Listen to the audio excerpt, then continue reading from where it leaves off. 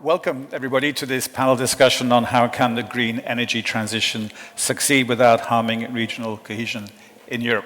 My name is Paul Adamson. I'm the founder of an online magazine called Encompass. I'm based in Brussels. And with my colleague Nathan Christ, who's project manager, Europe's Future Program at the Bertelsmann Stiftung, we will be co-organizing, co-moderating, co-navigating the next 70 minutes or so. Before I tee up the discussion and introduce our panel, let me just forewarn you, both you here in the room and those watching us online, we're going to devote and allocate plenty of time for your questions, but also your comments. Don't think you have to grill our panelists. If you simply want to make a comment to contribute to the broader debate, that is all very welcome. So please feel very much welcome as part of, in effect, an enlarged panel in the latter part of our discussion. Before I introduce the speakers, let me very briefly tee up the discussion this afternoon. This session is inspired by the latest research by the Bertelsmann Stiftung that we'll see highlights of in a second.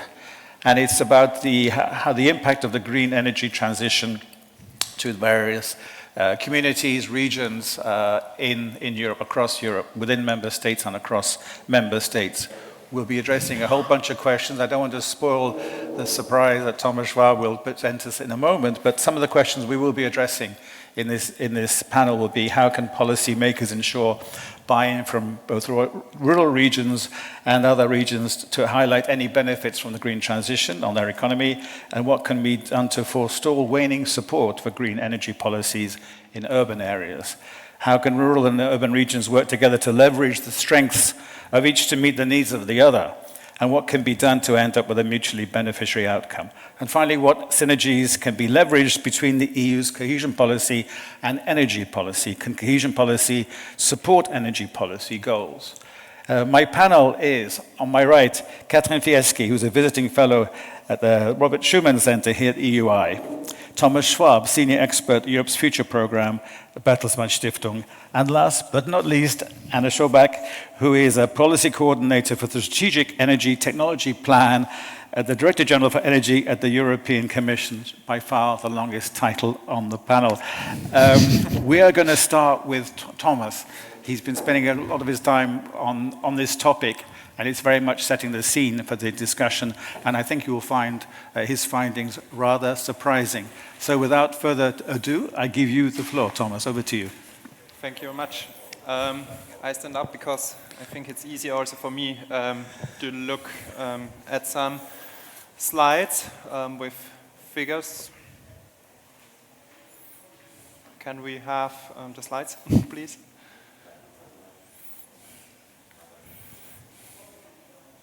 Okay.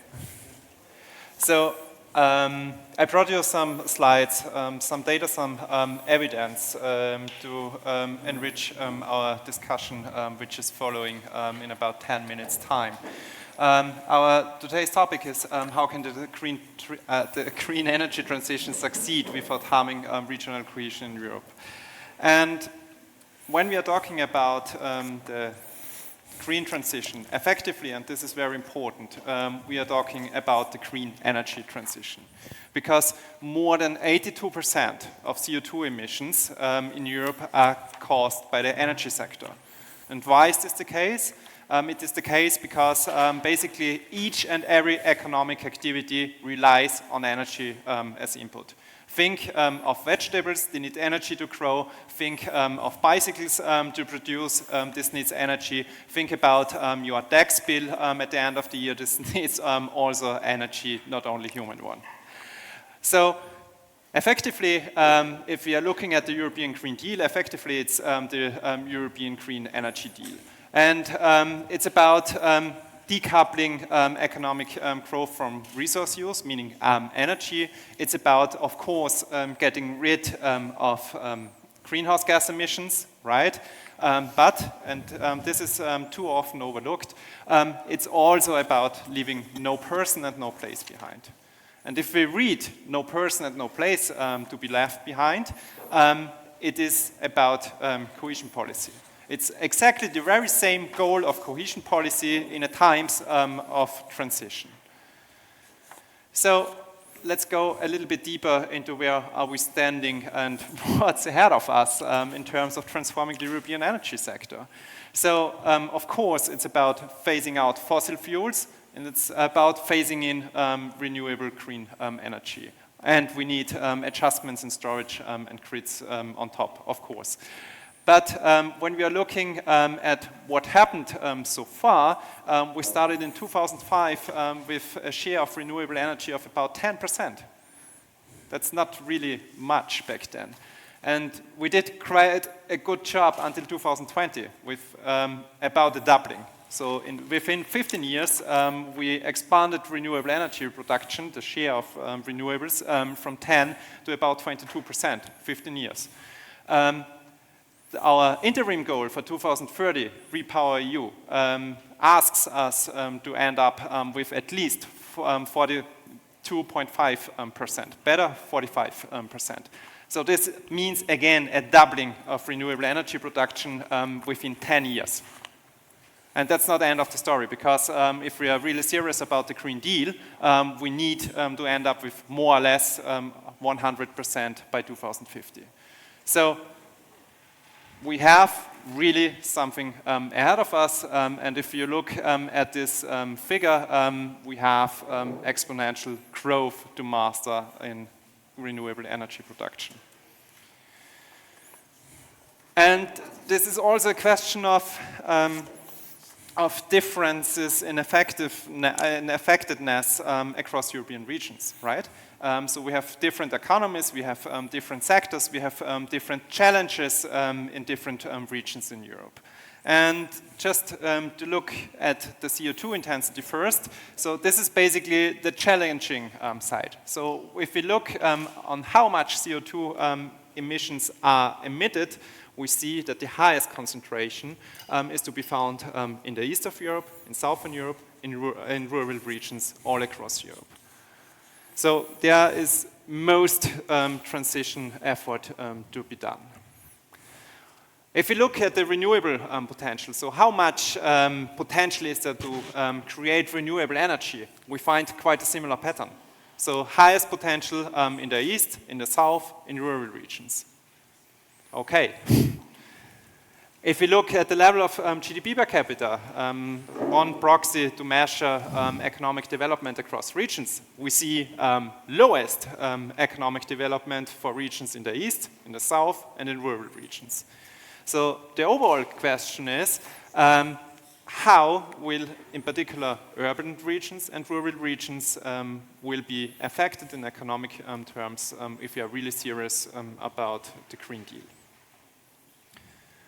And this is basically what we did in the study Energizing EU Cohesion. So we answered the questions of what are the economic effects of the renewable energy transition, meaning what's going to change in terms of employment, what's going to change in terms of value added, which regions are likely to gain, which regions are likely to struggle, and for a Europe which functions, it's also the question of what does this mean for economic cohesion. So are we better off or are we worse off in the end? This looks complicated, and it is indeed.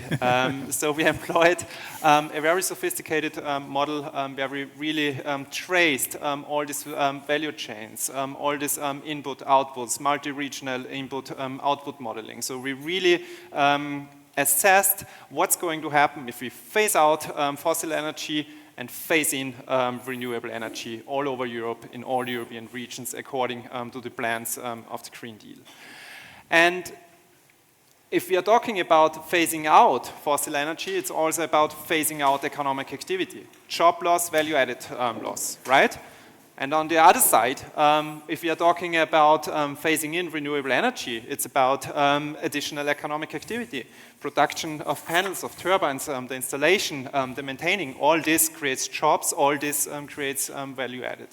And basically what we did in the study is to sum up those two effects, to take into account all sorts of plans all sorts of changes in economic terms, in final demand, in energy input shares, in energy prices, and so on and so forth. So all these things across different regions in Europe, but also beyond, and calculated the value added and the employment. And I stop here because if you're really interested in all these technical details, I highly recommend to read the appendix of the study. More interesting are the overall results for today's discussion. What did we find? Virtually no change in overall economic performance. So if you are really doing this green energy transition, really delivering this Green Deal, basically 0.3% less value added by 2050, 0.1% less in employment. I'm an economist. I promise you this is statistically not significant from zero. It may even be positive because, of course, there's uncertainty included. Of course, there is also discrepancy in the results.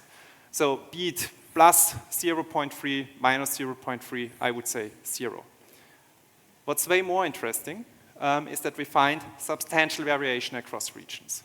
So some regions are way better off, others are confronted with problems. And here's the overall results. So we find that in particular these regions in Eastern Europe, in Southern Europe, the rural regions, those are the regions most likely to gain. So we find potential changes in value added per capita of up to 1,570 euro. We find up to almost 5% more employment. So this is substantial. And this is really a big opportunity for those regions actually in need in terms of economic development.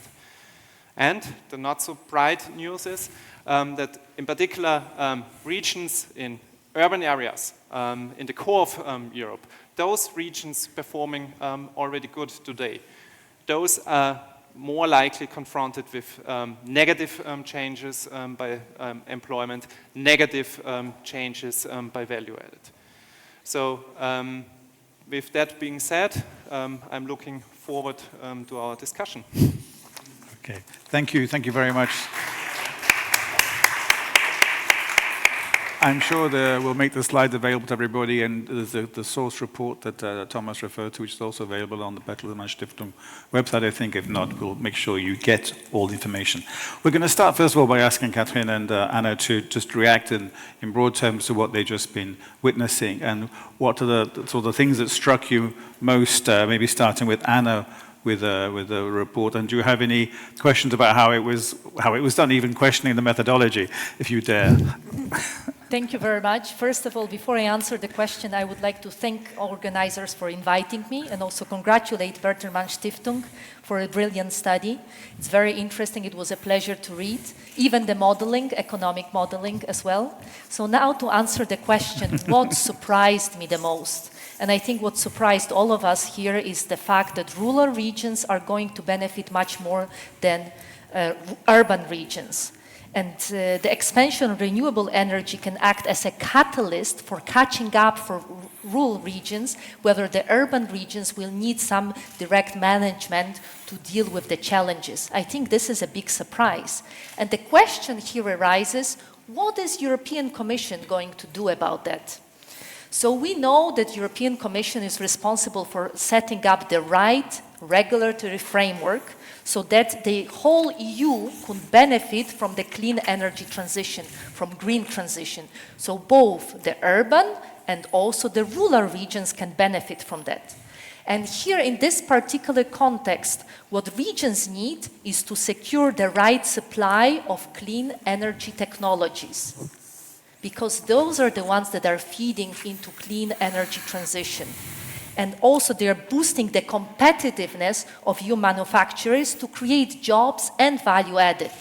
So this is important, the right supply of the clean energy technologies. And this is exactly what Net Zero Industry Act will do. As you may know, it was adopted in February by the Parliament and the Council and will come into force most likely at the end of June this year. So we will see. And what, you might wonder, what NZIA, as many people call it, Net Zero Industry Act, will do. It aims to attract investment and create better conditions and market access for clean technologies, net zero technologies in the European Union. You may also wonder what those net zero technologies are all about. So those are the technologies that support clean energy transition towards climate neutrality by 2050. And here we are talking about renewables, we're talking about technologies that help with energy efficiency, we're talking about grids, we're talking about carbon capture and storage. So they release extremely low, zero or even negative emissions when they operate. So the aim of NZIA in this context is that EU manufacturing capacity of net zero technologies reaches at least 40% of the annual deployment needs. And to stimulate the investment into the net zero technologies, NZIA is setting up quite a lot of different aspects. And I think I will mention just two of them, because there is auctions, there is criteria, sustainability criteria, resilience criteria, but I think two of them are the ones that I like maybe the most and are the most interesting for me, would be that net zero academies, which are specific programs for upskilling and reskilling, and they aim to train over 100,000 workers within the next 3 years. And another program, which is another element of NZIA, which is, I think, particularly interesting for the regions, is setting up the net zero acceleration valleys. So the regions, so those acceleration valleys are territories that concentrate several companies with a certain net zero technologies. So whether it's renewables, offshore wind, onshore wind, or it's carbon capture and storage, and they will create the clusters of net zero activity to increase the attractiveness of the EU as a location for manufacturing activities. This way, it will contribute to reindustrialization of regions. Thank you very much. Thank you. Thank you very much, Anna. Over to you, Catherine. What is yours? What struck you the most in the study? Well, I mean, first of all, I come at this from a very different perspective. I work on polarized politics. And so what I was particularly interested in was the challenge to this easy opposition and this stereotypical views of the rural and urban divide. I think it's interesting because in 2020, my old outfit, Counterpoint, we produced a report called The Green Wedge. And in this report, we looked at the potential for the instrumentalization of the Green Deal, Fit for 55, and attendant green politics and policies to be instrumentalized by parties such as populist parties in particular. And at the time, you know, we were sort of an early voice, and our argument was, you know, we need to ready ourselves for the fact that certain voices will seize on this area in order to polarize politics, much in the same way that they had seized on migration and immigration. And I was looking with my colleagues at the Depart think tank, Jan Eichhorn, and their recent studies. And of course, you know, this is very much confirmed. It's confirmed in the data that there's actually, in comparison to 2020, you know, their surveys and polls confirm that there's more climate skepticism in different ways, skepticism of how much climate change is going to impact on people's lives, but also skepticism as to who bears responsibility for climate change. So in 5 years, actually, there's been real change. And of course, we see it not just in the data, we see it in the kind of mobilization in Europe right now, and the fact that, you know, so many of the populist right, but also the populist left, if we think of certain countries, so many of the populist parties have very much targeted the rural vote, and particularly the agricultural vote, you know, in view of these European elections. So I think that these findings are incredibly important because they encourage us to really interrogate what we put under that label rural-urban divide. It's not just that there's something counterintuitive about who benefits, although I think this is really a key part of this research.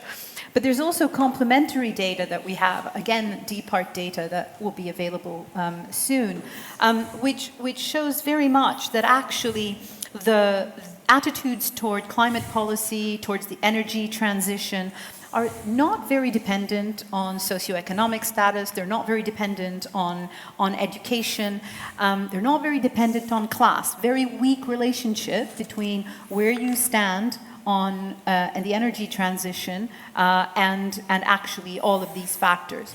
The rural-urban divide does play a role, but in very modulated ways. It's not just a question of whether you live in a rural area or whether you live in an urban area. And again, that's important. It dismantles that myth about the left behind rural areas and the cosmopolitan urban areas.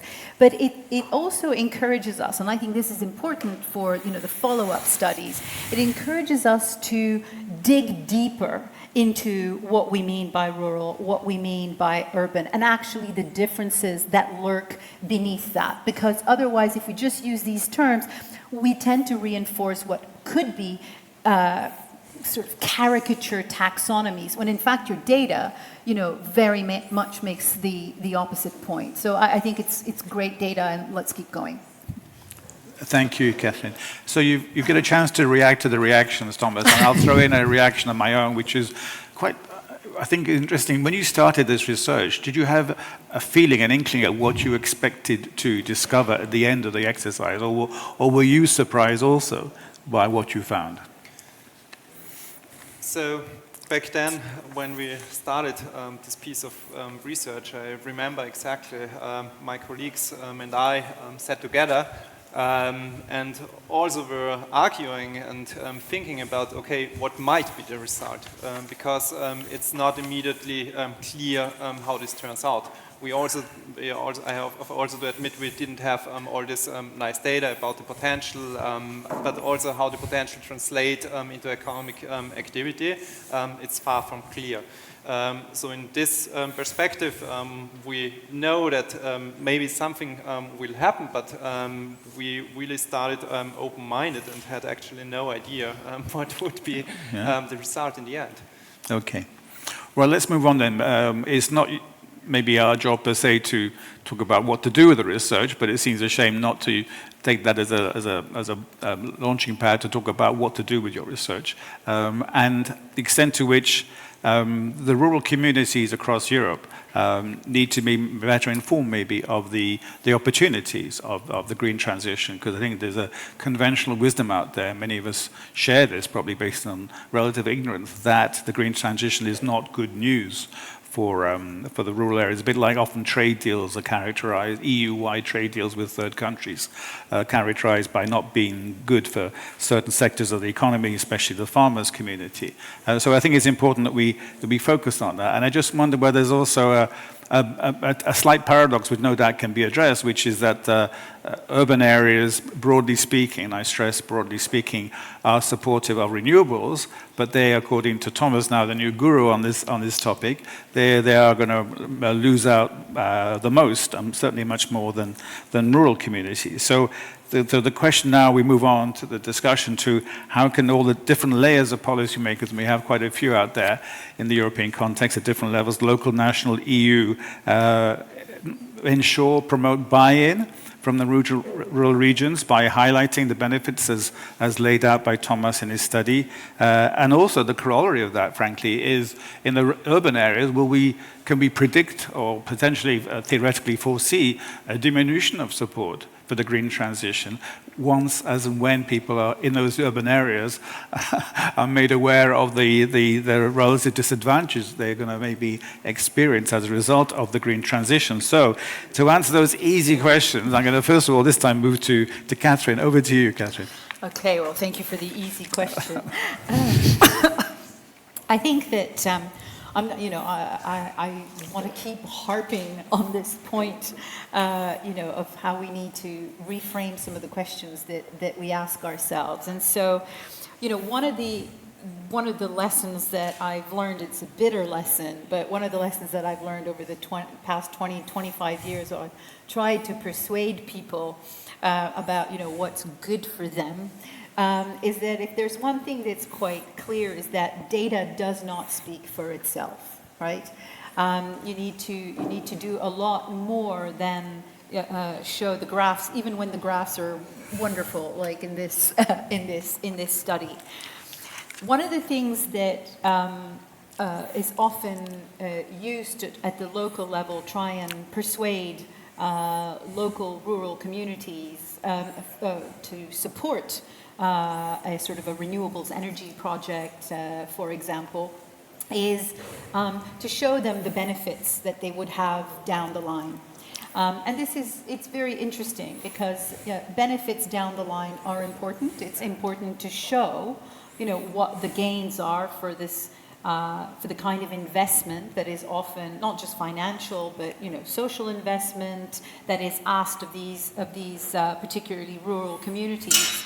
But one of the things that is quite clear, from the data and from which we need to inspire ourselves and I think modify our behavior and also our offers to some of these communities, is that what really clinches it is not benefits down the line, for example, discounted electricity, or a better rate of access to different kinds of energies, but actually what really makes the difference is shared ownership. This is something that the data that I've seen, particularly in Germany, makes quite clear that in many of these communities, what matters is to have skin in the game, not just benefits down the line, but actually a measure of personal and actually community efficacy. This is important. It's also important, to reflect on the fact that these are very practical issues. They have very tangible impacts on communities, but they're also about, I think, very diffuse and very potentially oppressive forms of uncertainty. And in the face of that uncertainty, in terms of climate change and what's happening to our climate, to our planet, to our communities, then actually creating projects where there is shared ownership and creating that sense of control is absolutely important. And I think that that's one of the key uptakes that we see in terms of the focus groups and the community groups that I'm involved in, and also in terms of the data and the surveys. Thank you. And the same question more or less to you, Anna, but maybe obviously, given your day job at the European Commission, what do you think the European Commission can do, is doing, or could do better going forward to address this issue? Thank you very much for this question. So I think what is really important, what the European Commission is already doing well, but it can do even better, is to communicate well. And also to communicate about the benefits of clean energy transition. And one of the examples being is how many jobs will be created as a result of clean energy transition. So for a fact, according to our studies, there are going to be 1 million jobs created as a result of clean energy transition by 2030. And we also know for a fact that jobs in clean energy sector are growing much faster than our sectors, especially for heat pumps and photovoltaics.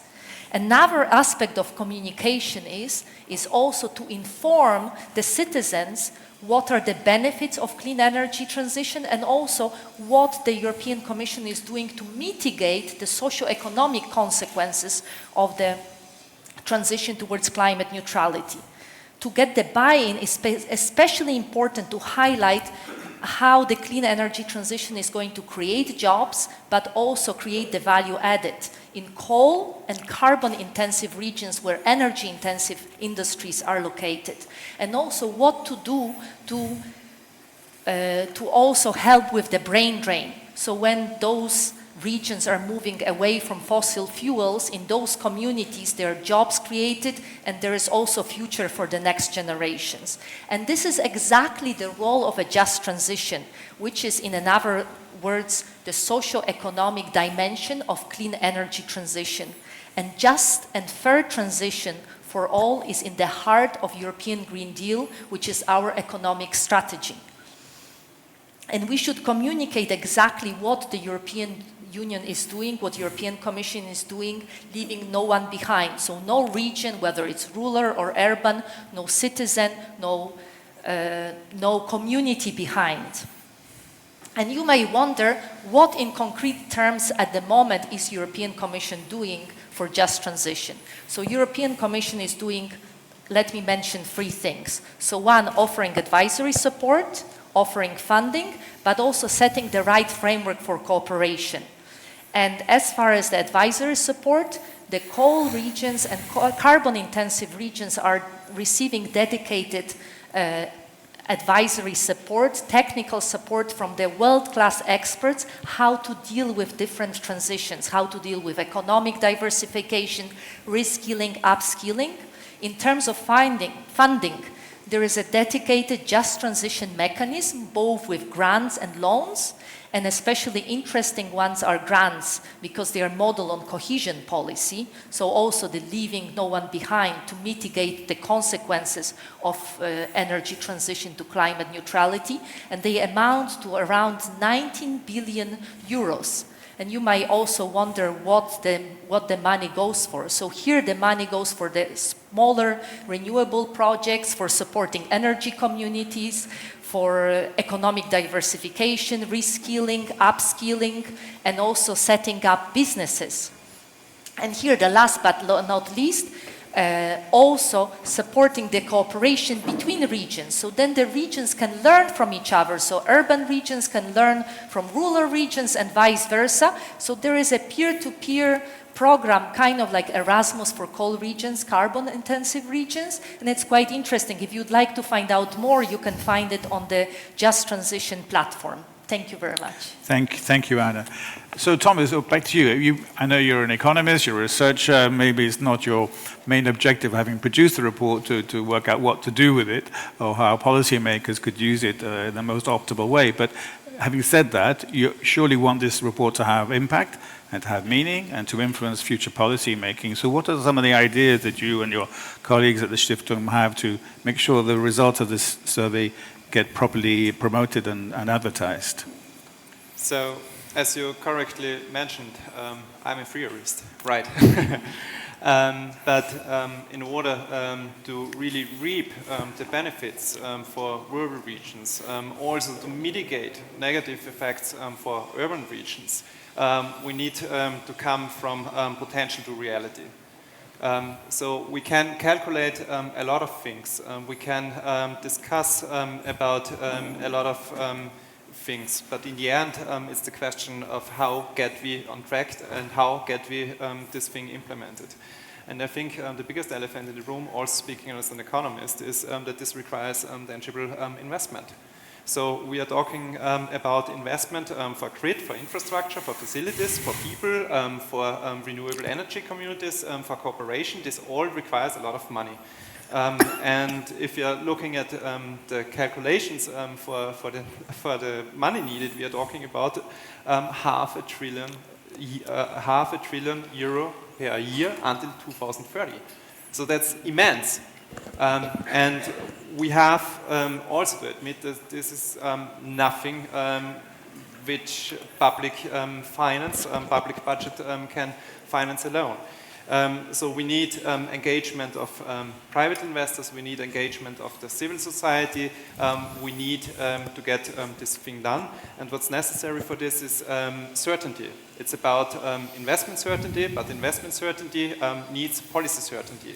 And all things which helps to establish this policy certainty will help us to get this renewable energy expansion delivered, and will help us to get it in such a way delivered that these positive effects for the rural regions are indeed materialized. Thank you, Thomas. Just to tell you, we're going to open up the discussion to the comments and the Q&A session very soon, so get ready. Those of you watching online also, that's addressed to you. But we're going to move on to a broad discussion also, and I'm going to invite the panelists to imagine they had a magic wand like Harry or maybe Harriet Potter, and what one thing you would change or improve, the three of you on the panel, to accomplish the goals of the EU Green Deal and mitigate the negative effects to regions that face challenges in the renewable energy transition. So a nice broad question, another lovely easy question. Over to you, Anna. What is your solution with your magic wand? Thank you. So if I had a magic wand, I will definitely ask for and put an emphasis on more cooperation. More cooperation and also alignment of policies. We need more cooperation among countries, among regions, among policymakers, industry, research, and academia. It's very important. And we know there are already certain platforms of cooperation for urban and rural regions, such as called regions in transition initiatives, where both urban and rural regions in coal regions are cooperating. But we need more cooperation across Europe to reach out the goal on climate neutrality and clean energy transition. We need to break silos and create synergies across Europe, especially across policies. So here, let me bring an example of very successful cooperation, which I'm working on at the European Commission. It's called Strategic Energy Technology Plan, SET Plan. And what is a SET Plan? It's a platform of cooperation between policymakers, industry, and research and innovation in energy sector. And SET Plan is established as a stepping stone to boost the transition towards climate-neutral energy system through the development of clean and low-carbon technologies. The work of the SET Plan is especially important because, according to International Energy Agency, 35% of the emission reductions will come from the technologies which are still in the development phase. So are not on the market yet, and they need to be put on the market, they need to be scaled up. So that's why the role of the SET Plan is so important. SET Plan plays a role as an accelerator of EU strategy to promote these cutting-edge technologies within the energy sector. So you might wonder how is it organized and also how this alignment of policy is working. So instead of for Germany, France, Portugal, Poland working separately on the research and innovation in energy sector, they actually work jointly on these clean energy technologies and low carbon technologies.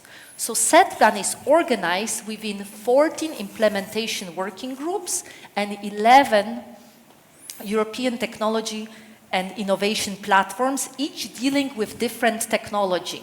So whether it is renewables, is it energy efficiency, is it grids, carbon capture and storage, or energy nuclear safety. And we are working together, those implementation working groups and ETIPs, so European Technology Innovation Platforms, they are breaking silos and creating synergies across different clean and low carbon technologies. So this is, if I had a magic wand, I would put much more emphasis on cooperation across Europe. Thank you. Thank you. Thank you, Anna. Thank you for adding to this European acronym industry that we're all very keen on, SET and EPIC and all those other things. Thank you for that. But more seriously, let me then turn to Catherine and finish off with Thomas before I open it to the audience. What do we do with your magic wand, Catherine? So my magic wand would be a multitasking wand, of course, as I'm a woman. It would be able to do two things simultaneously. At the same time. Yeah, walk and chew gum, right? But I think one of the things that it would address, and I say this, in terms of what's been already said on this panel and what you've said, Anna, as well, and that is the capacity of the European Union to actually communicate what it does and make it understandable. I mean, I really do think that we need to make a point about context here, the context in which, this information is going out and the amount of disinformation that accompanies every single point that anyone from the European Union institutions actually makes. In the data, one of the strongest correlations in terms of your views on the energy transition is how you feel about the European Union. The less you trust the European Union, the less you embrace the energy transition. So the first thing my magic wand would do would be to find a way to equip our European institutions that do so much to communicate in ways that are less hostages to fortune right now. My second quick point would be, would address a point that you made, Anna, which is the breaking down of silos. And this is something that I've been tracking specifically, for example, in the case of France, but, that I think can be replicated at the EU level and probably exists elsewhere as well.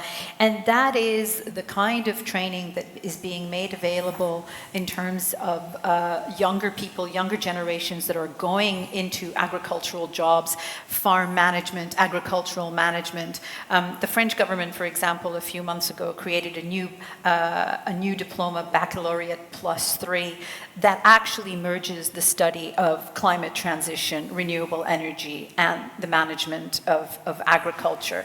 And I actually think that this kind of merging of skills, which actually breaks down these silos, breaks down the rural-urban divide by actually emphasizing the cross-cutting challenges that everyone faces and the cross-cutting skills that everyone needs in order to be successful in rural context as well as in terms of addressing the climate transition. I think these are extremely important, and there are more and more examples of this, and I think that they should be interconnected at the European level. It would be very useful. Okay, over to you, Thomas. Your magic wand. We need more cohesion. It's very clear. So for rural regions, we need more cohesion in terms of setting the scene. So without the infrastructure, without institutional quality, without the cooperation with other regions, it's not going to happen. For the urban regions as well, we need more cohesion. So if the urban regions are not able to do the reskilling of job losses, if they are not learning also from others on how to implement this transition, and if they are not cooperating, connecting with other regions, this transition is doomed to fail. And also in terms of political consequences.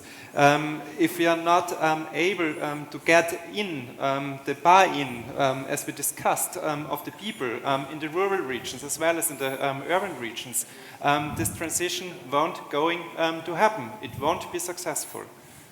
Thank you, Thomas.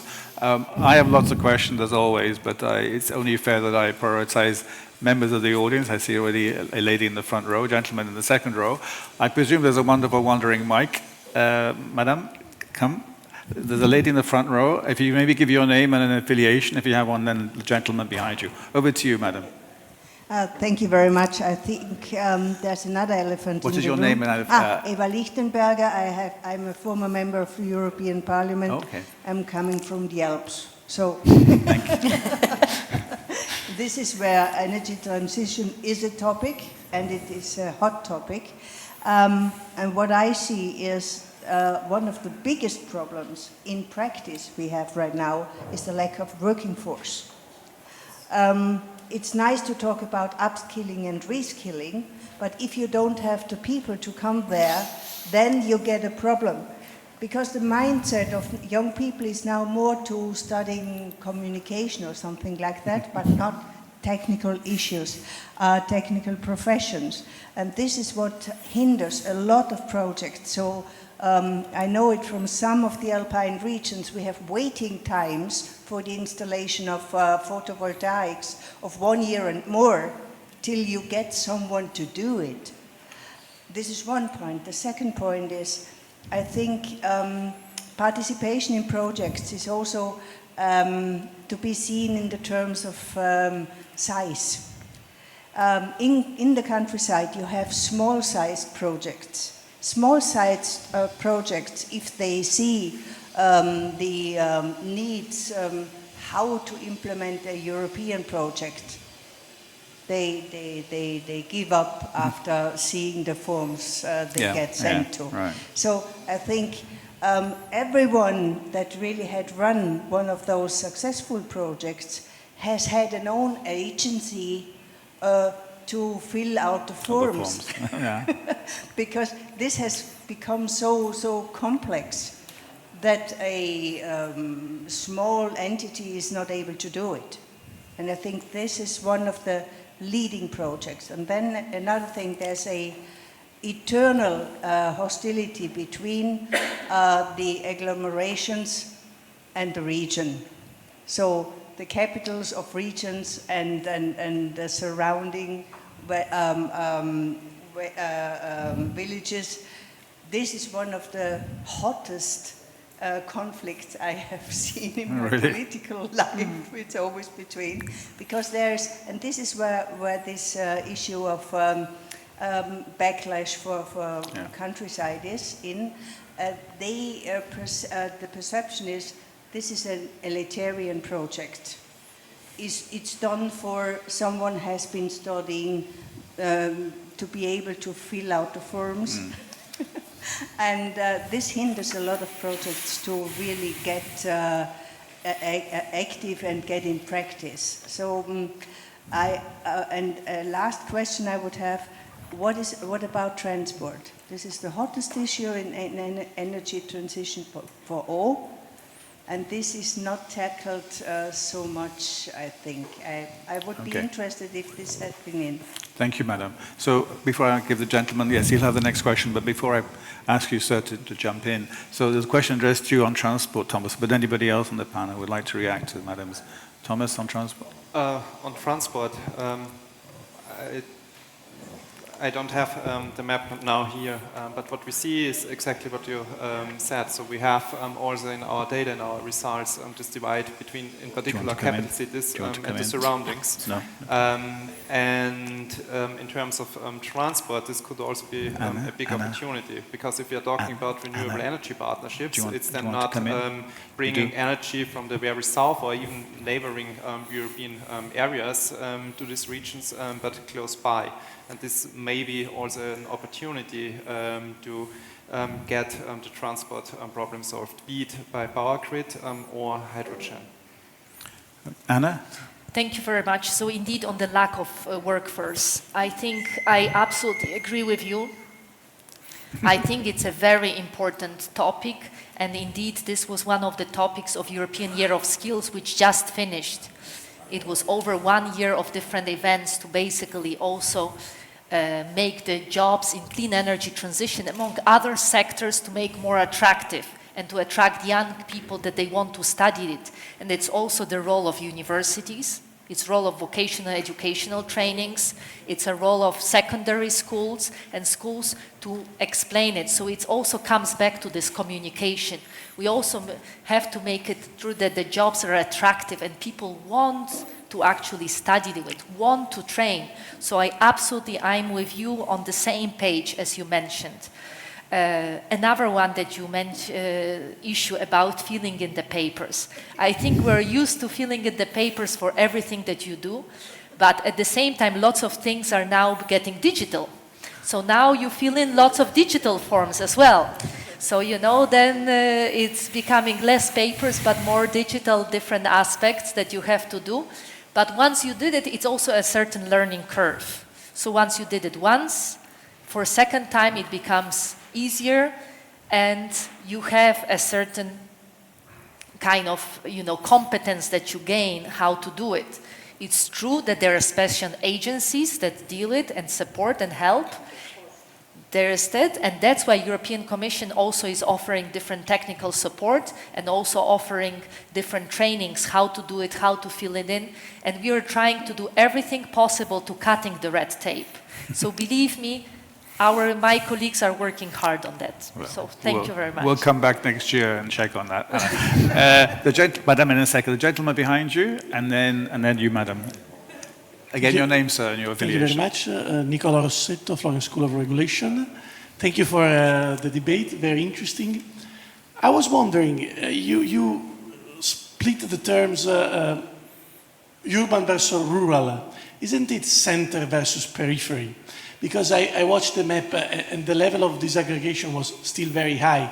I mean, in many regions you mentioned there are areas totally agricultural and then huge cities. So I'm wondering whether it's more the core of Europe, so North France, the Benelux, German, and the periphery, so South Italy, South Spain, the East Balkans. And then, if in your analysis, if you consider the demographic trend, because those regions are losing population. And when you lose population, it's difficult to remain economically vibrant. And if in your analysis, your study at the Stiftung, but also the analysis of the Commission, if you see that this potential for renewables is able to stop this marginalization of the periphery or not, because actually I think this is a very big challenge for Europe since several years. Thank you. Thank you, sir. Who wants to come in on the panel? Thomas? Okay, you first. So the easiest one to answer, yes. So we also considered this demographic trends and development. And this comes also back to the first question. We observe, at least in some regions, serious shortages of people in general, not only labor force. Exactly. And this is something you can also predict quite good, right? It's with migration and migration flows, this is hard to predict, but in general you can make a very good forecast on where you will stand by 2050. Concerning the urban-rural divide, what we find is a pattern which is very similar all over Europe. So I have the map now virtually in my head, and we have the same pattern in Madrid, in Paris, as we have in Budapest or in Prague. So it's always the capitals, it's always the bigger cities which are better off, are gaining more, or are about to gain less, sorry, than their surroundings. So in this sense, I agree that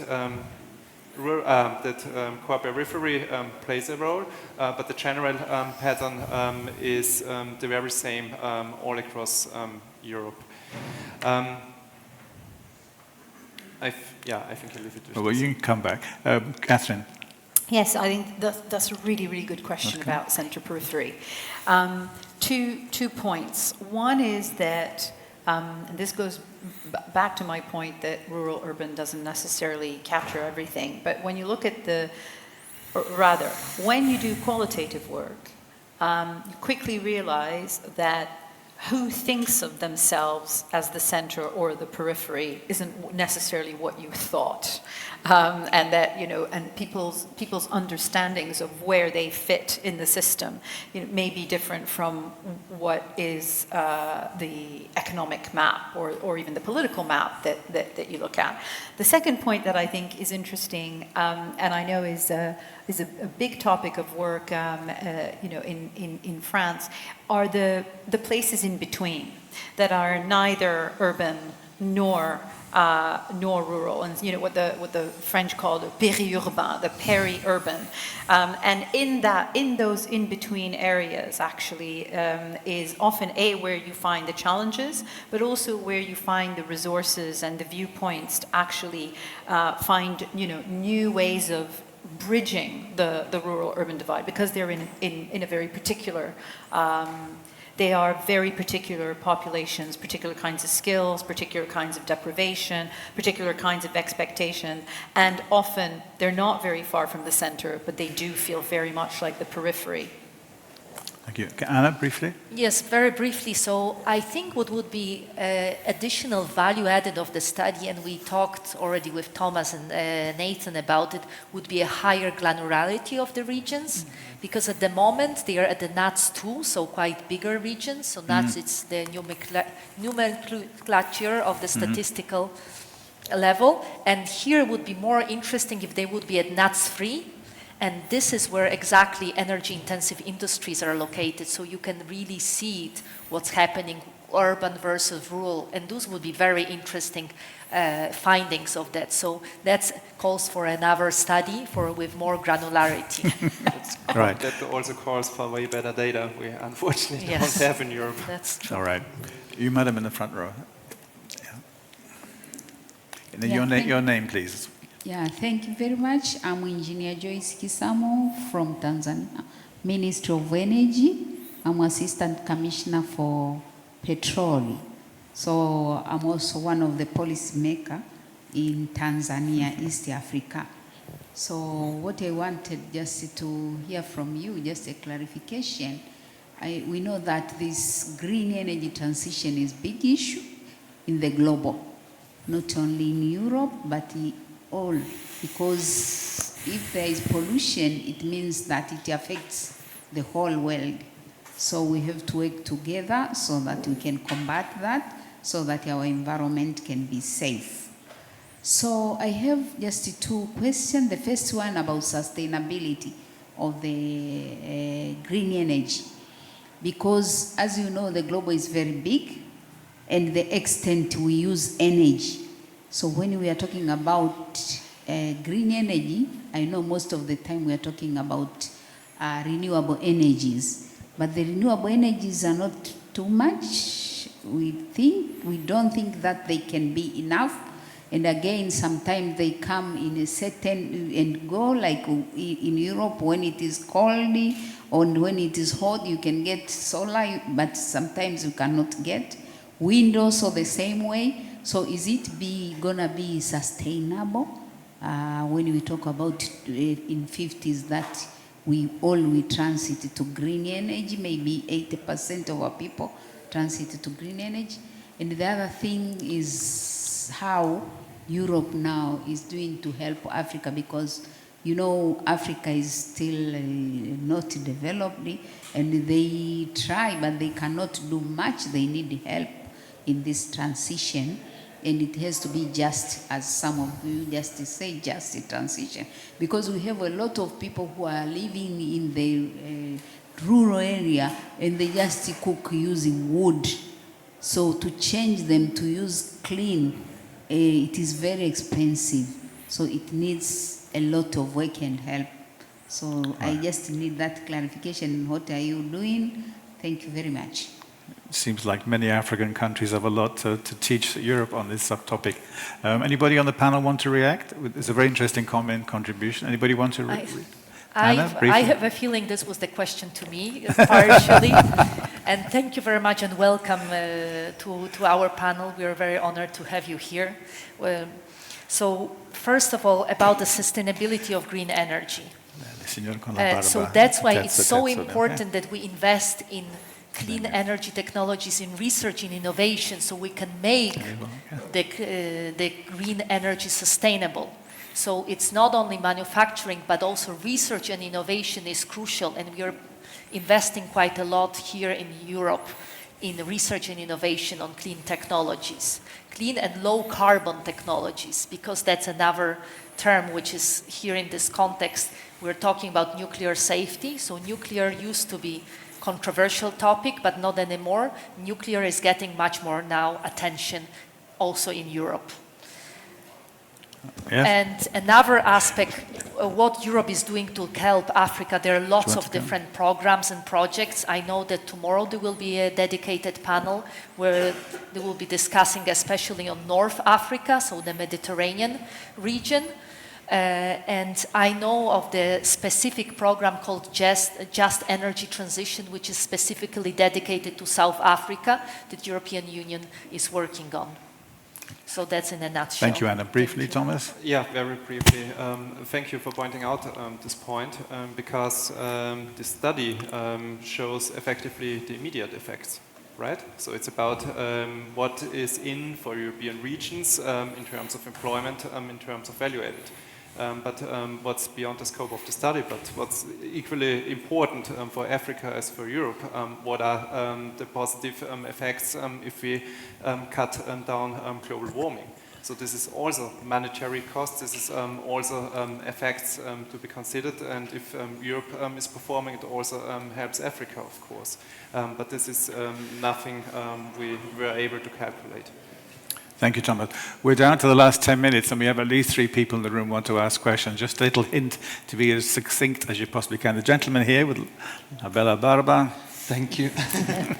I'm Giuseppe Ciccolini from the European Commission. My question Which part of the Commission? The Joint Research Center. Okay, and, thank you. In my team, we're working on the socioeconomic inequality aspect of the green transition. And my question is about these, about how you think the level of socioeconomic inequality will change due to the transition we have to make. You have partly touched this topic already, but I wanted a more clear answer on whether inequality in European countries will increase, perhaps because this transition will need reskilling, and we know that it is not an easy task. You cannot reskill everyone, especially for old workers. This will be harder to do, and this is connected also to the topic of public opinion. Or inequality might decrease actually because there is convergence between capitals and rural or peripheral areas. Thank you very much. Thank you. Who wants to react on the panel? To Giuseppe. Thomas? Yeah, very technical answer. In general, if we take these results very serious, we observe convergence. Not the preferred way of upward convergence, but a convergence in terms of that richer regions are a little bit less good off, and the rural regions are keeping up, meaning that overall the spread between regions will be smaller. Where exactly these negative effects are also looking at it on a more on a deepened perspective, what kind of jobs, what kind of people are really affected. We have in the background 56 different NACE industries, where we have, of course, also some assumptions based on empiric findings. The overall pattern of all this is exactly that in the urban regions there is the likelihood greater for job losses overall, but it's also clear where in the fossil fuel sector and everything which is really of high energy intensity.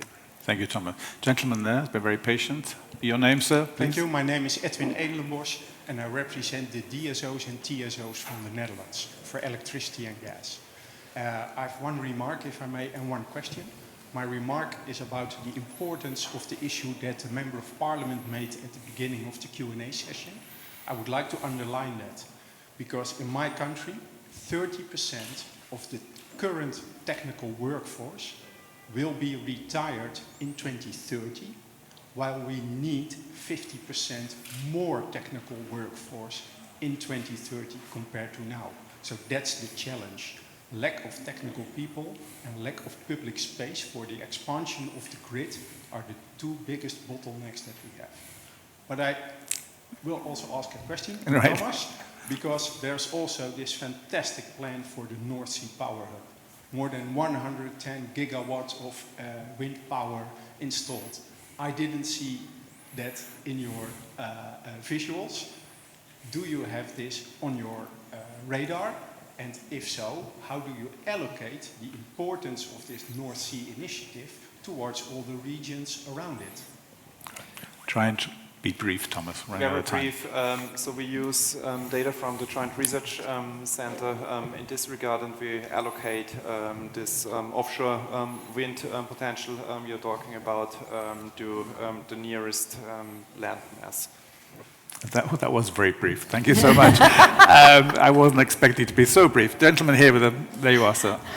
And your name again, please. Thank you very much. My name is Philippe Lambrecht. I'm from the University of Louvain. And I was wondering, in your difference between rural, peripheral, center, etc., in your study, did you take into consideration the attractiveness of these rural areas in terms of medical services, in terms of educational services, cultural services, mobility? I mean, how are we going to get the workforce there if they don't find solutions for the children, for the education, etc.? That's my question. Thank you very much. Thank you, sir. Very important question. Briefly, anybody on the panel wants to react? Also, very briefly, from the technical perspective, we used the population forecasts. So this means that some degree of variation in terms of migration, in particular, as you mentioned, is included there. But there can be change in trends, there can be change in people's feelings on where to live, and so on and so forth.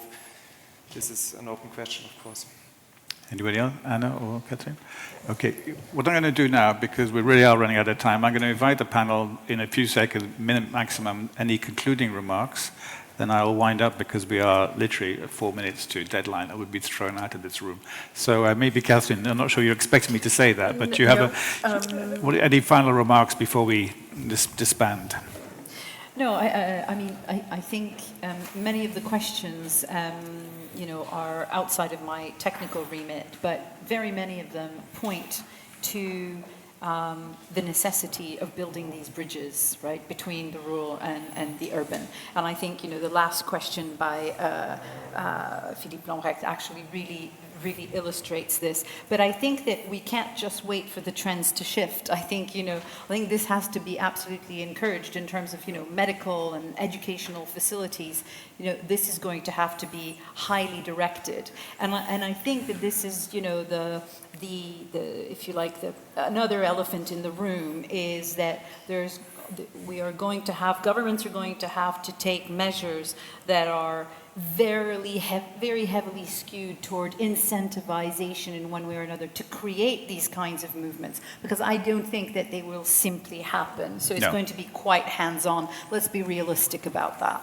Thank you, Catherine. Anna, briefly, please. Thank you. So for my lesson learned, we need to make clean energy jobs more attractive so people want to work there. And it's from all the questions, all the discussions, so we need to not only the reskilling, upskilling programs, but we also want to, and also please communicate and speak to your grandchildren, to your children, to your friends and colleagues, and say, go and work in clean energy. Thank you, Anna. Thomas, your final word. The energy transition is in principle a very technical issue, but let's be honest, we only master this transition together all over Europe, together across regions. And this means that we need cohesion, and this means that we have to work on better cohesion. Thank you, Thomas. I'm going to wrap up now. In my experience, it's a great sign when somebody producing a report has lots of reactions along the lines of, wouldn't it be good if next time you did that, or wouldn't it be good if you could expand to that or that? And today, in a very constructive manner, I hope you agree, Thomas, both from the panel and from the audience, we've had lots of suggestions how you don't give up on this topic and fine-tune it going forward, because clearly you have a very, very receptive audience. And the report is also well timed. It was 6 months for a brand new European Commission. I'm not sure whether you would agree with me, Madam, from the European Parliament as was. Cohesion policy in the European Parliament, Regional Affairs Committee is often the most high-profile part of the Commission's activities, and maybe it's high time That should change because it dispenses huge amounts of money. And if you add aspects of the the energy program, whatever the precise name of that is, aspects, was talking about the rural divide, the common agricultural policy, maybe could be devoted to this as well. We are talking about a substantial and a majority share of the European Union budget going forward, so it's not a small thing. On that, thank you very much, the audience here in the room, physically with us. Those of you who are online, I hope you found it interesting as well. Thank you to the organizers, the brilliant team around us who've done everything and kept us on track. Thank you for your questions. And last but not least, your last task before we get thrown out is to give a round of applause for our terrific panel. 1540. Well done. Thank you. Thank you very much. Well done.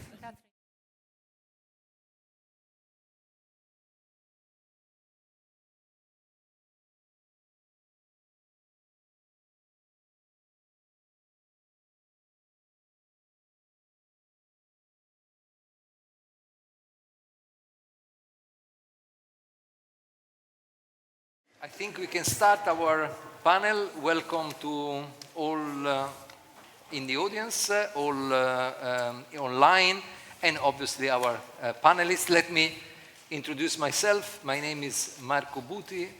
I'm here at the European Institute, Robert Schuman Center, and I hold the Tommaso Padoa-Schioppa Chair on Economic and Monetary Integration.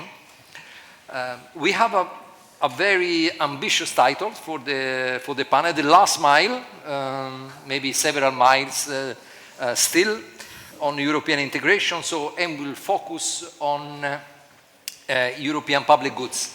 This is a strand of research, policy thinking that we have championed here with Marcello Messori, also as part of a new initiative of the European Institute, which is a laboratory on economic and monetary union, so the EMU lab that is up and running, and this is one of the let's say key strands of research for this. So we have an excellent panel.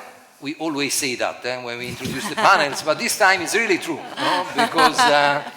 because we bring together the academic perspective, the market perspective, operator dimension, and we have a view from the inside, a view also from the outside. So I think at the end of this panel you will know everything on European public goods, and hopefully also some directions on where to go from here. So we are going to start with an initial presentation by Marcello Messori. Professor Messori is also here as a part-time professor at Robert Schuman Center, and we work very, very closely together. So Marcello, you have a number of slides. You have 15 minutes, not 1 second more.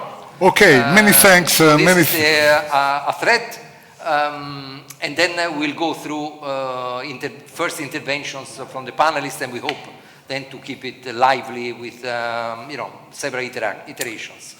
Many thanks, Marco, and many thanks to organizers for inviting me to analyze the role of the European public goods in the European integration. And in this respect, let me start by recalling you the main events in the post-pandemic period.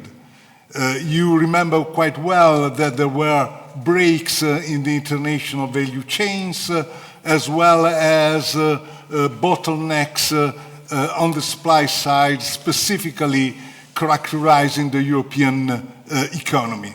Then we had geopolitical conflicts, and mainly the Russian aggression of Ukraine, and all these events implied that we had a severe energy crisis. We had growing constraints in the availability of raw materials for the innovative productions. In a word, at least in my view, we had a situation in which the European economy lost the main factors of comparative advantage in the international markets. Moreover, the international markets were characterized by an increasing conflict, an increasing technological conflict between the United States and China. In my view, this implies that in order to safeguard its role in the international markets and in order to be able to reproduce the social model that is welfare state and the cohesion of our societies, European economy needs a radical change. Obviously, one of the main ingredients of this radical change is digital transition, another is green transition, but in my view, the European economy needs a larger restructuring and reorganization of the firms in the manufacturing as well as in the services sectors.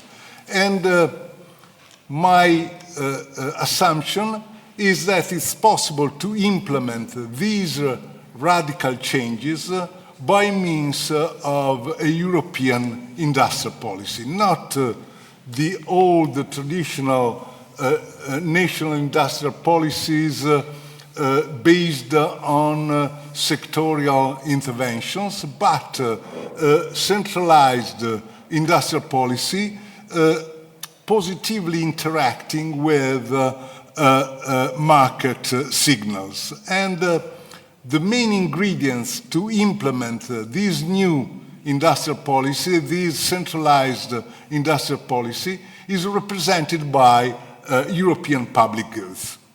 My first problem is that it's not so easy to... Slides. The slides? Yeah, you're right.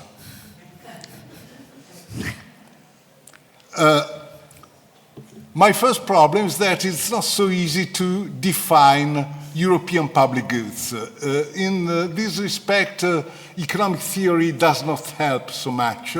You know very well that according to economic theory, public goods are characterized by two elements, non-rival and non-excludability elements. European public goods include just in a very slight way these two ingredients. More helpful is to refer to the debate on global public goods as well as on the debate on fiscal federalism.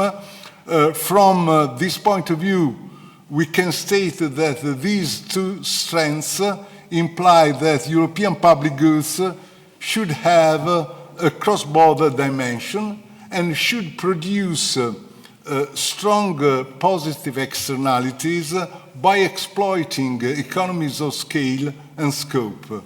And in a sense, these spillovers benefit all the member states of the European Union or the large majority of the member states. And in this respect, we can state that EPGs imply mutual interest.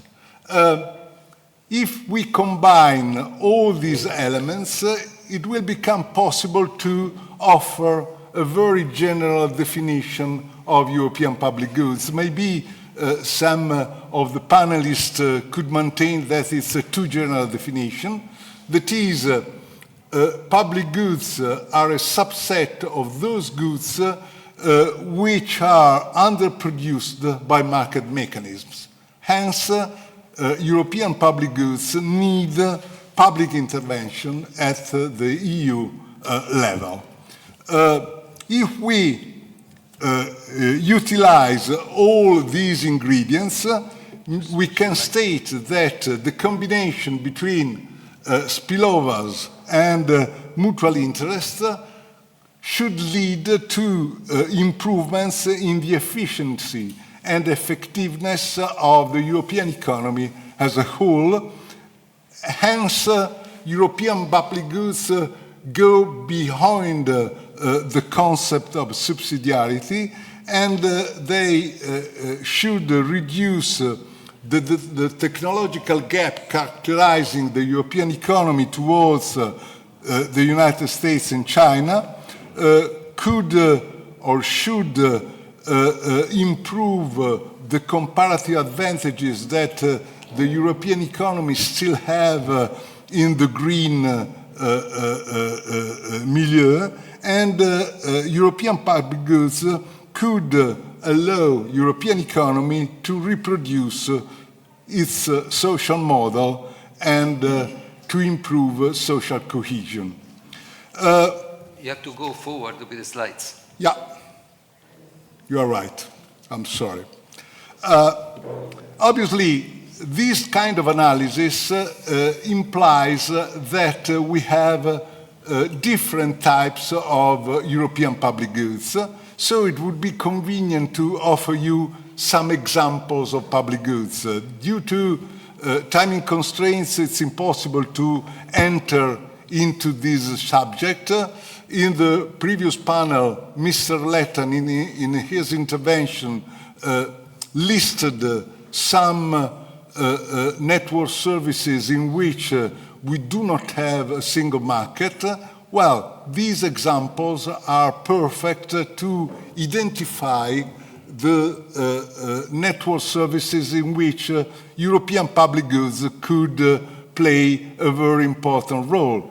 And it's sufficient to recall rail transports, postal services, new forms of universal service as well as additional postal services, but mainly 2 or 3 network services in which we need national and transnational merging in order to build a single market, that is telecommunications, energy, and financial markets.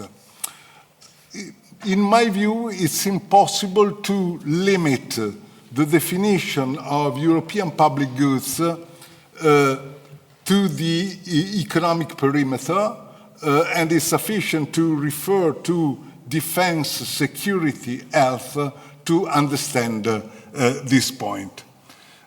My first conclusion is that given these huge different types of European public goods, we have to acknowledge that each type of public goods needs specific financing and can be delivered at different national or centralized level.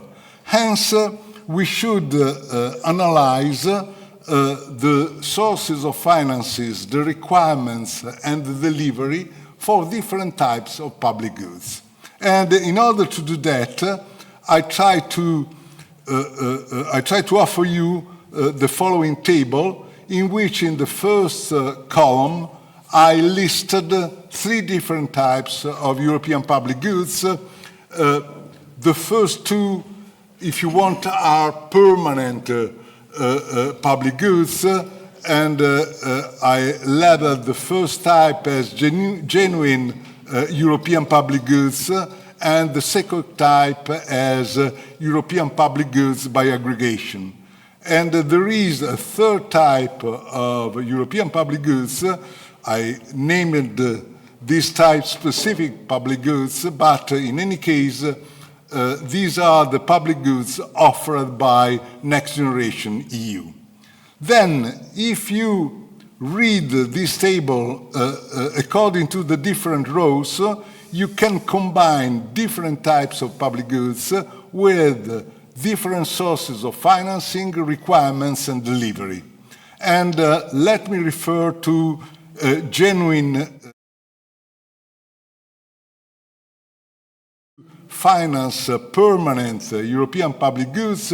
You need deficit spending included into European budget. And in order to make this arrangement compatible with European treaties, the deficit spending in the multi-annual financial framework must be counterbalanced by an equivalent amount of increased own resources. These own resources can be future own resources, but in this case we need a joint guarantees offered by member states of the European Union. So, genuine European public goods are characterized by a financing included into the multi-annual financial framework. This is compatible with, compliant with the European treaties according to Article 311, but it's necessary to include joint guarantees offered by member states. Genuine European public goods should be produced at a centralized level, that is, at the EU level. The same kind of reasoning relating to financing requirements can be applied to European public goods by aggregation. The difference with respect to genuine European public goods is that European public goods by aggregation can be produced at the national level, that is, at the member states level. And finally, we can have specific European public goods. As I told you, these goods are well exemplified by the initiatives taken at the national level by means of the national plan in the Recovery and Resilience Facility. Hence, we have spending, deficit spending, which is outside the European budget. That is not included in the multi-annual financial framework. These spending should be counterbalanced by an equivalent amount of other, the so-called other resources, and this kind of arrangement is compatible, is compliant with Article 122. What does it mean? It means that these public goods are temporary public goods in the sense that they are justified in case of exceptional events. And in this case, the other revenues should be guaranteed by member states, but on a pro rata form. I could add a fourth row in the table that is labeling a new type of public goods as potential European public goods financed at the national level and delivered at the national level, but in order to offer, to build a precondition for the production of true European public goods. Nevertheless, due to the timing constraints, let me just focus on genuine European public goods. And obviously, if European public goods of the first two types, that is genuine and public goods by aggregation, are not temporary but permanent, we need a central permanent fiscal capacity. Next Generation EU offers a temporary one, hence the political problem is how to switch from a temporary central fiscal capacity to a permanent central fiscal capacity. Obviously, I could speak for just an hour on this subject. Nevertheless, let me just focus on a fundamental ingredient, trust. In order to be able to switch from a temporary to a permanent central fiscal capacity, we should rebuild trust between member states and between each of the member states and European institutions. Thank you very much.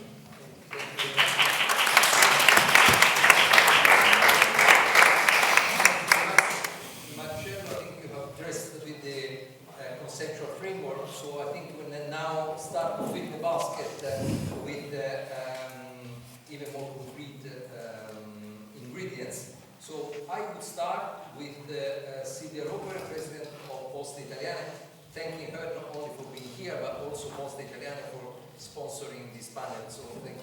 It's a pleasure. Thank you for the invitation. I understand Silvia would like to show a little, just 1 minute video. I would ask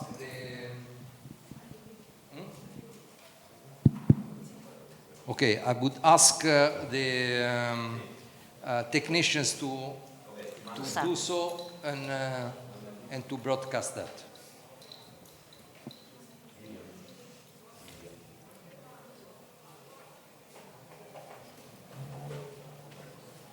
Okay, there we are.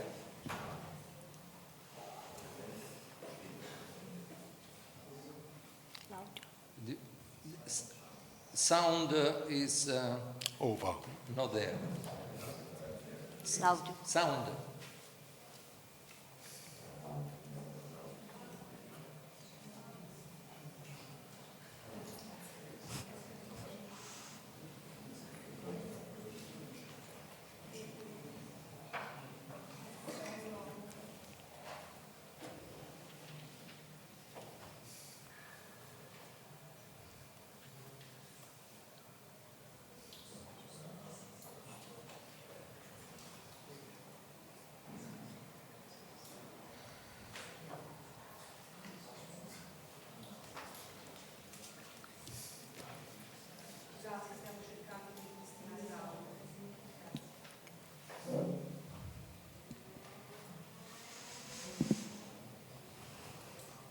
Il bello della diretta.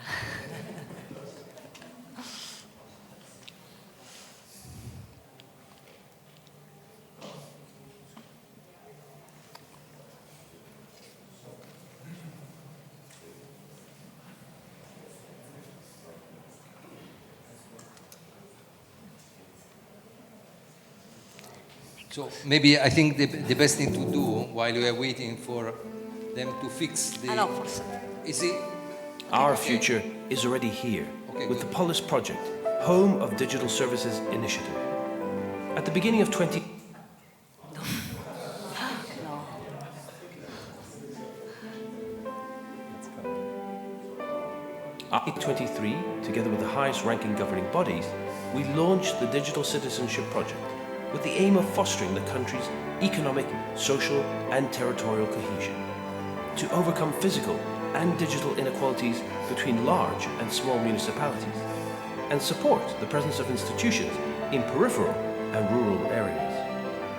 Today, Polis is already a reality in 7,000 small municipalities. As of July 2023, national pension INPS certificates are issued at all post office counters. Italians will be able to obtain certificates from the public administration, passports and electronic ID cards at our Polis post offices. In 2026, all post offices in 7,000 small municipalities nationwide will be completely transformed with a new look, offering digital public administration services and ultimately making life easier for citizens and businesses. Polis is also the largest co-working network in Italy. Starting from early 2024, 250 Spazi per l'Italia points will be made available with workstations, meeting spaces, shared services, event and training areas open to the public, companies and public administration, universities and research centers. Polis has become a benchmark for other European postal operators. Several European postal operators have already visited our offices and taken our project as a model. Okay, eventually we made it. So, okay, Silvia, you have the floor. So this was an introduction of, the direct contribution that Poste Italiane provides to the issue. Thank you, Marco. I really think that Project Poli truly incarnates the point of arrival of the last mile of European public goods. And I need to give you a bit of background. Traditionally, Poste Italiane was a provider of universal services like the postal and the mail delivery and the collecting of savings. But from a strategic point of view, we decided at a certain point not to change our branches office network, not to follow the example of other financial institutions that decided to move their clients to digital bankings and to close the offices and branches in the small town. We decided to keep this large network of offices and branches that is something like 13,000 offices around Italy. At a certain point, this became, I will define that, the last social infrastructure truly present everywhere in Italy. At a certain point in the small town, in the rural country, the postal office is really the presence of the state. We decided also to build on this physical presence a digital platform to provide our clients, Italian citizens, with all the services that goes from banking, insurance, telecom, energy, but also, thanks to the project policy, to bring the services of the public administration. We showed in the video that we are able to provide all certificates, passport, ID cards, tax, fiscal certificate in every single small town. And when I speak about this small town, I mean 7,000 offices around Italy that we are going to revamp, thanks also to the funds of the Recovery and Resilience Funds, by 2026. Why we consider that an example of European public goods? Because we have at the same time a mix of public and private funding, because the total amount is 1.2 billion, of which 800 million come from the complementary fund of the recovery and resilience facilities, and the other 400 million are invested by Poste Italiane.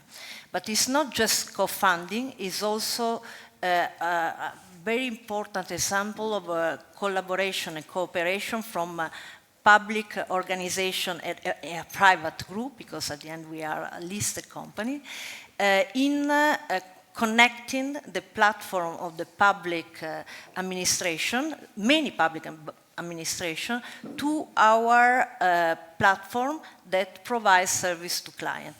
And in doing that, it's not just a great step forward on the digitalization, but we also provide a lot of formation and training to our colleagues. We are the most important private employer in Italy, so that our colleagues can provide formation, education on digital to our clients. And this is a huge contribution to the digital divide, which is particularly important in this kind of rural and remote area where we suffer historical of underdevelopment, of depopulation and depauperization. So bringing this kind of service available to all citizens in Italy is really an amazing example of trying to, at the same time, as Marcello said before, reducing the failure of the markets, but at the same time increasing the competitiveness of areas that are not competitive at all and not attracting for investment. So it's not, I think, I can say that this is probably the most important ESG project in Europe so far. A brief comment on what is ESG in the project. The environmental impact is due also to the fact that revamping the offices, we bring solar panel, charger for cars, and we have a huge impact on reducing emission, because all these people normally goes to the big town to receive this kind of service, stay in the small town. So we reduce emission, traffic, and so on. But even more important, in my opinion, is the contribution to the social, because clearly I mentioned the digital divide and the cohesion, but you have to imagine the opportunity for this small town to restart to be attractive for small business, for people that want to stay. I want to mention also this project to add the co-working network, 250 office of co-working that will be available with 10,000 possibility to stay in for young professional, start-upper, and so on. But even more important is the aspect of the governance. When we speak about ESG, it's always difficult to find good example of what is the impact on governance. Here we made possible, which is a very great result, to use a platform that is well known by the families, the individuals, which is the platform, the digital platform of Poste Italiane, to make a step forward for the digitalization of the public administration. You can imagine, Marco, you know Italy, the idea that the same service, passport, ID card, or whatever you want, is delivered with the same level of quality, the same level of services from Piedmont to Puglia to Sicily, because we provide the same kind of formation to our colleagues, I think it's a sort of dream for Italy. So I conclude this first part of my comments saying that probably the success of this project, I'm pleased to say that we are perfect in time with all deadlines that this project provided. We have a daily monitoring of the project. Will be, I would say, a brick in the success of the recovery resilience facility in Italy. And this, I agree with you mentioned that in the book will be crucial ingredients to make possible to establish a new fiscal rule at the European level. So I think this is really strategic for Poste for sure, but for Italy and maybe also for European public goods. Okay, thank you very much, Silvia. I give the floor to Eric von Breska. Actually, Eric has a past as everybody else. He was dealing with the Italian Recovery and Resilience Program. So I think listen to you, Silvia, also on a specific project on that front. But now he is director in DG Budget in the Commission. And we know what is forthcoming, at least in terms of calendar, because we have 2026, end of 2026, the Next Generation EU over, and then 2027, the new multi-annual financial perspective. So, Eric, please, you have the floor to illustrate what is the intention. We are in between two commissions, so you commit only yourself. Exactly. What you are saying. Thank you. Yes, good afternoon, and thank you very much for the invitation to be here today. Indeed, I no longer am in charge of the Italian recovery plan, which I really regret because this was a fantastic endeavor. Now I have the pleasure to prepare the next EU budget. And this is quite a dubious pleasure, I must say. And as Marco has pointed out, it will be the next Commission, but it will be very early in the mandate. It will in fact be in summer next year when the Commission will have to propose the next EU budget. And obviously we are preparing for this, but this also means that everything which I say is indeed reflecting right now what we are thinking at the service level, because at the end of the day it will be our new political masters who will tell us whether they like what we are thinking or not. The starting point, as usual, is obviously is the current EU budget fit to face the challenges of today and the future? Our answer is probably not.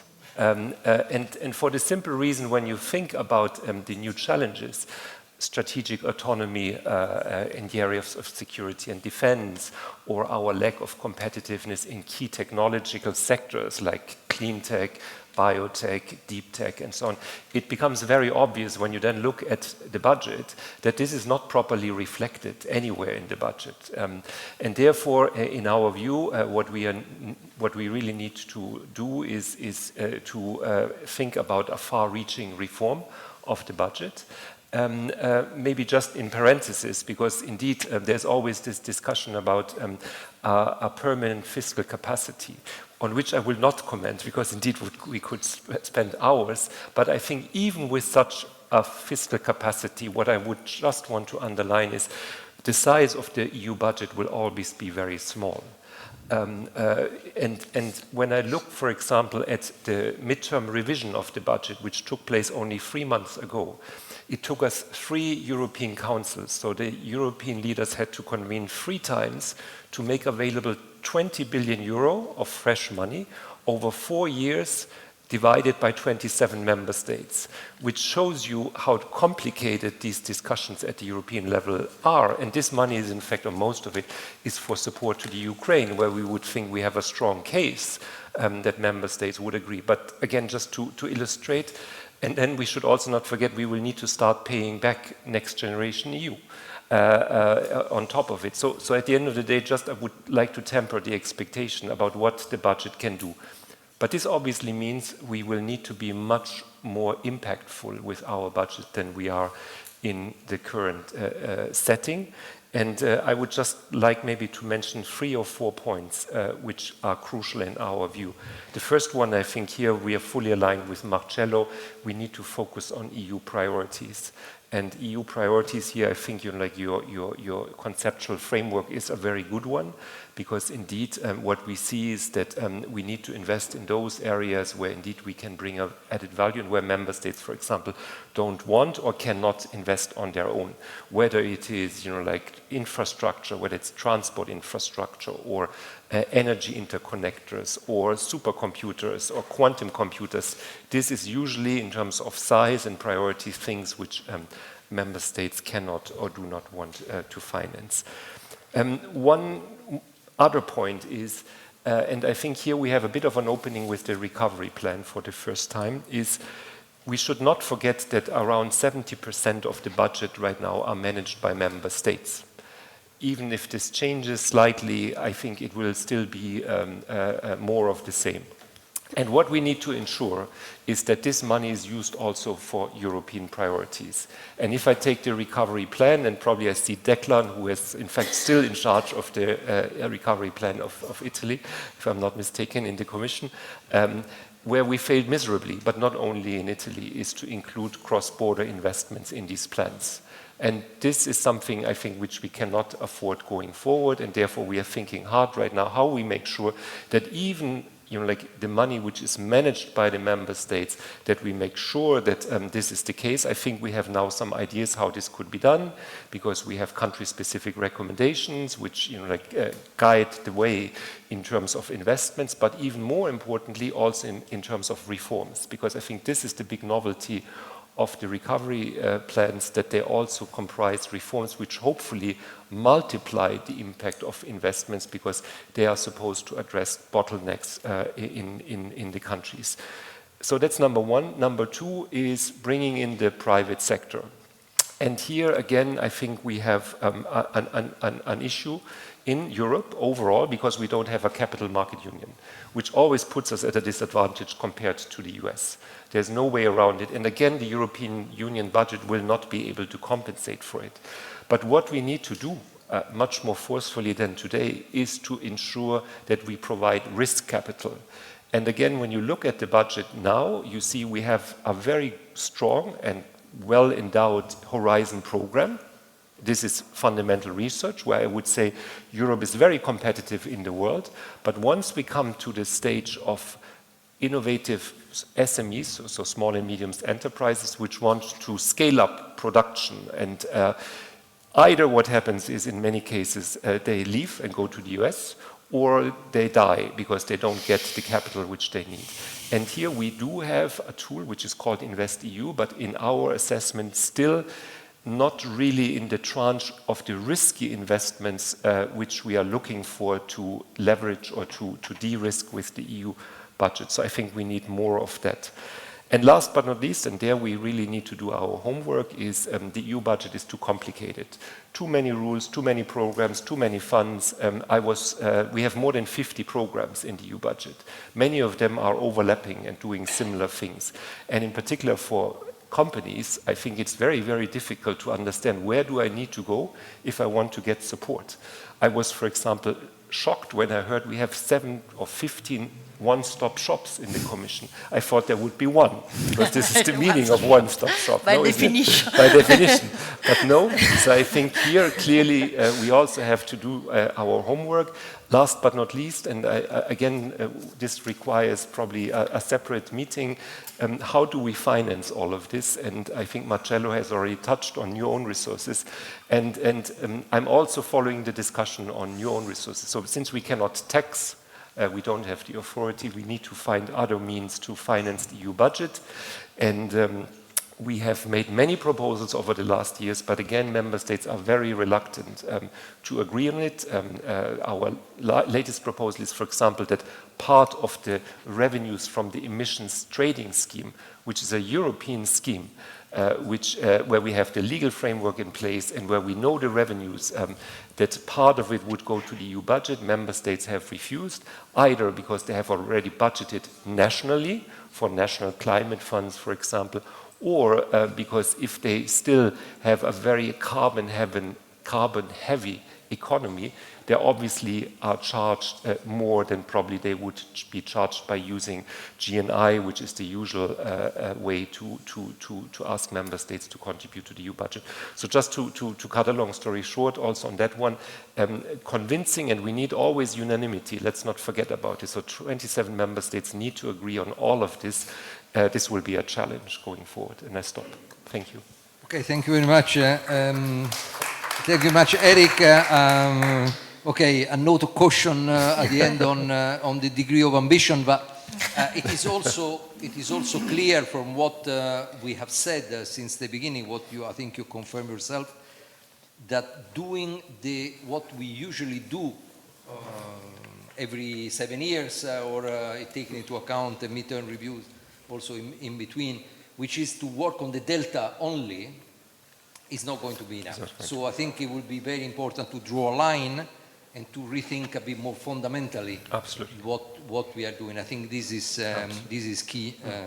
Now we bring in Sylvia Merler, who is the head of research of Algebris. She is also a fellow of Bruegel. Maybe give it a bit. I'm former commission employee long time ago. So you have the floor to tell us whatever you think adds value. Look, I think it was very telling, I think, the reaction that we all had when Eric said he has the pleasure to be negotiating the next EU budget, which was everybody laughed. I think it's sort of telling of how difficult the endeavor is in that area. I think I'm just going to concentrate a little bit, seen from the outside, so seen in particular from the perspective of the financial market. This is obviously a topic that it is extremely important for financial markets right now, and I think when we think about public goods, one non-controversial public good is the net zero transition, which is also at the very core of the spending initiatives that you have mentioned. And again, seen from the outside, I believe here Europe has two main problems. One is the EU seems to be relying a lot on the idea of bringing in private capital, but without really building the proper infrastructure for this to work. And CMU, Capital Market Union, is obviously one part of the story, but I don't think it's the only one. So in the area of sustainable finance, of the net zero transition, the core piece of legislation would be the European taxonomy, the EU sustainable finance framework. But when we look at financial market data, that doesn't yet seem to be working the way it was expected to work. And I'm going to just give you a few numbers on this. When When we read the EU Strategic Foresight report for 2023, the Commission anticipates that we will need about 620 billion a year in additional investment to deliver on the objectives of the Green Deal and our net zero transition. And the Commission itself says that we should expect the majority of this to come from the private sector, so from private funding. When we look at, for example, taxonomy-aligned green bonds issued by European companies over the past 4 years, we are nowhere near that level of investment. So out of approximately 500 billion issued in the form of green bonds by EU companies over the past 4 years, less than 2% had formal taxonomy-aligned commitment. So this sort of goes to show that the core piece of legislation underlying the EU Sustainable Finance Strategy, as of yet, is not delivering the results that it's supposed to be delivering. Another number, when we look at investment funds with an environmental sustainable investment objective, so the kind of funds marketed in the European Union, so the kind of funds that you would expect to incorporate taxonomy-aligned considerations in their strategy. Again, the vast majority, over 70%, do not take any commitment to invest in taxonomy-aligned investments. Why is that so? Because the overall regulatory framework at the moment is very difficult to use in practice, both for corporate issuers in their own funding plans and for investors as a framework for sustainable investment. So this just to say that if we rely so much on the idea of bringing in private capital, but then the infrastructure is not set in the right way, this may not actually happen. At the same time, the EU is being outrun by the US on industrial policy, clearly. So with the IRA, what we are observing, and we are also hearing from companies, from EU companies as investors, is that the US has this enormous attractive power right now. People know me, know that I'm obsessed with the story of one particular company, not because it's one company, but because I think it's really an example of the risks there. There's a Swiss solar panel producer, which is called Meyer Burger. Some of you might have heard of that in the press. They had a very strong productive capacity in Germany. And a couple of months ago, they said that they would move their entire production to the US to be able to access IRA credits, absent some similar initiative at the EU level to level the playing field between the US and the EU.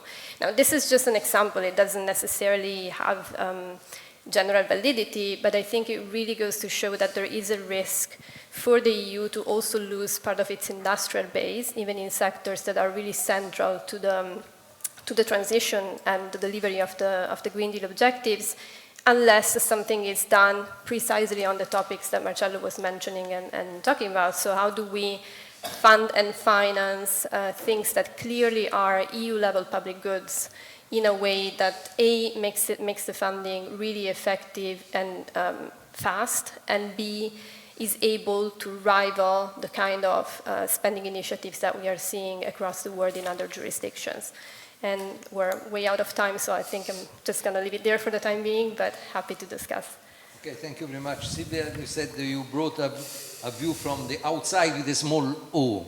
Now we bring the view from the outside with a big O.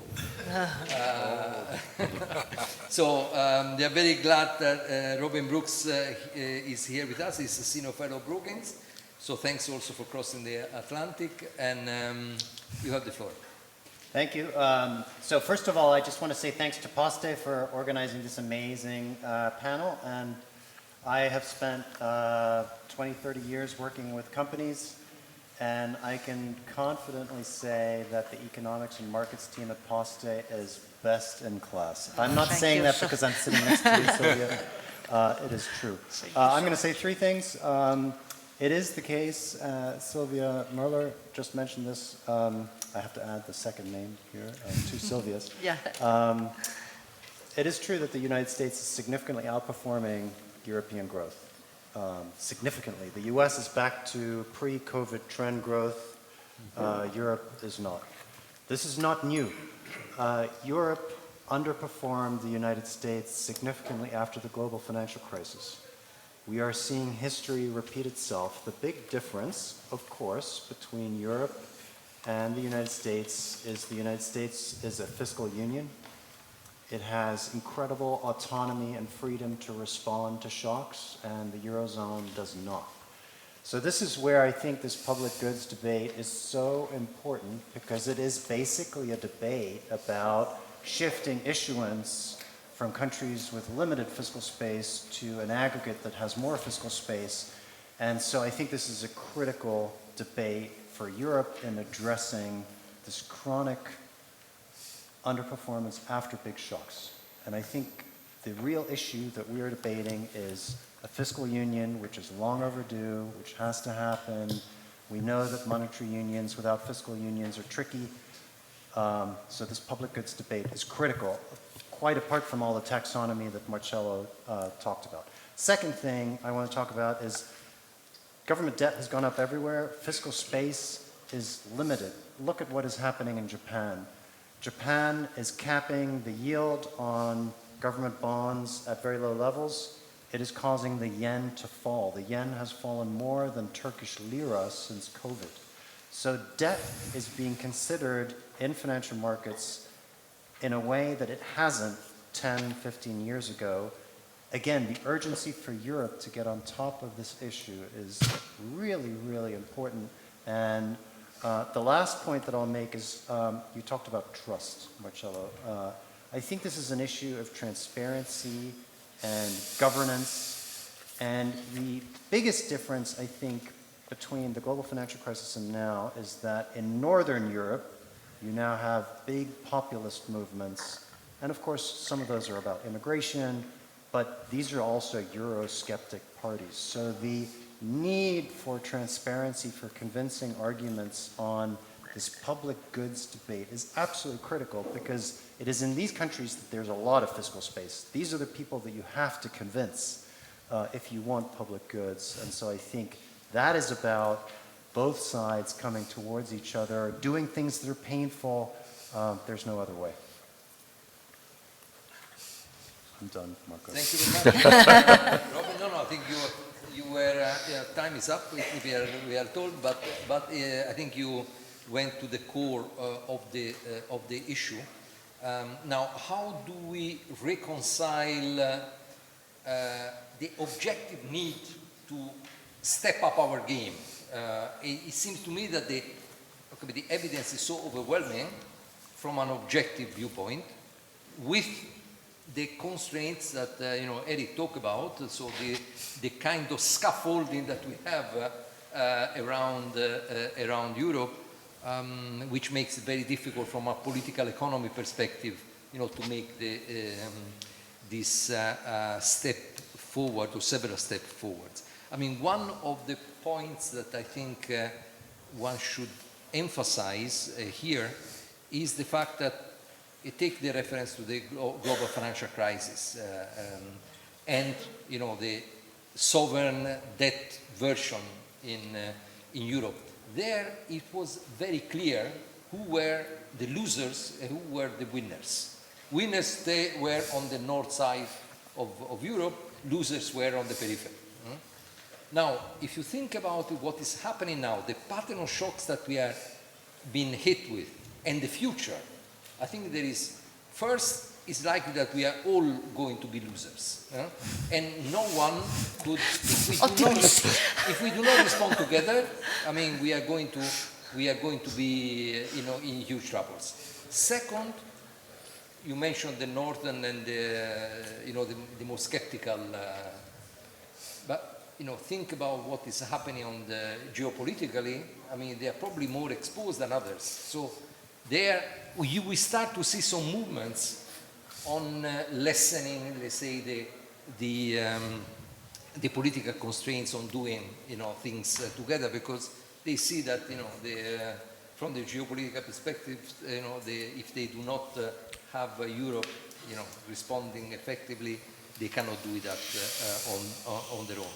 So now, is this enough to convince political leaders to that we have to, get together and, broaden the horizon and lengthen the horizon, or not, that will have to be seen. But I think the arguments are all there. So I suggest that we don't have all that much time, but if there are some punctual questions from the audience, we can give you the floor, and then we have a reaction by our panelists to whatever question comes forward, or whatever comments that have been offered during the first round. Anyone? Please, and please introduce yourself when you take the floor. Thank you. Nicola Rossetto, Florence School of Regulation. I was wondering, you mentioned the political economy of changing the budget of the EU and so on. It's complicated. But then, is any hypothesis of enlargement consistent, or are we making things even worse? I explain again. Can we use the enlargement in some way to simplify the discussion about the budget and the financing of public European goods? Or are we just trapping ourselves, inviting other people with veto power in the House? Thank you. Okay, very good question. I think let's,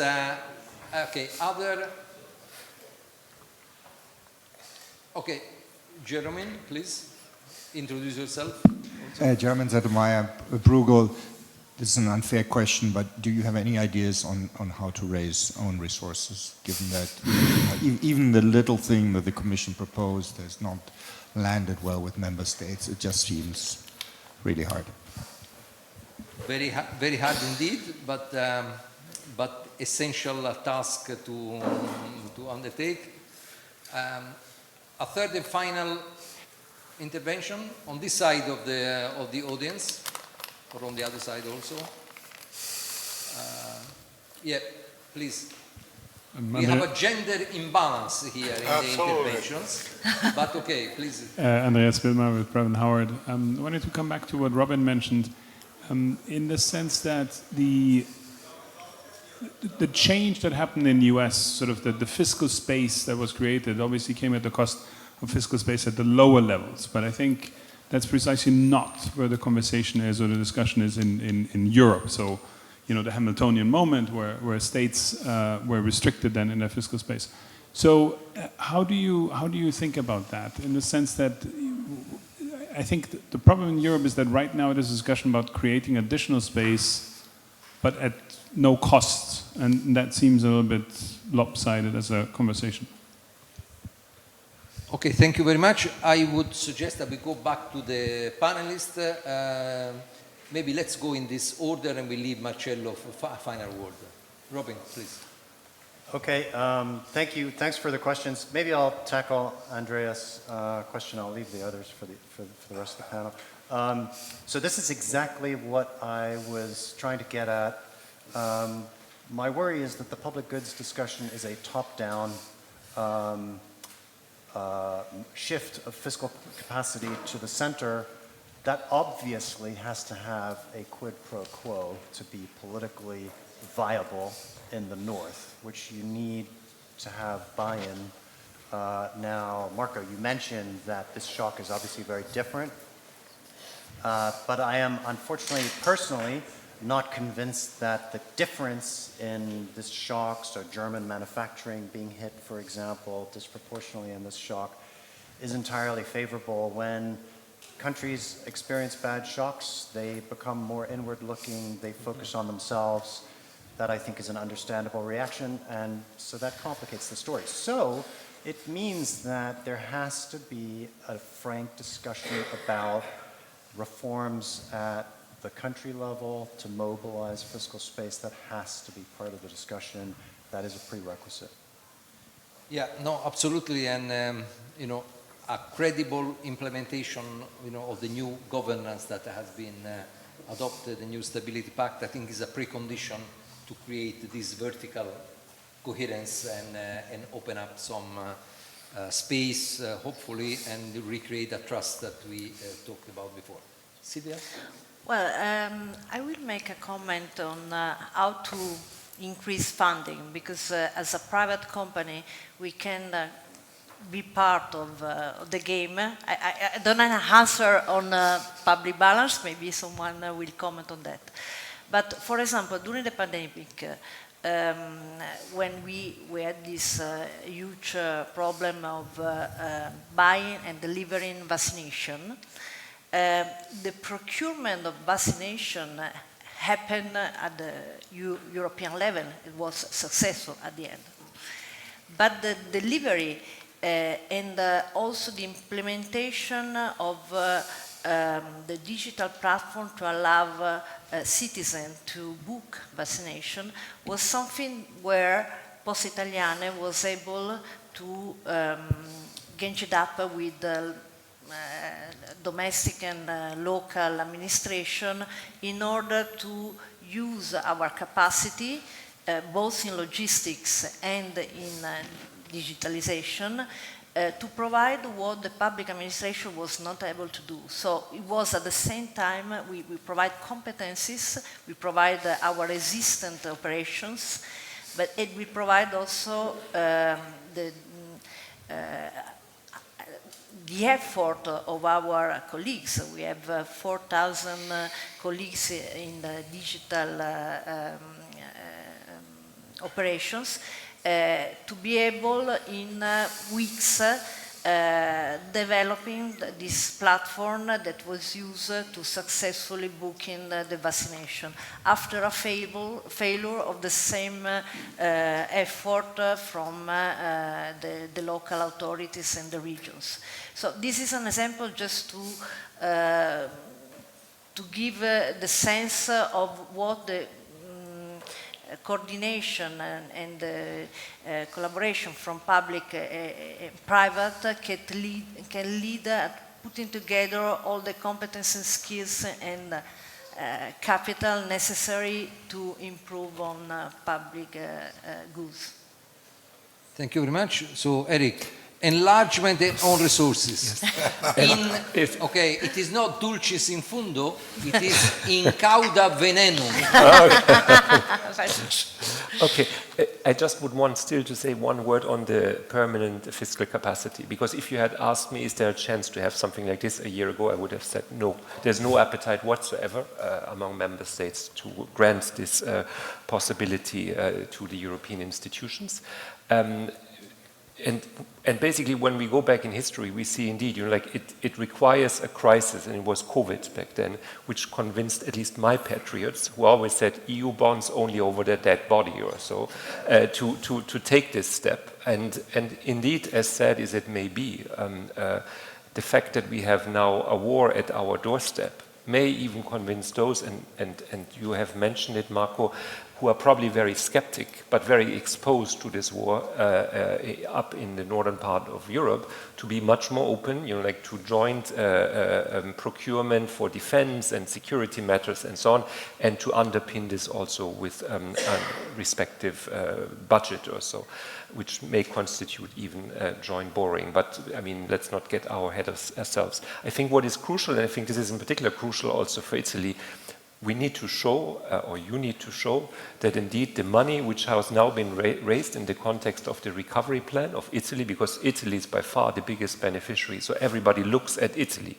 And how Italy performs will basically be the verdict whether next generation EU is considered to be a success or a failure.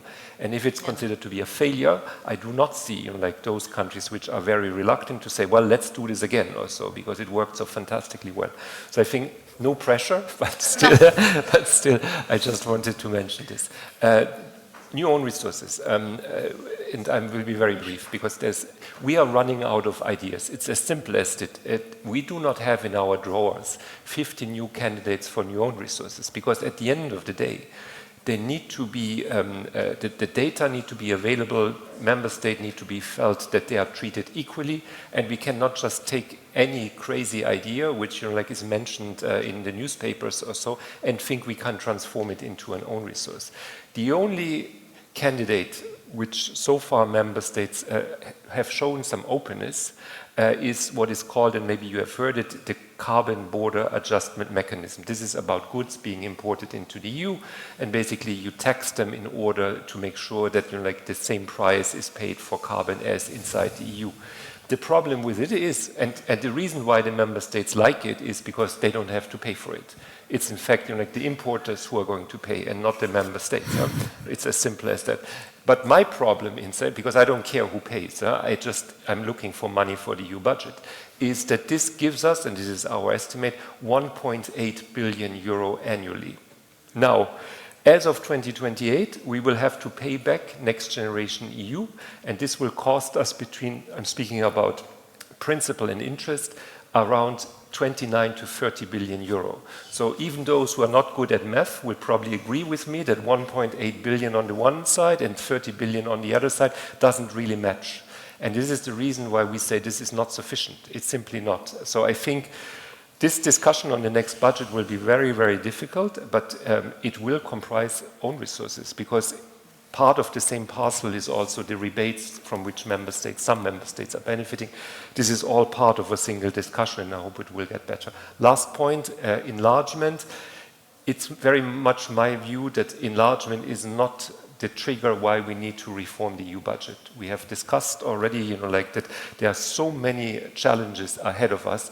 Enlargement by probably, let's take Ukraine out for the time being or so, is probably the smallest of all of these changes. But if we do not reform beforehand the budget, then obviously citizens will consider that enlargement is the reason why all of a sudden, for example, the farmers get less, cohesion countries get less, and they will obviously, the support which we probably still have for enlargement will probably very quickly change.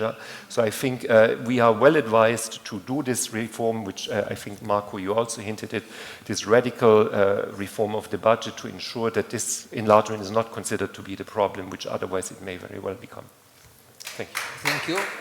Okay, Silvia, you have 2 minutes for you and 2 minutes for Yeah, it will be Marcello. more than sufficient because Eric actually stole my line. Yeah. Because what I wanted, the only thing I wanted to add in response to the question that came from that side of the room is that we did have a moment that you could say was the closest to a Hamiltonian moment for Europe with COVID, with Next Generation EU, which was predicated on a trade-off of reforms for money. In the end, I'm going back to Robin's point, but the jury is still very much out about the success of that initiative, and Italy, I would say, is the one case to watch, not just because it's the largest beneficiary, but because it goes from being a net contributor to the EU budget to being a net beneficiary from Next Generation EU. So it is the switch in sign that really makes the position of this country special and obviously closely watched by everyone elsewhere in Europe. But as long as we still don't have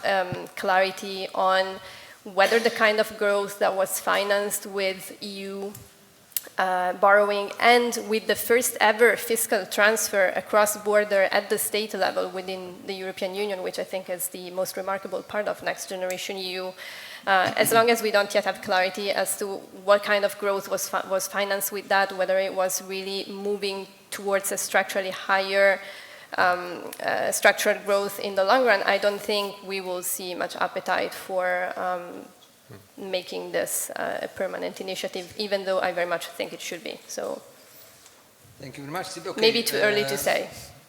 Thank you. Marcello, final word?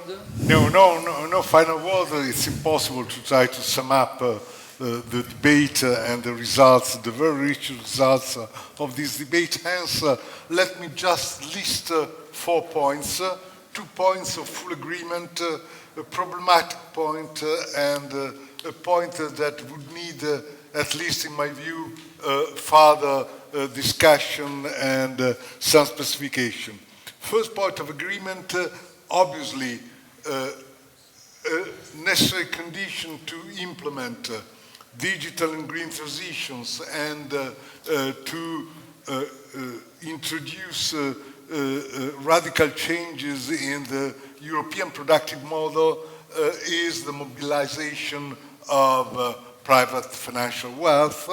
The point is that, as you know very well, the portfolio's allocation of households is deeply heterogeneous with respect to the sources of financing needed by the productive system. So we need financial intermediaries, we need well-functioning financial markets, and in order to build these ingredients, it takes a lot of financial innovation. I fully agree also on the possibility to innovate in the funding. Nevertheless, we first need a well-functioning market in order to be able to build also something that is outside the market. As you know very well, in the United States, a growing part of the financing is based on different forms of private equities.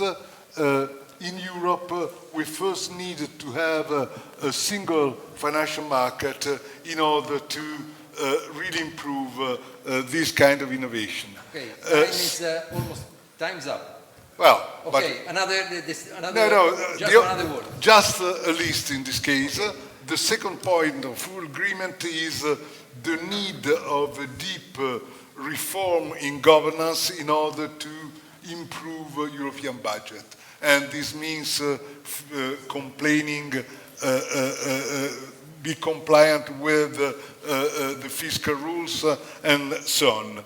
Third point, a point which is quite important and quite interesting, is the fact that in order to build trust, we need not just ex-ante compliance, but also ex-post compliance.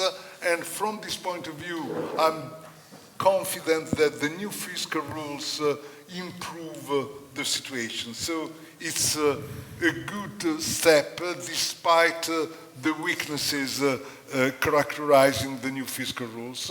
My last point, and this is the point that I would like to discuss further, is how to counterbalance the spending in the European budget. And obviously, when I spoke about own resources, my definition of own resources was just a bit too large to be,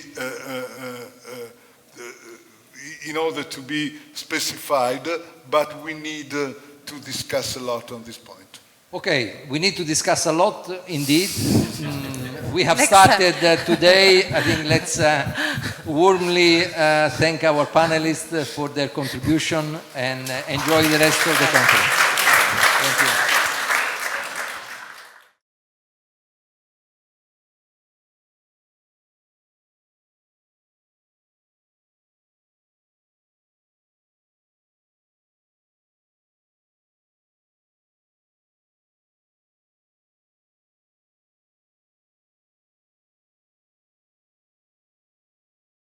Hello and welcome to the 2024 edition of the State of the Union organized by the European University Institute here in Florence. Let me say in a word that the Center for the Digital Society develops research in the area of competition, regulation, innovation and digital democracy, also in connection with the colleagues of the Center for Media Pluralism. But with this report, we discuss a more general view of the digital challenge. The last year I've seen the European Union facing a series of very difficult challenges, starting obviously from pandemia, but also the Ukrainian war in the European territory, and then the new deflagration of the Middle East crisis. But in these complex years, the Union economy has also faced great economic and societal challenges. Two in particular, the two transitions, the green and the digital transition. We are at the end of a legislative term. It's a good moment for, very close to the election, is a good moment to look at the future of our economy and of our society. The report that will be present today, so this will be a particular panel in which there will be first the presentation of the report and then a discussion, try to discuss and suggest possible practical policy and institutional improvements. It's a report that tries to fly on the solutions for what is possible. Also, maybe not a very large solution, sometimes minor solution, but that looks like very important to change the possibility for the European Union to respond to this lack of development that probably is one of the concerns of the last years.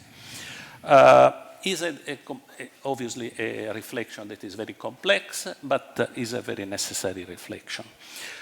This report has been written by Professor Scott Marcus, that is assistant professor at the UI Center for Digital Society, but also associate senior research fellow at the CEPS and the senior fellow at Bruegel. Professor Marcus is an economist and an engineer, and is author of the numerous studies for the European Parliament and the European Commission.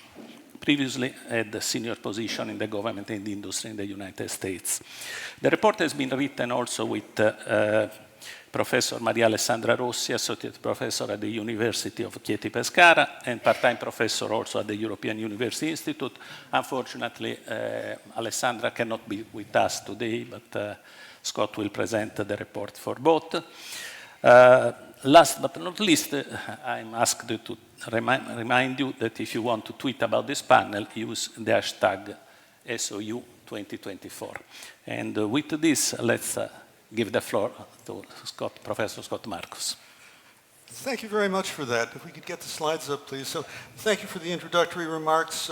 Thanks to my very talented co-author, who, as you've heard, can't be here. Thanks to the panelists.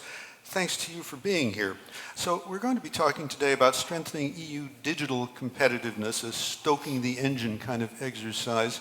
And if I were to say that the EU in the digital sphere has some distinct weaknesses relative to our global competitors, the United States and China, I don't think I would shock anyone in this audience.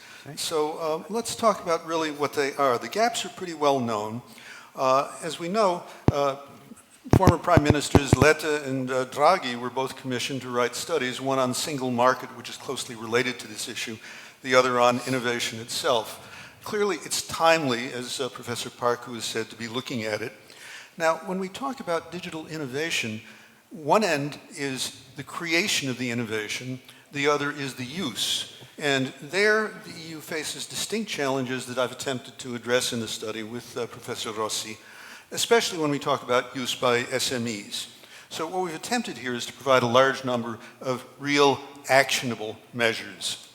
Now, if we look at survey data going back many years, they tell us a lot about what is problematic in this space.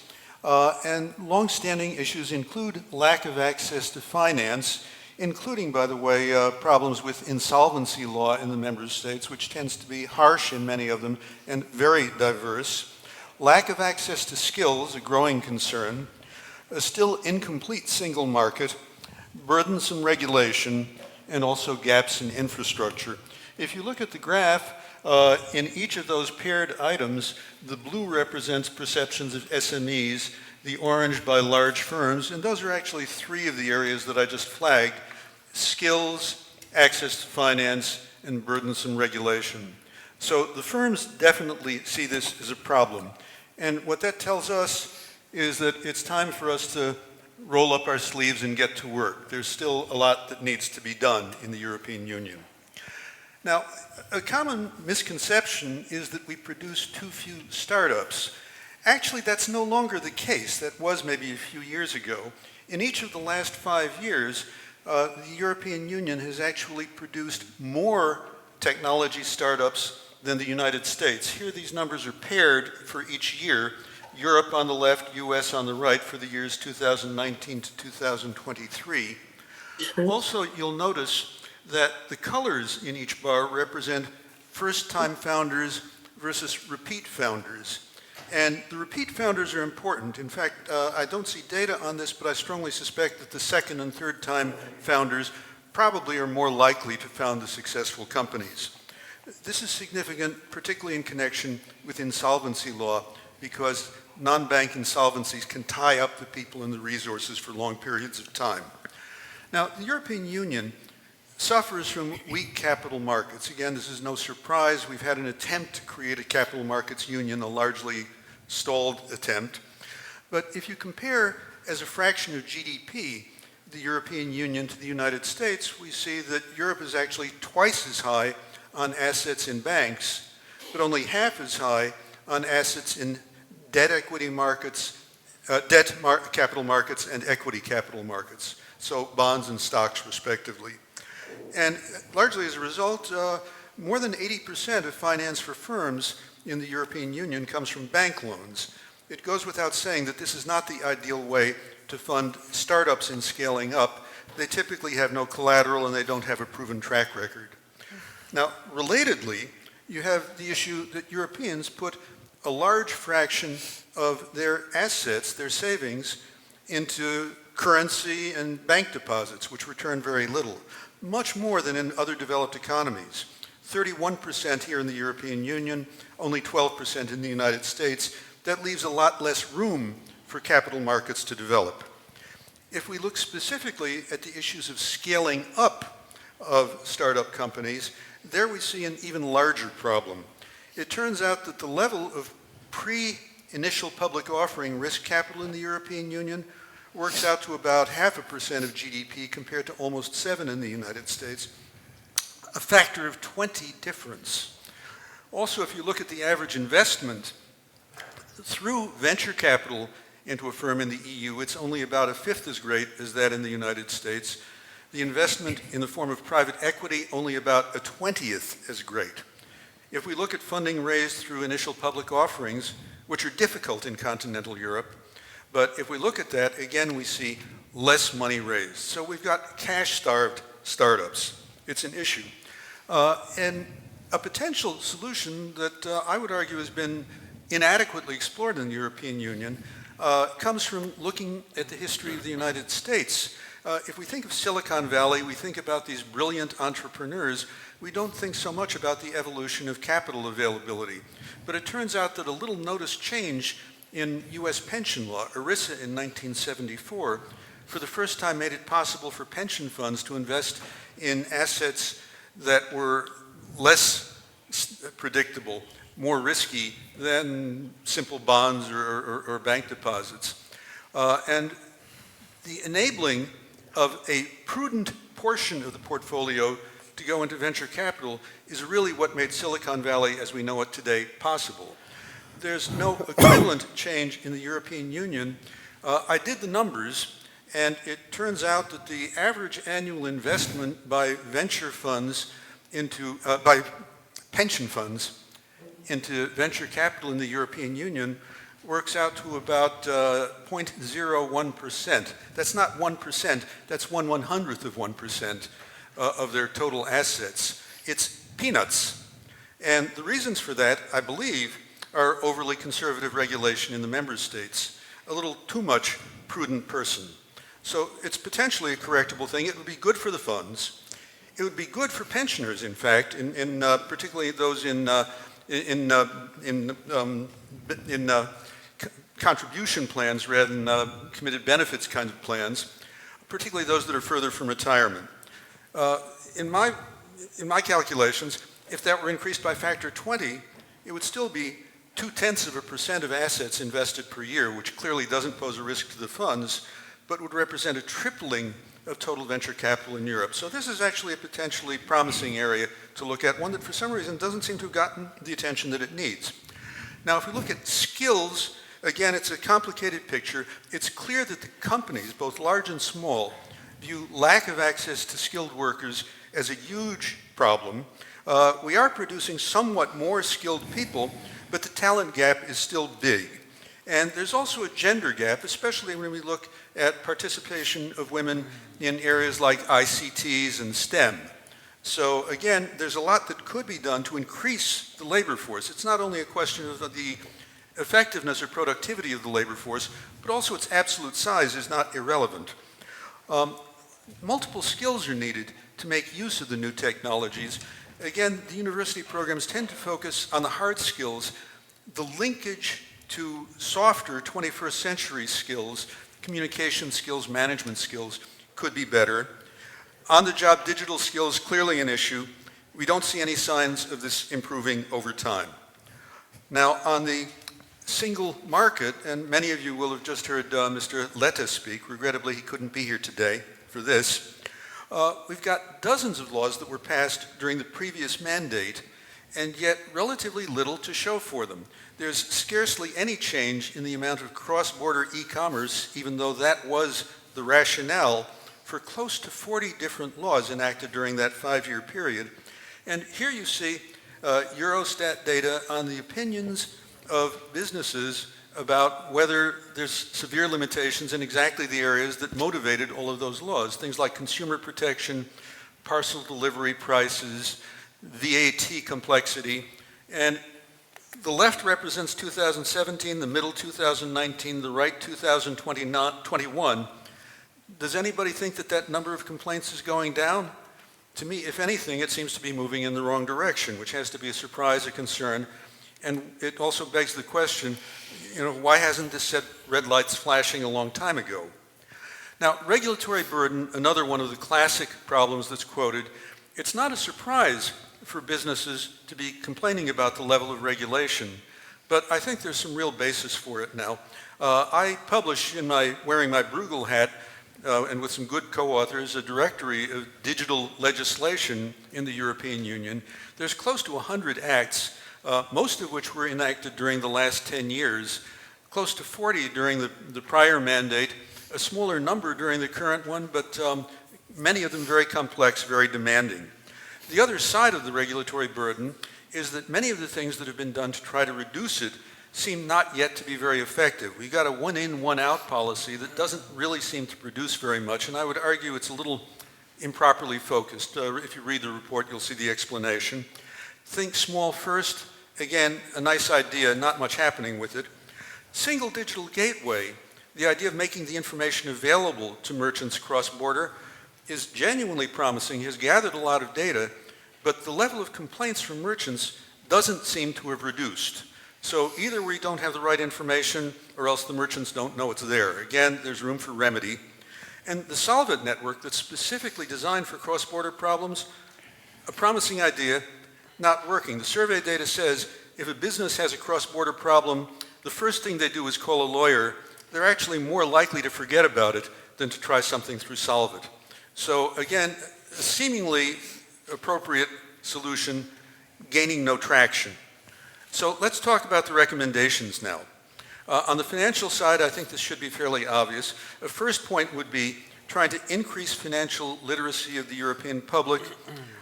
This follows directly from survey results. 40% in one survey said they would invest more if they knew how to do it. 70% said if there were more training, they would be likely to invest more. It's a perhaps obvious thing. It may seem simple, but I think it needs to be done. A trusted EU structure for an investment that provides a greater return than a bank deposit is something that shows up clearly in the Letta report. Some of my Bruegel colleagues have also thought this was a good idea and could be built on. I think it's a promising mechanism for enabling lower sophistication European investors to invest in something that has a better return, a different risk-return profile than simple bank accounts or stuffing the money under the mattress.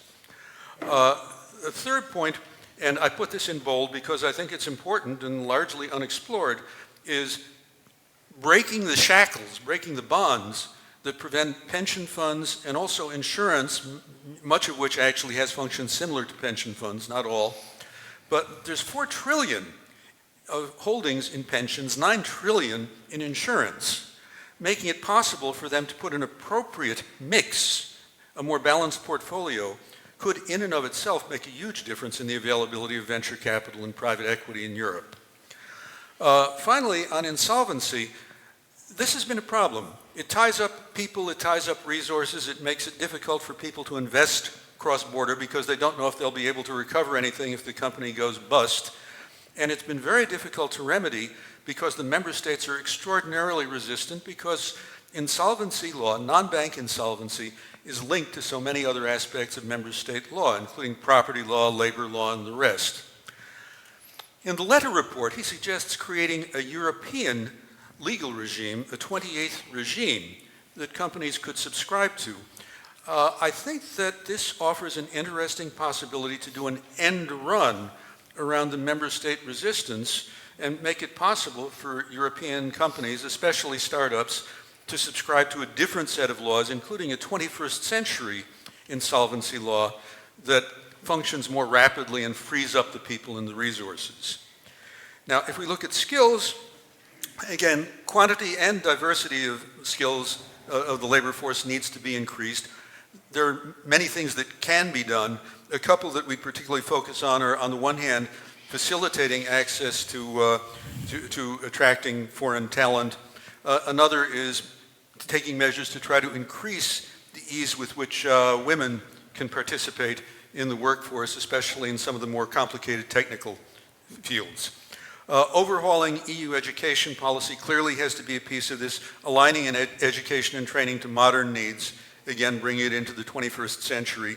Improving the complementarity between soft and hard skills, but also the shift to lifelong learning. I mean, it's an obvious thing, but it's desperately needed, not just because of the rapidity of technological change, but also due to shifts, for example, to work from home driven by the pandemic, but still persisting, and also due to the shift from traditional employment to non-traditional employment to self-employment. All of these argue that a shift to lifelong learning would be helpful. Rigidities in our system make it hard to achieve. Finally, rebalancing policy in our research areas and elsewhere so as to put more focus on productization. A lot of what Europe is good at today is basic research. That doesn't put money into the cash register. So again, more focus on productization, I think, very much needed. Okay, my last two slides.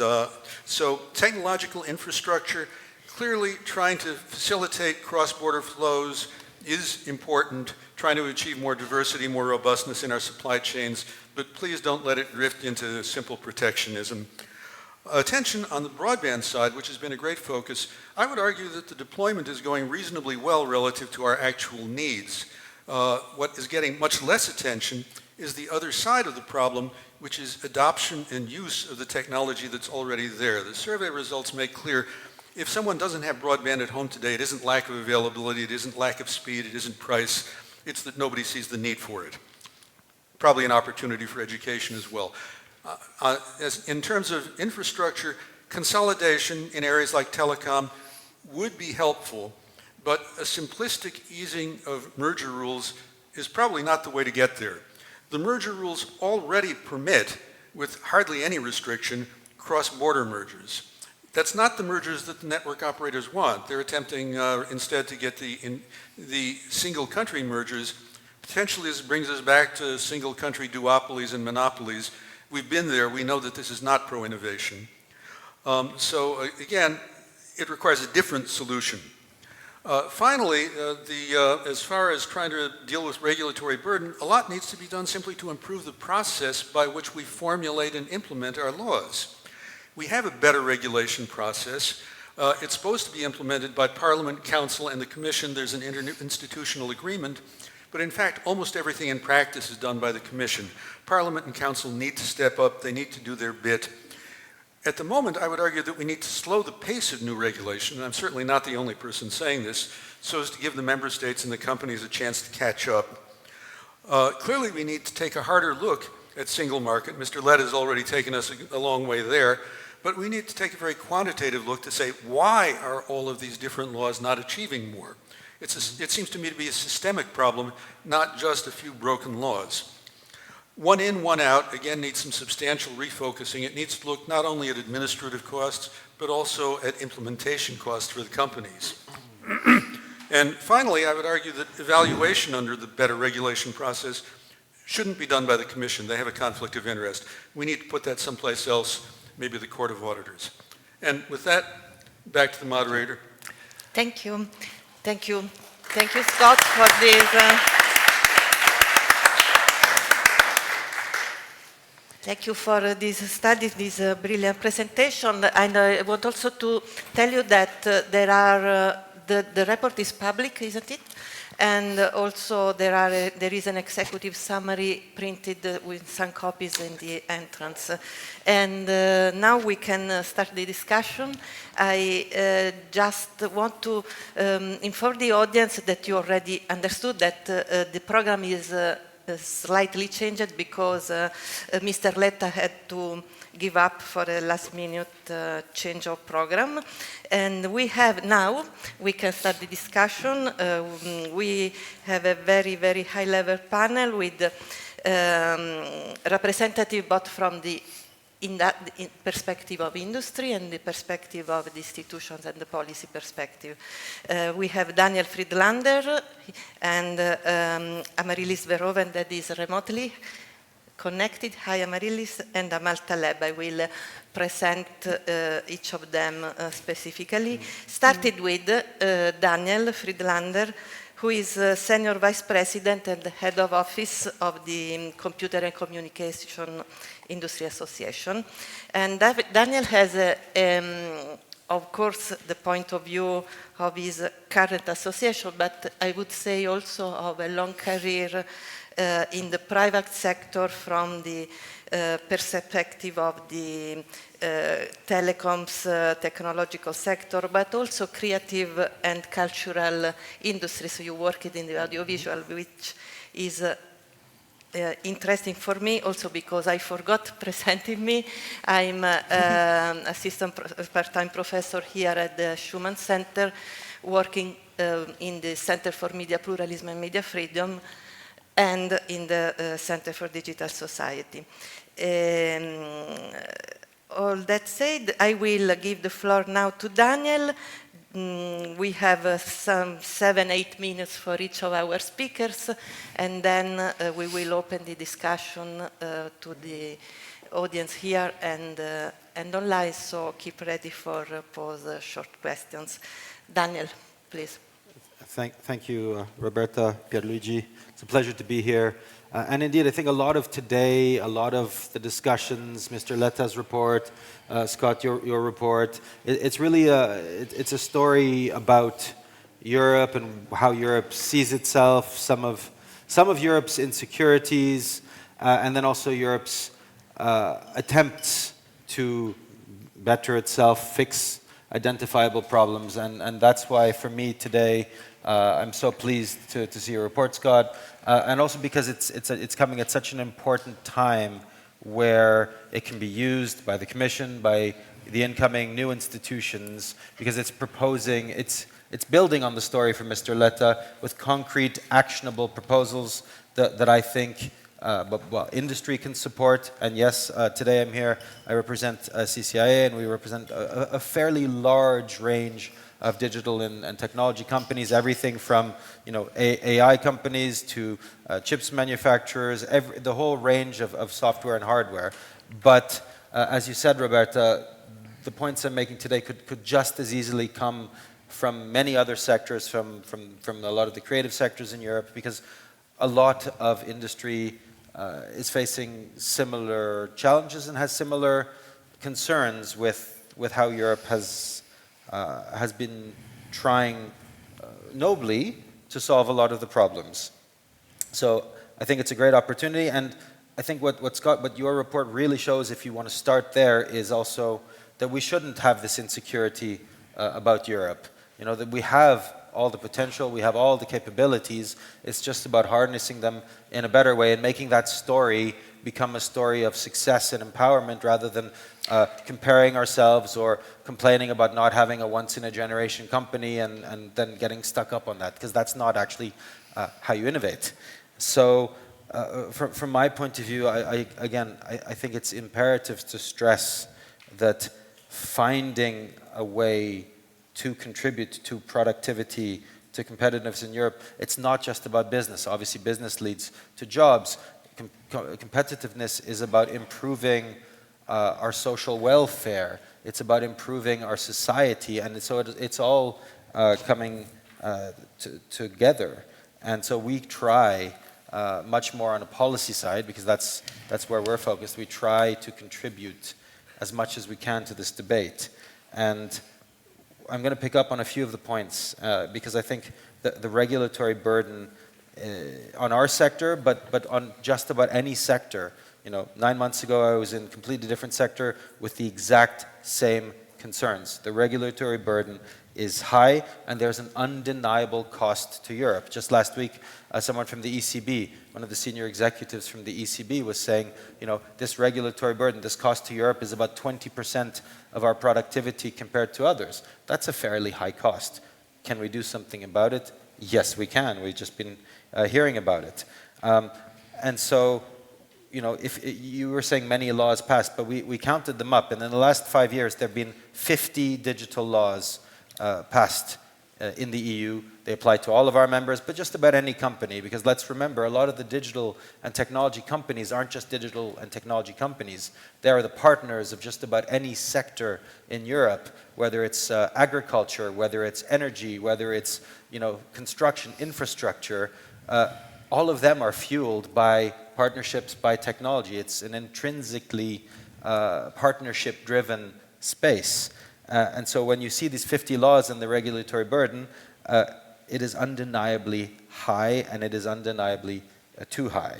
And perhaps part of that reason is because of these 50 laws, many of them were passed. You might not agree with some of the proposals, you may not agree with some of the end results, but they were proposed for, again, good or noble reasons, whether it's increasing transparency, trust, due diligence, accountability, trying to fix perceived problems of the past. But not a single one, I think, in the end, was passed to actually increase pure competitiveness.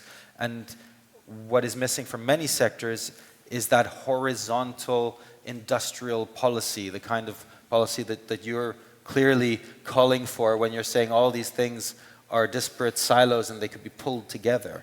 So I really think it's not actually a judgment value, it is the reality that we all operate in. And I'm actually presenting in a few days with the European University, one of the European universities group, and their researchers have the same problem as university researchers. So I think it applies also to academia, civil society, and anyone else. So, why? And I'm going too slowly here. So, there's this perception that all these other things are not compatible with competitiveness. And I think what Mr. Letta has shown and what you have shown is that that's just not true.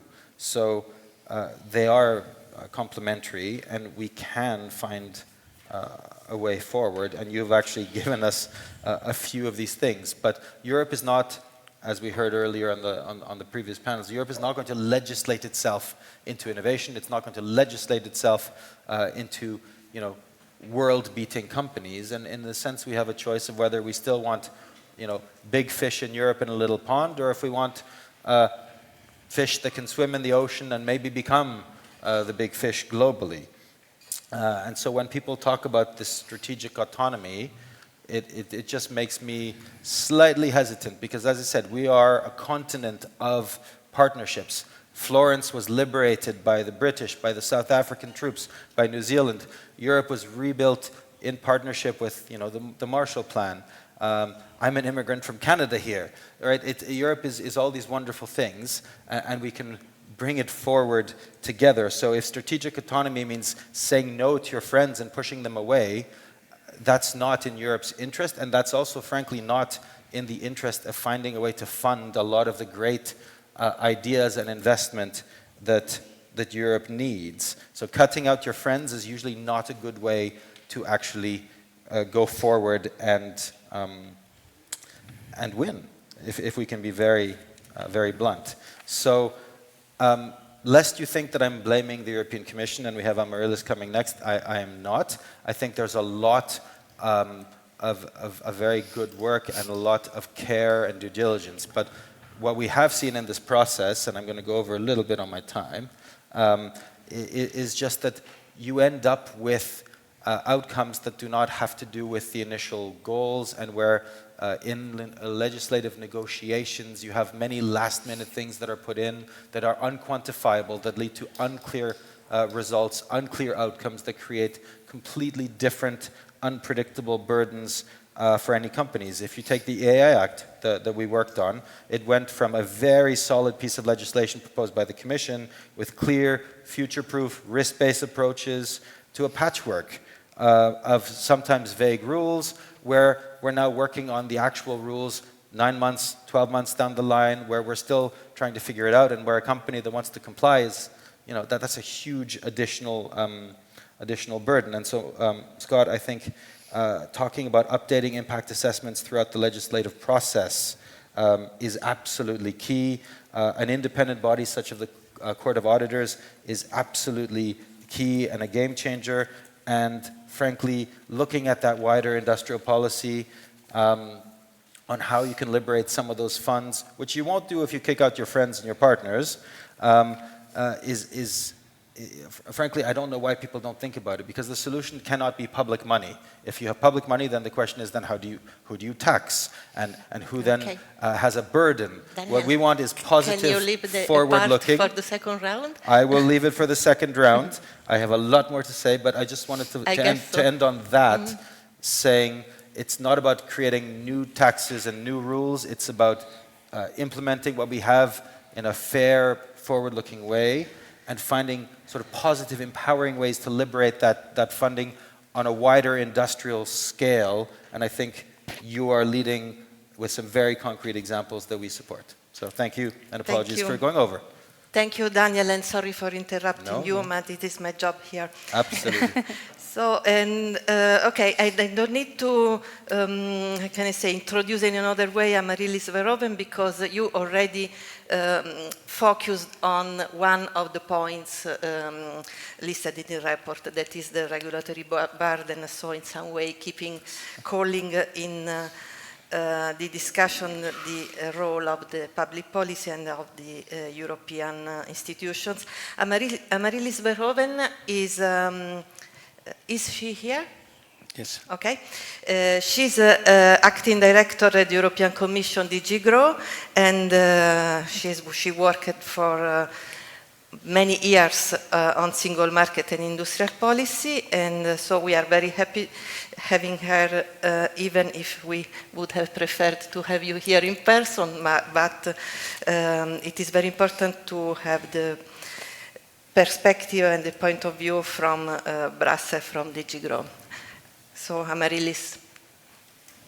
Yes, well, thank you very much, and good afternoon, everybody. Well, I would have loved to be with you in beautiful Florence, especially in the University Institute. I've been there a couple of times, and it's always a pleasure to be there. So I'm a bit sad only to be here online, but okay, it's better than nothing. So thanks a lot already for having me invited to this panel, because I think indeed we are talking about very, very important issues today, which keep us busy quite a lot in Brussels. And that is the issue of competitiveness as a whole, and in particular in the digital field. I must say, a lot of what has been said by the former speakers resonates with me. I will bring my own perspective, of course. One particular thing that really resonates with me is indeed a message of hope. Europe has strengths. That should be the starting point. We need to do more in order to bolster competitiveness, but we have a good starting position. We are one of the largest single markets in the globe, and we are strong even in the technological field, although we don't necessarily always have the lead companies everywhere. We have a good position. Think about certain technologies such as IoT, robotics, advanced manufacturing, etc. We have a lot here. What it now takes is to further galvanize and make Europe the best possible place, including for digital companies, to do businesses. And that's not only my personal view. For those of you who follow a little bit European politics, of course, there is the reference to the Letta report. It's already been made. It's full of that. You know that Professor Draghi is also working on a report. And in the meantime, the European Council in April has come forward with conclusions in which it is calling for no less than a European competitiveness deal. So one thing is sure, I think, irrespective of the outcome of the European elections, the nuances might differ, but I think there will be a broad agreement about the need to do something about European competitiveness. So I just in that context would like to flag 3 points, which I find very important in that context. First of all, it's further pursuing what I would call the access agenda. If you want to be a flourishing business in Europe, you need to have access to all you need to thrive. And there a lot of work has been going on in the current mandate in order to make access a reality. And what does that mean, access? First, it means access to all inputs you need to make your products, including digital products. Think of access to raw materials, access also to advanced materials, yeah? But also access to chips. And that, by the way, the CHIPS Act, I want to mention straight away as an example of an act which has one goal, and that is bolstering European competitiveness. That's legislation. It's not about regulating markets. It's not about health and safety. It is about coordinating efforts on R&I and industrial deployment to make sure that we have, for the future, the chips we need, cutting-edge chips, chips that will make the AI revolution possible. And the funding is now coming in, and the projects and the pipelines are there. So it is delivered. That's the first thing, access agenda. Is it finished? No, but we have started. Second, access, if you're talking about digital, access to data. We had a whole data strategy, yes, and we did come up with a whole framework of data regulations and rules and standards, but this is what we need in order to make data sharing a reality across Europe and to vest and to establish European data spaces. Do we have all that right now? No. Because implementation is still what will be needed. The groundwork has been set, the rules of the game are there, but we now need to continue, and by the way, not just the European Commission, all of us, public policymakers, but also private individuals, invest in making data sharing, data spaces a reality. Because the strength of our capacities in AI, for instance, will depend on the availability of high-quality data for Europe. Skills has been mentioned as well. Skilling has been high on the agenda, will continue to be high on the agenda, in my view. We had years of skills, lots of funding, lots of projects around of that. But there are indeed calls to do more in terms of flexibility, labor mobility, etc. Infrastructure, of course. And I can just mention one element here. Supercomputers. Huge investments have been made to make supercomputers being present in Europe. And we have now a lot more capacity than we had in the past. But again, there is much more we can do. And by the way, that's only part of the infrastructure. So access. Access, very important. A last element that I want to mention, and it has been mentioned already, and it is actually the talk of the Brussels town today, is access to finance. You've all mentioned it, and it is indeed a serious concern.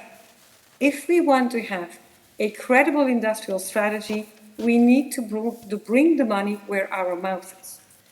And the future is probably going to be a mix of public money, but then well coordinated.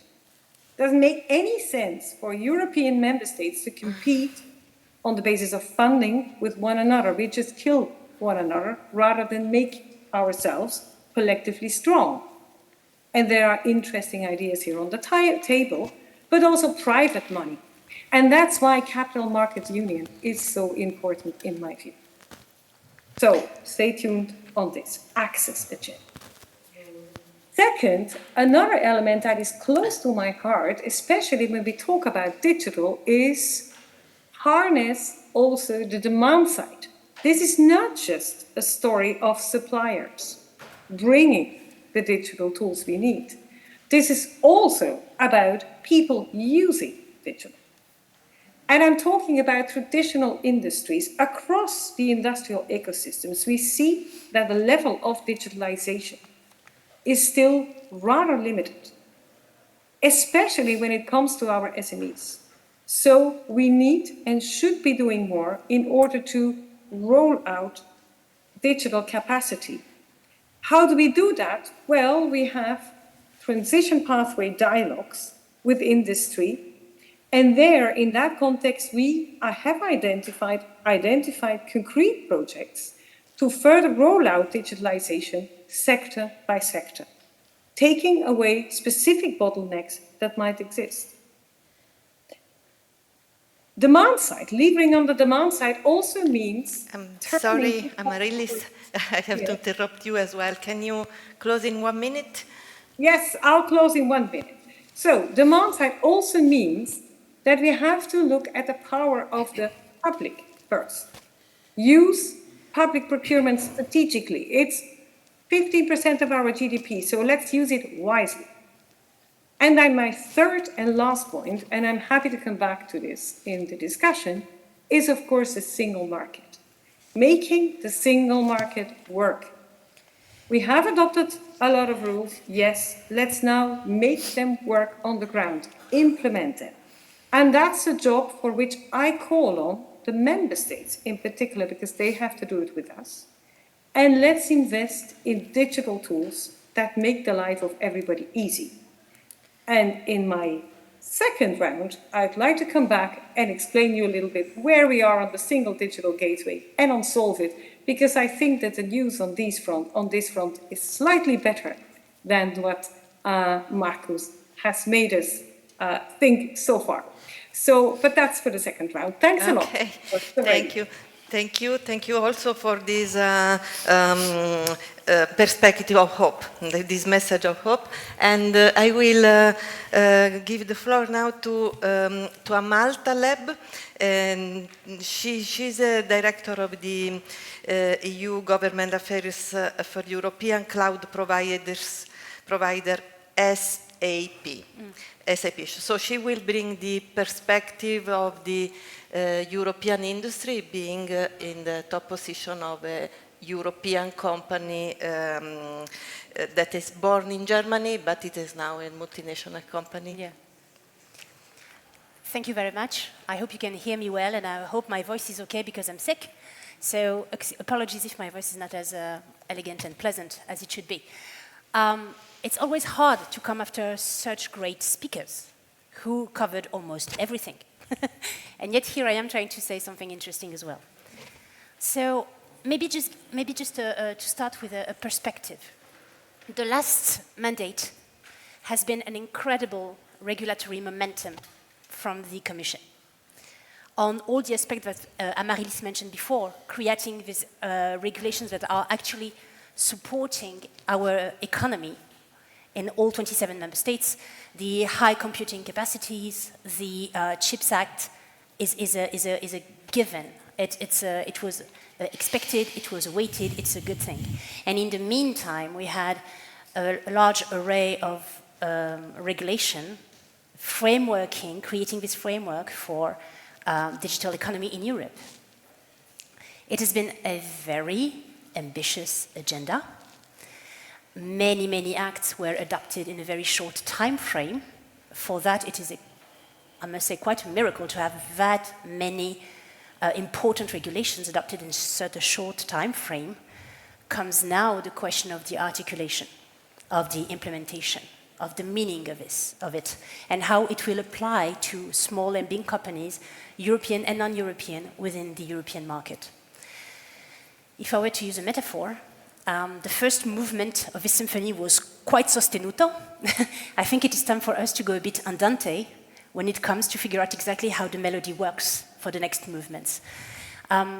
One of the issues comes in particular from the fact that because there were so many digital regulations, There are sometimes perceived, hopefully wrongly, but perceived inconsistencies or overlaps, misunderstanding, an issue sometimes with definition. What are we exactly talking about? How does a company have to face those regulations? Of course, SAP being a European company that is thriving in the cloud market, it may be a bit unfair to talk about that, so I just wanted to present you a use case.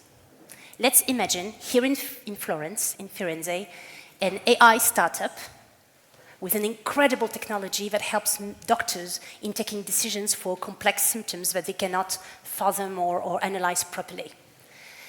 If I were to create this startup here today, normally my first issue should be, how am I going to reach out to my possible customers? How am I going to reach out to health workers, hospitals, maybe research centers, etc.? Because deep down inside, I am a lawyer, I tend to take it on the other way. And the first question would be, what are the legislation I have to face? Of course, there is the AI Act, probably the AI Liability Act that is about to come, or if not, the Product Liability Directive revision. Because I'm handling personal data, health personal data, GDPR is a given, but that's fine because I know it already. I had that in mind when I created my startup. But comes as well national regulations relating to health. Because I'm providing this AI solution on cloud, as a software as a service, it means that I have to take into consideration legislation pertaining to cloud. So I have to apply the chapters 6 and 8 of the Data Act regarding cloud interoperability. So I must make sure that the data that my customers are going to put in is interoperable if they want to leave me for another provider, or if they want to change, for instance, the infrastructure and not the solution itself. It's health. There are medical devices. They are connected, which means that I probably have to take into considerations the burdens and the obligations that comes with Chapter 2 and 3 of the Data Act pertaining to the IoT data that is collected through medical devices. Because it is on cloud, I have, of course, to take into consideration NIS2. Because it is health, maybe there will be a necessity for me to go for a certification, a cybersecurity certification scheme, because some countries, not all of those in Europe, may consider it as a high level. So maybe I need to have to engage into finding this certification. Because I'm hosting data, I am then submitted as well to the Digital Services Act, which means that I have to create from the get-go a notification and action mechanism if there were some data that were illegal or wrong, which means that I have to create these interfaces internally within my company. I leave aside all the traditional questions for a company that tries to build up and to be created, my society, my registering, taxation, HR, all of these things.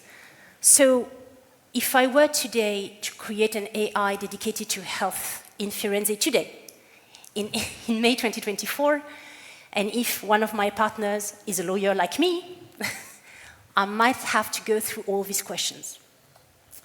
But that's fine, because I believe that the Andante movement now will allow us to have direct discussions on how to make sure it is done in a way that does not prevent competitiveness in business to happen.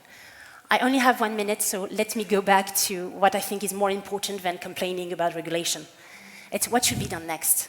And this is why I'm very happy Amaryllis is in this panel, because it comes with growing, making sure that our economy grows through digital solutions. Making sure that regulations that comes on sustainability creates coherent horizontal criteria or standards or technologies, or even just references that could be used to develop solutions, digital solutions that will help transition the economy. Let's talk as well about digital supply chain. The COVID and the war in Ukraine showed us that we need to reinforce our supply chain. Digital tools could be helpful. There must be, I think, a need to focus on these solutions for the industry. finally maybe also discuss about AI, how make sure that AI could be far more adopted, and not only by the private sectors, by the way, not only by traditional brick and mortar companies, but also by public sector itself. Because it offers growth and capacity and a better service to the actual end user, which is the citizens. And maybe then we would have a way to create and stoke again the engine for our competitiveness in Europe. Thank you so much. And I'm on time. Wow. Yeah. Wow. Thank you, Amal. So this is, we have, thank you to the speakers, to their, because they obeyed to my time, and we have enough time to have a good Q&A, so I warmly invite you to post questions. Please, 1 minute, very quick questions, and declare your name and affiliation so that it's easier for us to collect 2 or 3 questions and then give the floor to the speakers to answer.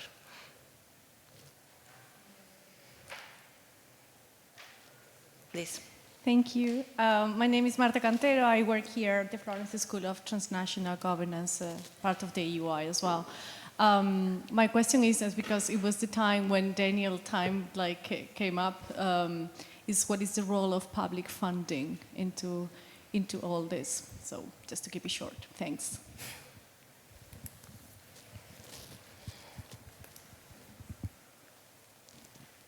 Hello, I'm Anna Pisarkiewicz. I'm a research fellow at the UI. I have a question, which is, we talk a lot about policies, public policies, economics, and so on, but I have an impression that there is an important cultural aspect. Take as an example, we want more cross-border e-commerce, but we want more sustainability, so it would make more sense for people to buy locally, no? Think globally, act locally. When it comes to innovation, it's not just about having more women in STEM, but it's changing the cultural attitude about how we raise our children. So I understand that it's very difficult to kind of have a solution to everything, but it's not just about economics and public policies, it's so much about cultural roots that are very difficult to change, and I think it's something that should be taken into account. So it's more of a comment, but I was wondering whether, as an economist and policymakers, you have an idea how to kind of merge this as well into the debate. Thank you, Anna. Other questions? Here.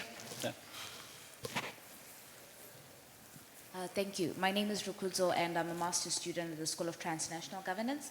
And I like that you talked about regulation. And I think the biggest question that I have is how do we reconcile regulation and innovation? Because the two are always at loggerheads. Pierluigi, do you have any question, or do you want to?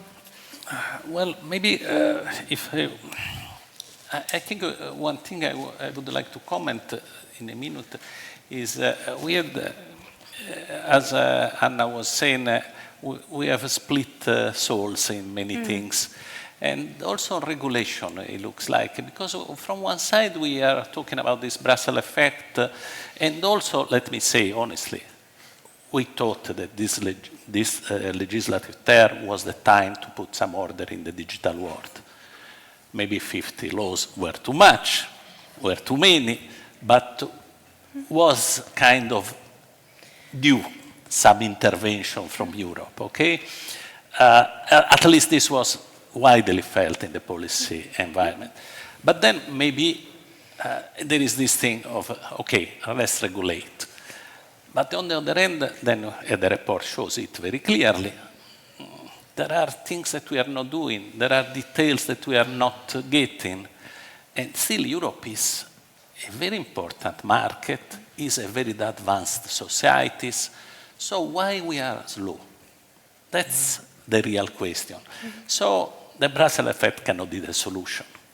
I'm not sure that is the only problem.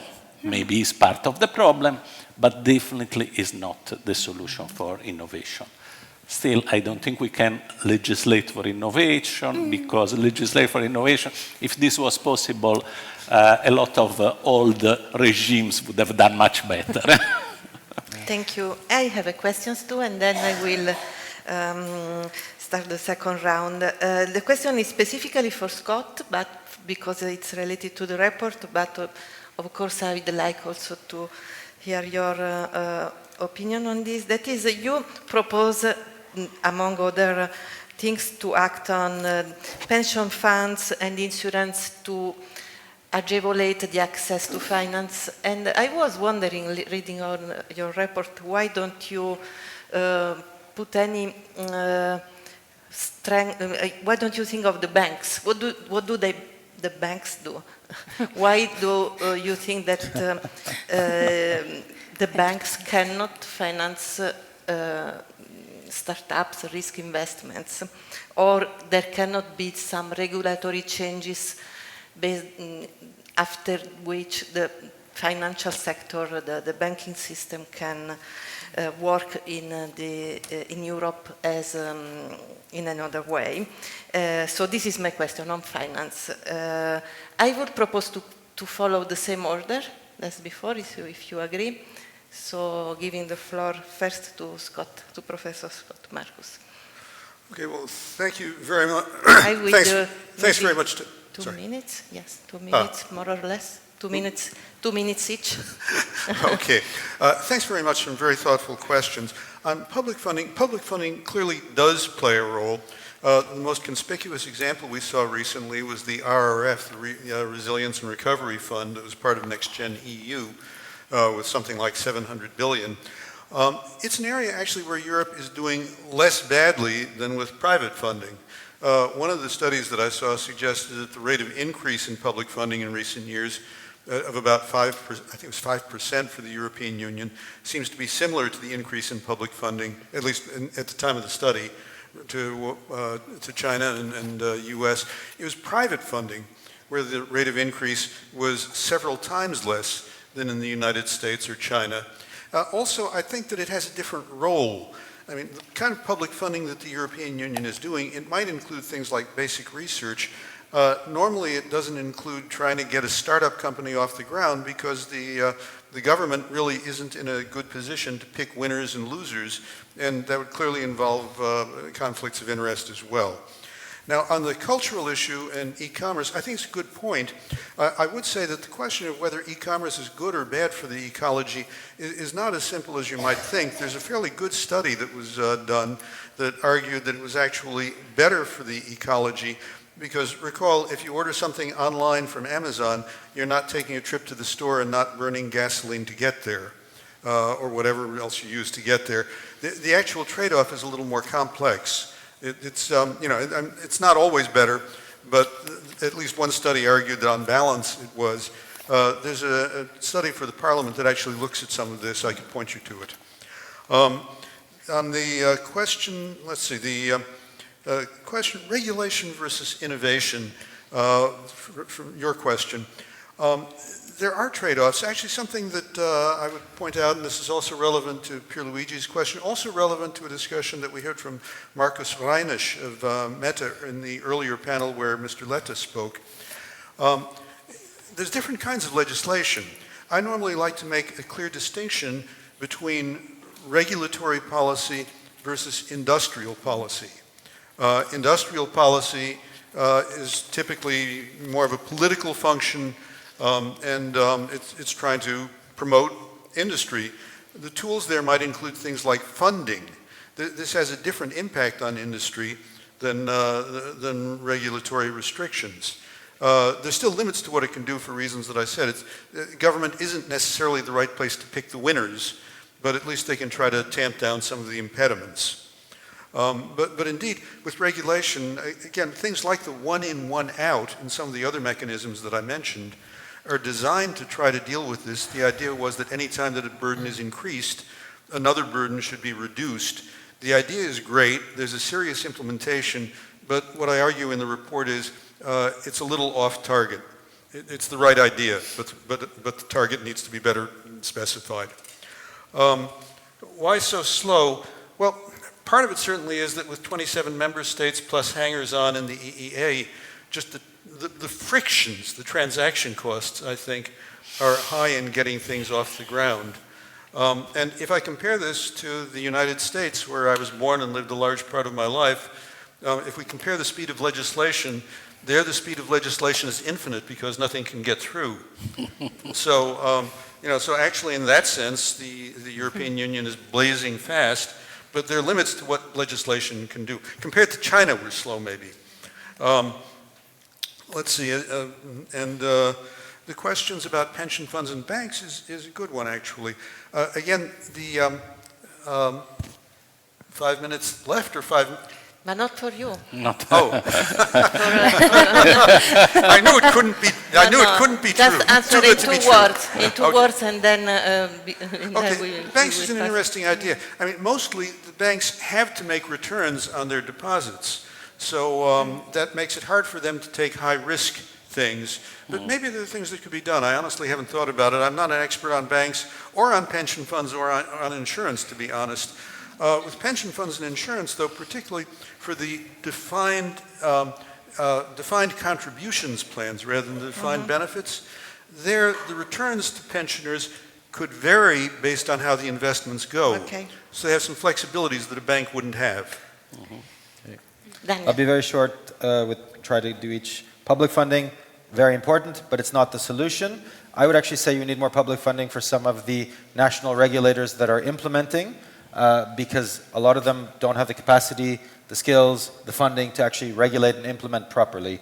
I'll leave it to the others on that, other than to say, yes, if you have too much public funding picking winners, you have a problem like what some of the telecom incumbents are asking for now, where they're trying to get free money to become basically national monopolies. That's not what we want.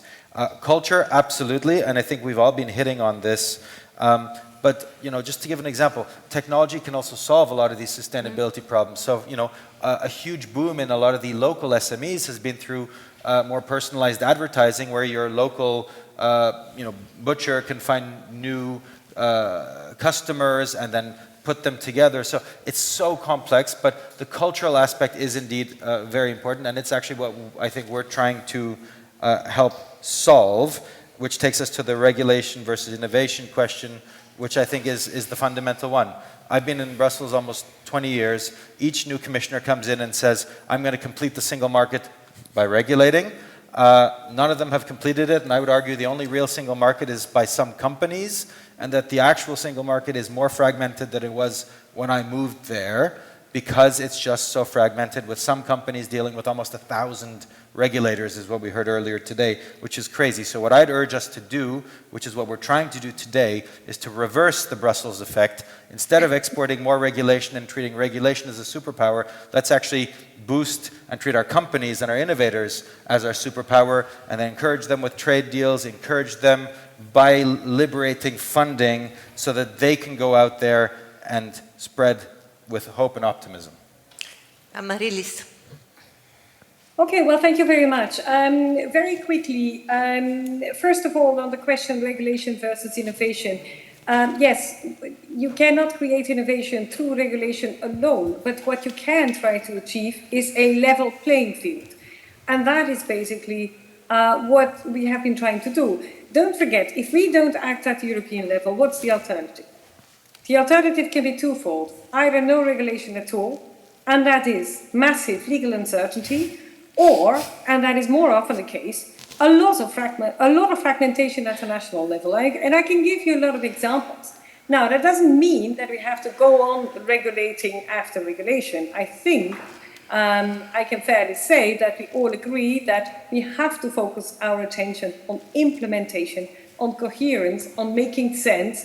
And I like, by the way, the reference to music. The only thing is, I don't think that we are necessarily going for a period of andante here, because implementation is often far more complex than the legislative aspect in Berkeley. Yeah? So I think I'll stop it here. Just maybe to add one thing, on the single digital gateway and solve it. These are digital tools. The proof of the pudding is in using it. So, for all you, especially the young people in the public, try it out. You solve it. Use the single digital gateway, which you can access via your euro. Try it out and help us further improve. It's work in progress, but it's there. Thank you. Thank you, Amaryllis. And Amal, you have been the best in the room here, but My time is you up. want to pick up a question? Yeah. Just one? One thing for Amaryllis first, because apparently we both love music. Complexity and tempo. Sometimes a slower tempo makes complexity far more easier. Beethoven is a perfect example of that. I shut the topic.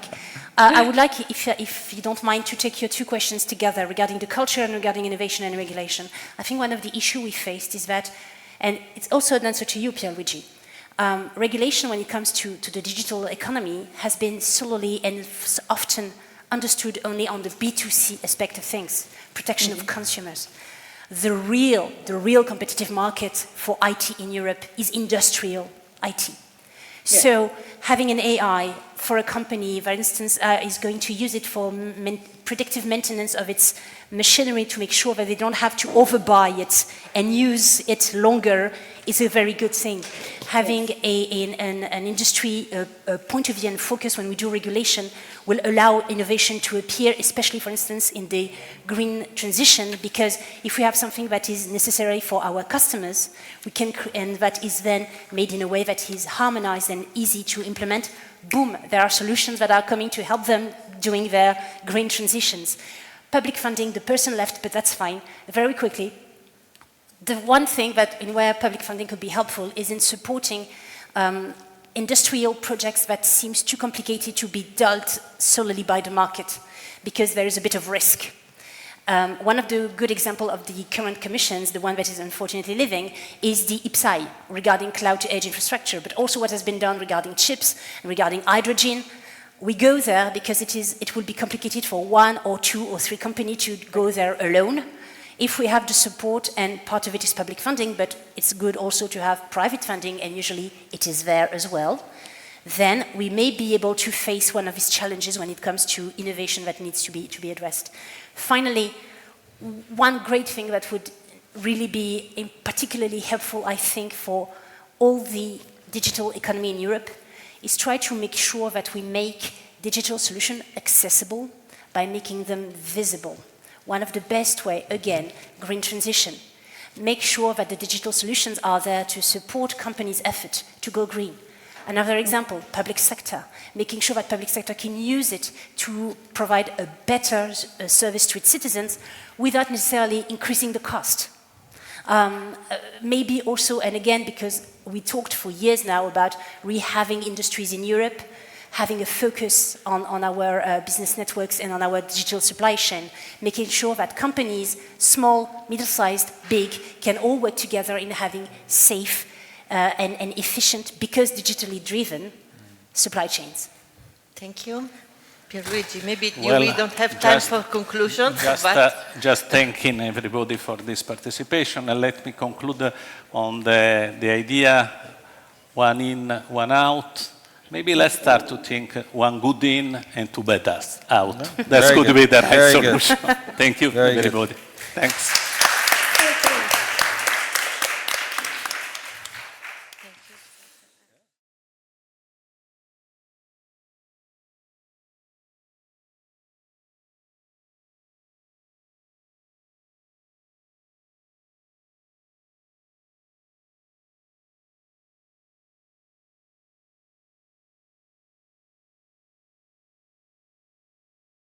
Thank you. Welcome to this panel, European Solidarity in Times of Crisis. Good evening. We will be presenting data from a collaborative project, hot off the press. The data just came in last week. And this project is heavily supported by YouGov, by the European University Institute, McGill University, as well as an ERC project called Solid. And there are very many supporters and co-authors I should mention, but probably will not be able to mention all of them. But representatively, I wanted to thank Stephen Shakespeare and Jonathan von Paris from YouGov, as well as Xavier Starkai. I also wanted to thank Eric Jones from the Robert Schuman Center, as well as Lorenzo Cicchi and Luis Russo from the EUI network that has been behind this project. I also want to thank a bunch of co-authors listed here, Thomas Garot-Paquette, John Hicks, Olivier Bergeron-Boutin, and Isaac Novak. I'm Dietlin Stolle. I'm a professor at McGill University in Montreal in Canada, but I'm also a visiting fellow at the EUI Robert Schuman Center, and I will be presenting this hot off the press data. It will be a very data-rich panel, and I guess I will also be moderating my own panel, so it will be a one-person show, and hopefully it will be entertaining enough. One person already guaranteed a standing ovation after, so I take that. Anyway, here are the questions that we are asking. Is there solidarity fatigue in the European Union? What do Europeans think? Do they still care about Ukraine? And if they do care, who cares and why? And finally, what do Europeans think about the future of Ukraine and the future of Russia? We believe these are very important questions to ask in a time right now. It seems that the EU countries' initial reaction has been so unified. In fact, as unified that people were surprised by this unified reaction. And since then, the European Union has given, of course, a lot of resources and support for Ukraine. In December, we were at 85 billion euros in military, financial, and humanitarian aid, with individual member states even adding much more to the ticket, not to mention other countries outside the European Union as well, and predominantly, of course, the United States. But some start to doubt right now whether the strategy in Ukraine is actually paying off and leads Ukraine to success. And there can be many arguments about these strategies, about how political leaders are behind this project, and so on. But today, we're going to devote this time to the European citizens. We're going to look at what the European citizens think about this war and their engagement in it as much as it is possible, and their support for Ukraine. And that is important, because if the European citizens are disenchanted with the project, that will represent a challenge in democratic countries where this will be checked at the ballot box. Okay, so that's our plan for today. The answers to our questions in a nutshell, if you want to attend the panel only for 2 minutes, are there is no fatigue, but there are signs of caution that we're going to talk about. Europeans still care about Ukraine quite a bit, but the solidarity also encounters national pressures. Third, to care about Ukraine, you have to experience and perceive there to be a lot of threat, and you have to believe in the international institutions. And fourth, the visions for the future of Ukraine and what to do with Russia differ a lot. So that's a little bit of foreshadowing. But before I dive into this, I want to give you a few words about the survey and the project in general that we call the EUI YouGov Solidarity Project.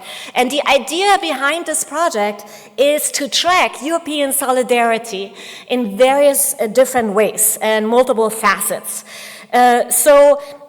For example, we have this survey that has been asked now in the 7th year since 2018, and we also have a few specialized surveys in between, but usually there is one larger survey during a year. And as you can see here, the expansion of the survey, it started off with 11 European countries, but it got bigger and bigger, and this year we added Belgium, so we have altogether 18 European countries right now involved. There's a little bit of a drop-off in the number of respondents as the samples become a little bit smaller. And as I said, the 2024 data just came out, so forgive me for a short preparation time for adding this data to the presentation. So what does it mean, tracking solidarity? What do we actually track? So let me start off with a few theoretical ideas about solidarity and the factors behind it. On the one hand, we know that various threats call for collective action. and solidarity. And we know this from the literature on alliance formation, Bellis's theories of state formation, and so on. And that means we need to be, in a survey of solidarity, we need to be aware of these threats. Furthermore, solidarity is owed within certain boundaries, right? We owe something to certain people because they are part of a certain community that we identify with, of an imagined community, or a real community, or the two also intersect. More specifically, we help some people because we owe it to them as members of a collective. And the European Union is such a collective. And people feel an obligation, as you will see, based on their shared membership. But in this case, solidarity would be conditional upon this perceived membership. Or we grant solidarity because we think that's the right thing to do, regardless of who is receiving solidarity. It could be out of pure humanitarianism or altruism. It's unconditional solidarity, so to say. And finally, our solidarity is also channeled through domestic institutions and configurations, of course. In this sense, societal cleavages, old and new, should shape how threats are perceived and countered, and how solidarity can develop. And there are national conditions of economic pressures and so on, and political pressures that we deal with. So in a survey on solidarity, our tools should measure solidarity across issues, right, over time, and should potentially tap the boundaries within which we feel solidarity, which we have done also in this project, but can also be adaptable to specific issues and crises, okay? All right, so these are some solidarity measures that we have available in this EUI YouGov project. So first of all, we look at resource solidarity. To what extent resources should be redistributed in the view of the survey participants. There we, of course, can go from a more selfish, all to me, to my country, to a more general egalitarian approach. We look at support of other EU member states in various crises, right? We also look at the vote in a potential EU referendum, which is not a measure of solidarity per se, but indicates the positive view of this community. We look at bounded solidarity at the national EU and outside EU level. We even have, in some of the surveys, a personal tax question that we ask what kind of percentage of your taxes people would give for solidaristic projects, but we don't ask this very regularly. But most of the time today, I will also spend on the specific solidarity we feel, or Europeans feel, with regard to Ukraine. And there we have specific measures of support for aid to Ukraine in terms of military, humanitarian aid, and refugees, and so on. Okay, so let me start off with some EU solidarity. And this is a measure here how resources should be distributed. It is asked on a scale which goes exactly from this only to my country to a variety of countries within the EU. And here you see our yearly measure of solidarity. So we call the survey the solidarity tracker. So here we are tracking it over time. And what you see is, you know, that the support is not too high. It is not at the largest number here at 10. It is between 5 and 6. So the support is a little bit skeptical, but it is beyond the 5. So there is more turning towards egalitarian redistribution. But what we see in this slide is that 2022 was kind of a moment that caused more solidarity.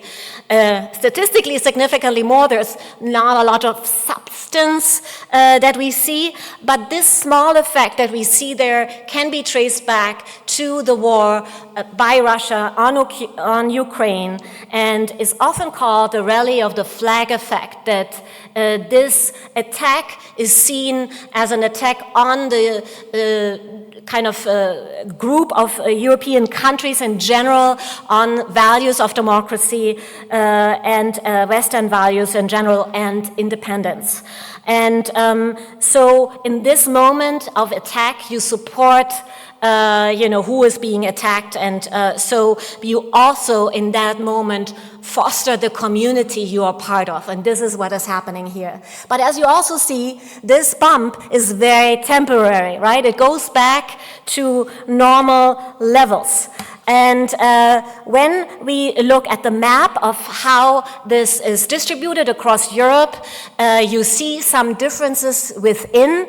And you see here, this is an economic redistribution measure that the southern countries of Spain and Greece, for example, are more supportive of this redistribution, also because they're often beneficiaries of that redistribution, but much more skepticism, for example, here in Finland, France, or the UK. Okay, solidarity can also take many different forms. As I said, we also measure this in terms of where and how Europeans support different crises. So here we are asking Europeans whether they would help another EU member state in times of crisis. And we have different crises here that we ask regularly about. And the first thing to notice in this graph is, and you will see a lot of graphs today, is that solidarity really differs according to which crisis we ask about. Okay? So you can think of it as a crisis that comes to a country as no fault, that has really the highest support, or allegedly of no fault, I should say. So, for example, natural disasters or military attack and so on are crises that are very much supported, but there is much less support for economic crisis, for example. As you see, the debt crisis or unemployment crisis, Europeans are really not so sure whether they want to help another EU country. And so there is some sort of reluctance to help another member state with economic issues. Often they don't realize potentially that also these economic crises could be of an international order or also not at fault of the country itself. But there is one interesting bump here too, and that is the refugee bump, and that is also due again to the attack on Ukraine, where we saw so many refugees from Ukraine in the first year of the war, in particular, going to Europe. There have been European policies about accepting refugees, and we do see a higher acceptance, but that acceptance is sliding away. And the economic help is also sliding away just a little bit. Okay, something to keep in mind. And finally, another indicator here is about a potential referendum vote. If you were asked remain or stay or move, what would you vote? And this is the remain vote. It is fairly stable, around 60%, but we also see again a small bump from the war in Ukraine. So again, a crisis, a disaster, a threat can cause more community and more willingness to engage in that community, and that's what we see here. Okay, so we are asking why is there maybe not more solidarity, and why is there only a temporary bump? And in order to understand that, we ask Europeans about which issue they really care about for their country, and this is what we find. So there's a lot of different issues here, but I want to highlight one that is particularly standing out here, which is the worry about rising inflation and rising prices that has become an issue since 2022. In part, of course, the actual crisis is related also to the war and has been a lived experience since then.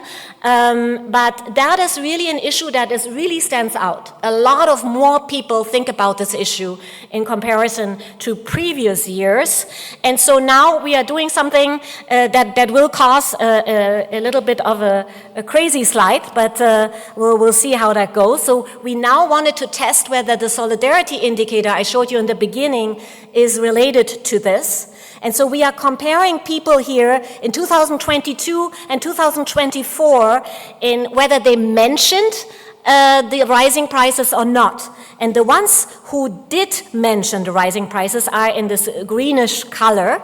And as you see, it was not determining anything about solidarity in 22, but in 24 we see a variety of countries where, and actually the lower solidarity countries, where the rising prices or the concern about them is actually causing less solidarity. So it's a first indication here that with regard to economic redistribution solidarity, rising prices and inflation really matters, okay? So let's keep that in mind, so we're gonna go on to move to Ukraine. But before, let's just wrap up. European solidarity is relatively stable. The war by Russia has led to a slight increase in European solidarity, but it was a temporary bump, and rising economic concerns have been potentially behind this, okay? So that's the takeaway of part one. Let's now zoom into Russia's war in Ukraine, into what we perceive as a specific form of solidarity that has arisen. Ukraine is obviously located at the moment outside of the European Union, so it doesn't, the same theories don't easily apply there explaining that case. But as you will see, that the belief in this European Union, in this community, has a lot to do with how you view Ukraine. So first of all, let me show you what Europeans think about Russia.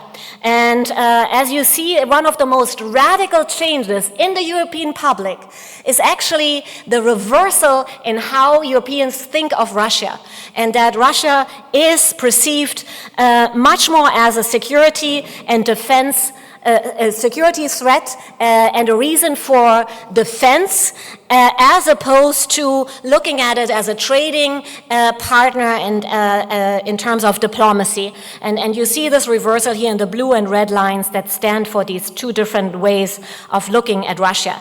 That particular, so that means all of Europe is much more concerned, but there are differences within Europe that this graph is hiding, of course. Some countries like Lithuania, Finland, and Poland, for example, are much more reacting to this threat, and I will come back to that. Countries that react much less in their threat reaction are Hungary, Italy, and Greece.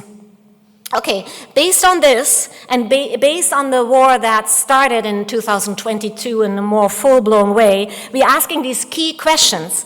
What is the support across European countries for aiding Ukraine during Russia's invasion? Is the support stable, or do we also see a kind of fatigue there as well, as a lot of politicians, in fact, today, even during some of the sessions, talked about? How can we explain some patterns of support? Is there a conventional East-West gap in support, or are there other regional divisions that we now have to look at that determines Europe very differently? We are testing some hypotheses. I'm going to show you a few examples of these tests. I cannot give you all of it.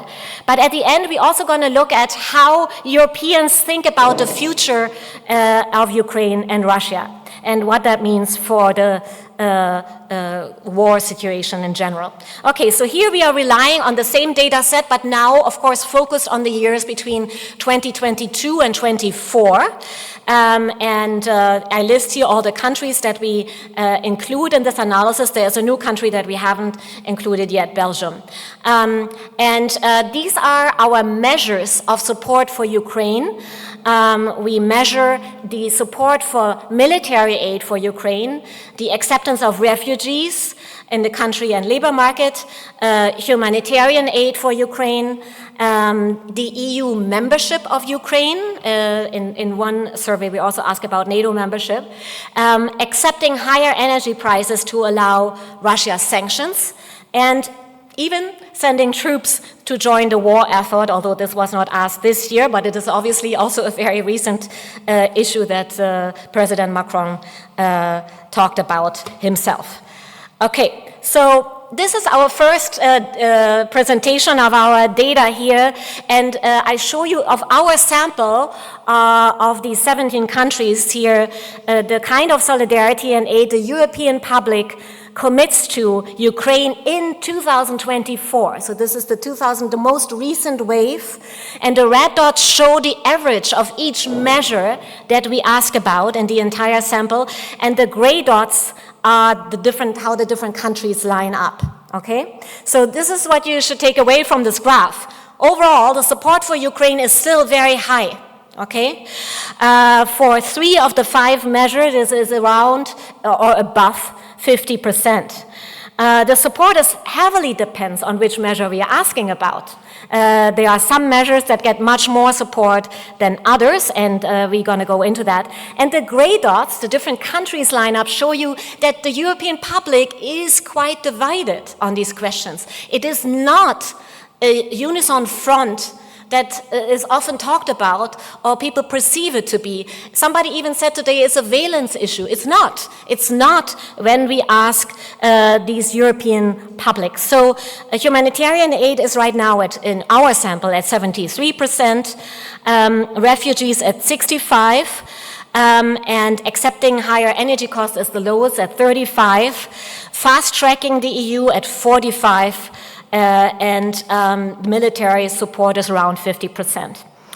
So, but how does it look like in terms of the country means? If we add up all these measures together, here's our lineup of support. And interestingly enough, this lineup of support, it varies between 30% on average for all these measures to 80%. So the variance, again, within Europe is huge.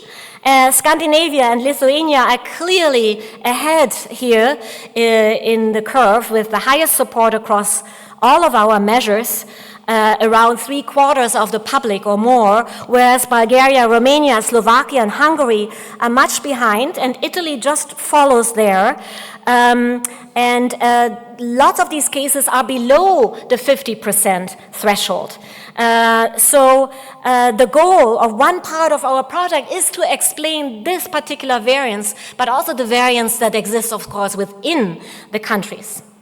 Okay, so now let me show you how this support, this is 24, how that has moved from the very first measure that we have taken. And here I collapsed again. All the measures are separated out, but all the countries together. And we look at change over time from 2022 to now. And we have various data points here that go beyond the yearly measure.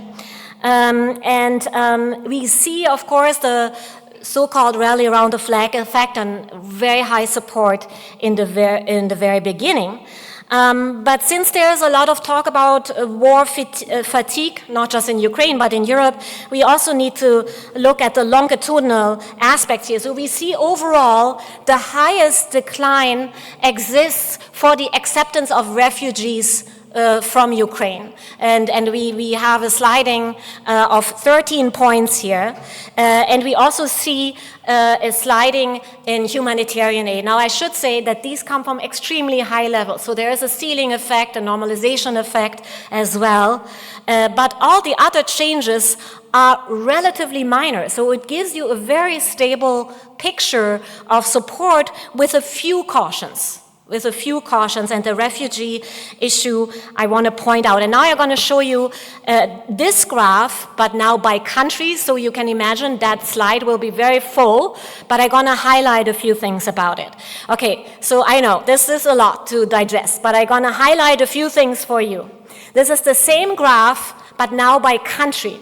Okay, and so to highlight a few things, the countries are ordered by their overall support for Ukraine, and you see that the first countries listed here that have the highest support altogether are also the ones with the most stable support. There's not a lot of country decline in our high support cases like Finland, Sweden, Lithuania, even Denmark and Spain should be added to this. UK with a few little declines there. But then it starts to become the middle categories of countries experience more decline. And I want to highlight here one case that really surprised us, because Poland has been a very stable supporter, was actually a top supporter in the beginning of the war, but now has slipped quite a bit. And for example, the acceptance of refugees has slipped by 27 points in Poland. That is a huge slippage there, but you can also see there, the numbers might be too small, but this is an effect that goes across all these measures in Poland, okay? So we will come back to the case of Poland in a second. This is followed by Romania, which had a big slippage last year. The slippage on acceptance of refugees is 25 points. But we also see a lot of slippage in classic countries like Germany that are in the middle field of support, in the sense they have been the engines of European integration, but now are hesitant or become more hesitant with a decline of 21 points. But also Greece, Hungary, which are already low, and Italy and France have such declines. So here to point out Romania and Germany, sorry, I forgot that. So in sum, we do move away from an unabashed support, but the support is slipping only in certain countries, not overall, and is mostly due for the soft measures. For hard measures, it becomes much more controversial, but the support is also more stable. So now let's ask a few follow-up questions. Where does the decline really come from? Where is it situated within these countries? Which countries are less solidaristic with Ukraine and why? And which individuals? And I have to speed up a little bit because we want to have also time for discussion. But I'm going to go a few more minutes here to show you some results that could be very interesting for you. So we divide this up in 3 different sets of questions. We're going to look at some structural effects, whether countries, for example, had a good trading relationship with Russia and that prevents them from supporting Ukraine, whether it's the sheer distance that matters, whether they can be reached quickly, which leads to more threat. Or we also look in other projects at Russian disinformation. And we also look at domestic political dynamics. So, for example, by elite cues, we kind of can imagine that supporters of certain parties, of the left or right, in particular, maybe go with their particular leaders, and that there is some sort of cleavage that we see in the left and right, or we maybe see differences whether you're a supporter of the opposition or of the incumbent, things like that. Finally, we also look at individual level factors. So we look at solidarity in general with the EU. We look at whether respondents trust the EU as an institution. We look at how they think about NATO, whether they're particularly threatened by Russia, and we look at also various socio-demographic variables. Well, let me quickly go over some slides because they don't produce many results. So trade with Russia, economic relationships actually don't have an effect. The line is almost flat. Cases are all over the place. It's not a pretty graph. The closer proximity to Russia, measured in kilometers from the border, is also not doing its share. There are cases that don't fit the pattern, although we do see high support in the countries very close to Russia. I skipped that idea. We do see some differences with regard to the left and right positioning of respondents. So here we look at the scale from the very left on the left side and the very right, how people place themselves on the right side of each country graph. And we also give you 2 values from 2022 and from 2024. And here, what we find? Well, we find that the support for Ukraine that we measure with these 5 measures that I talked about earlier is not a clear left and right issue.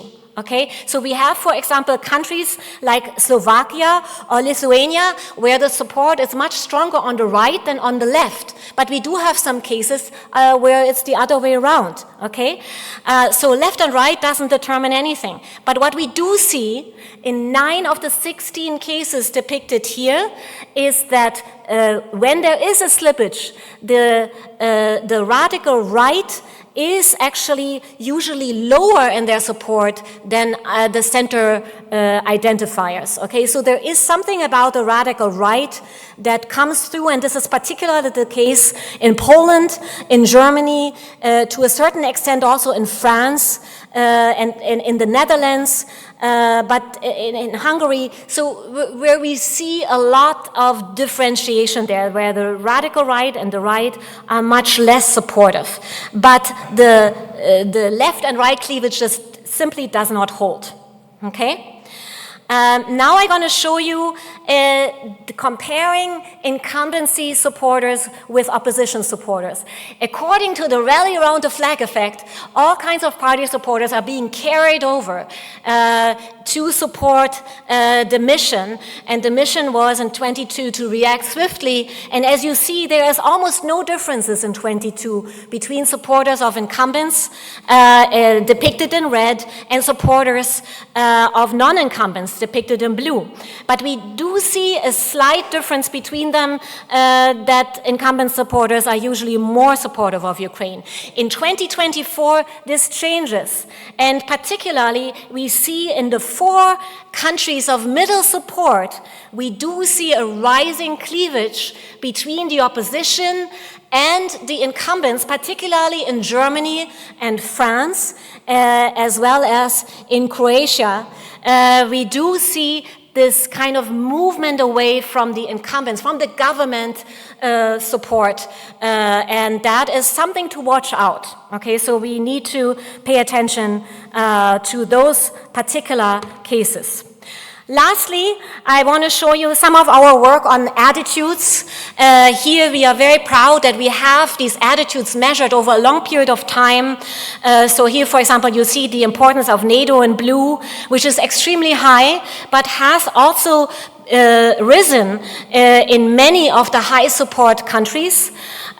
We do see the Russia relations that I showed earlier that become more antagonistic or see Russia more as a security threat has completely risen in many countries, but not in the bottom part of this row here. Interestingly enough, there is also support for a European army, which we all know doesn't exist at this point, but there is support for it. It's not as high, obviously, as for NATO, but there is some readiness here as well.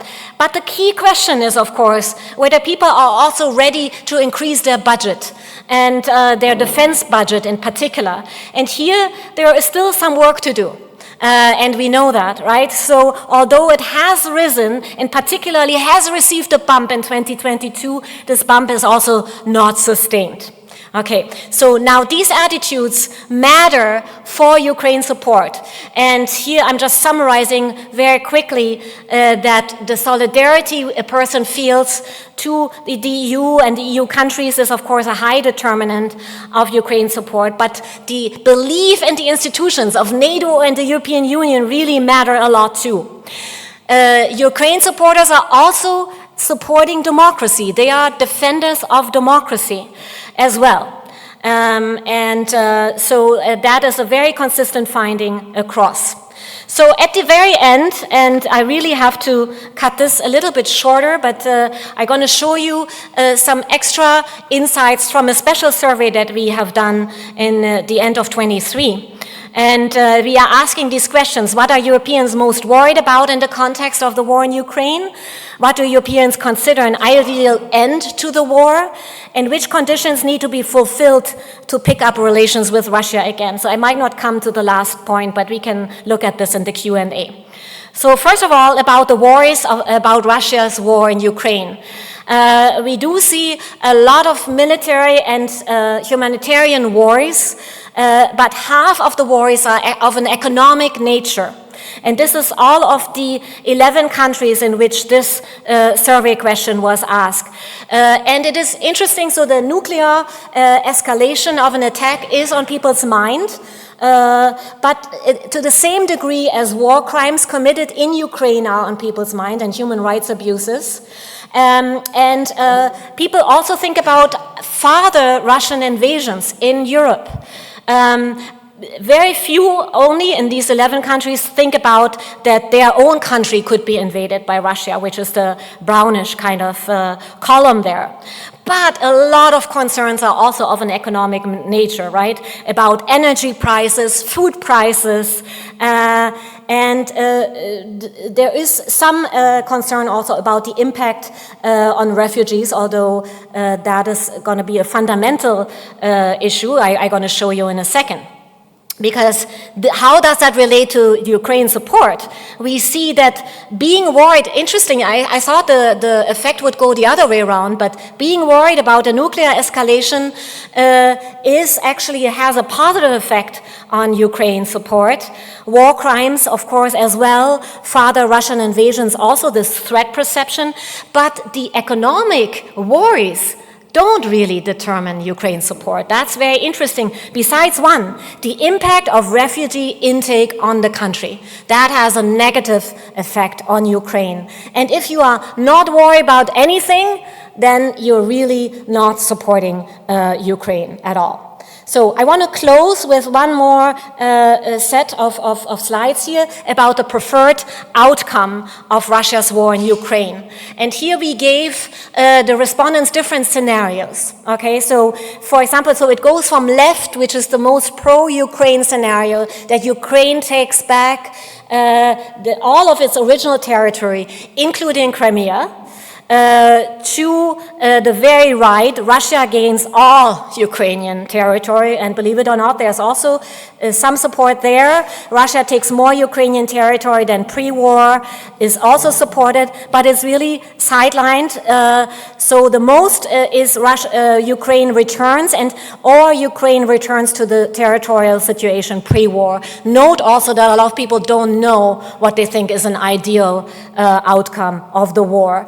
But now I want to show you a slide how this particular question has developed over time, which would show us some sort of fatigue. What you see is, first of all, countries have different visions about the end of the war, completely different visions, and that vision is exactly the same lineup as we see for Ukraine support, right? So no big surprise there. But what I want to alert you to is that besides Lithuania and Sweden, where the results are very stable over time, we do see that the group of countries that believes that Ukraine can get to its original territory from before the war is getting smaller over time. In all the other countries, in Finland, in the UK, in Poland, in Denmark, and you can see it yourself how the blue part of the column is getting smaller and smaller, and that of course is also working its way on Ukraine support. It is also a reflection of the reality of the war right now on the ground, where we get some messages. So I want to close with that, with a summary that European solidarity is alive. Economic worries we should watch out for. Support for Ukraine is high, but there are some declines that are specific to certain countries, and they are located in opposition party supporters and in sometimes the right, but not everywhere. It is shaped by historical relations with Russia. I didn't get to talk about that. Threat perceptions and belief in institutions, but not so much economic worries. Ukraine is not so much, besides the worry about refugees. Conventional cleavages are much less relevant. The support cuts across east and west, left and right. There is the outlook of a desired Ukraine territorial win is in decline, and most Europeans agree that I didn't get to talk about that Russia should be held accountable. So thank you for your attention, and I now look forward to your questions.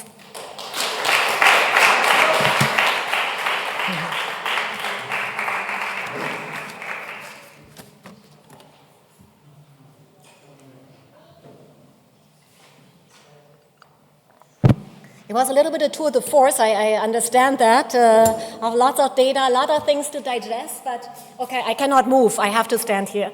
So otherwise I would always go to my audience, but I'm stationed here, I was told, so please. And if you could introduce yourself very briefly. Nadia Koval, Kyiv School of Economics.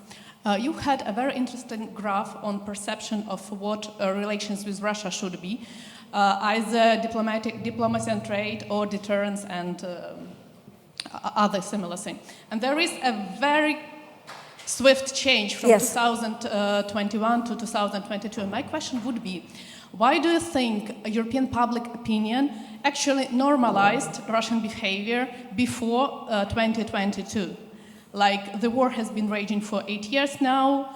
There has been previously war in Georgia, other Russian incursions in so-called post-Soviet space. But still, 2014, annexation of Crimea, occupation of some territories, fighting all across, it's like totally invisible from European public view. What do you see the reason for that? And how do you think these reasons might influence this preferred resolution on the conflict scenarios we were talking on the last slide? Very, very important question. And I think that now it is clear that the international relations scholars haven't listened enough to the Russia specialists and Eastern European specialists that have talked about that threat all along and have been particularly cautious in 2014 and warned that this could lead to further aggressions and that we need to be aware of. So why have political leaders and the public in this case, why has the public not picked up on that? And I think it has to do in part with the fact how political leaders have treated this. So a lot of the graphs I show you are influenced by leaders, right? People take elite cues. These are complicated topics. So, and only the ones who follow the news very carefully really know all the context themselves. But the political leaders, with regard to Ukraine and Crimea, in particularly Angela Merkel and other EU leaders, have not taken up this issue and have continued, I think, with the experiences that these leaders gained maybe during the Cold War, where the approachment to the East has been a strategy at the end, right? That it was about, let's get close to the East, let's trade with them, and then they will change. And I think there was the same belief there that this is what's happening with Russia, and Crimea has been seen as a territory that some people have said is not the key of Ukraine, so people have dismissed it as an important step, I think, easily dismissed it. And so these people that we see here reacting, I think, like a full-blown invasion, where you see people of Europe being aggressed, where you see bombs fall on houses, which was a much more radical image that occurred, has done much more to people's perceptions of Russia than the invasion of Crimea that was under the radar, was not highlighted by politicians, and wasn't shown as graphic. This is it's a draw. It's a spontaneous reaction. Of course, we've thought a lot about this as well, but it is the most spontaneous reaction I can give. I don't know if that satisfies your question, your thoughts, or what do you think, or do you want to respond to that, or you want to add to that? Or? The result of the moral shock experienced and the temporality of the trends and its further declining supports this idea, yes? Exactly. So the problem was the scale of the atrocities and with them then fading a bit from the public view. Exactly. The images that we've seen and that people in a European country were again attacked directly, had to hide in bunkers and in metro stations. And I think people felt they could extend their solidarity because it was one of them, so to say. Which also, by the way, explains a little bit how Europeans treat different crises as farther as we move away from Europe, that solidarity is, of course, affected as well. And I should say that, and in this most recent survey, we actually measured the support for Gaza as well. And I do have a slide, but if there's interest, I can show you that slide, how the support looks like in Europe and the relationship the support for Gaza has to the support in Ukraine as well. Thank you. Are there other questions?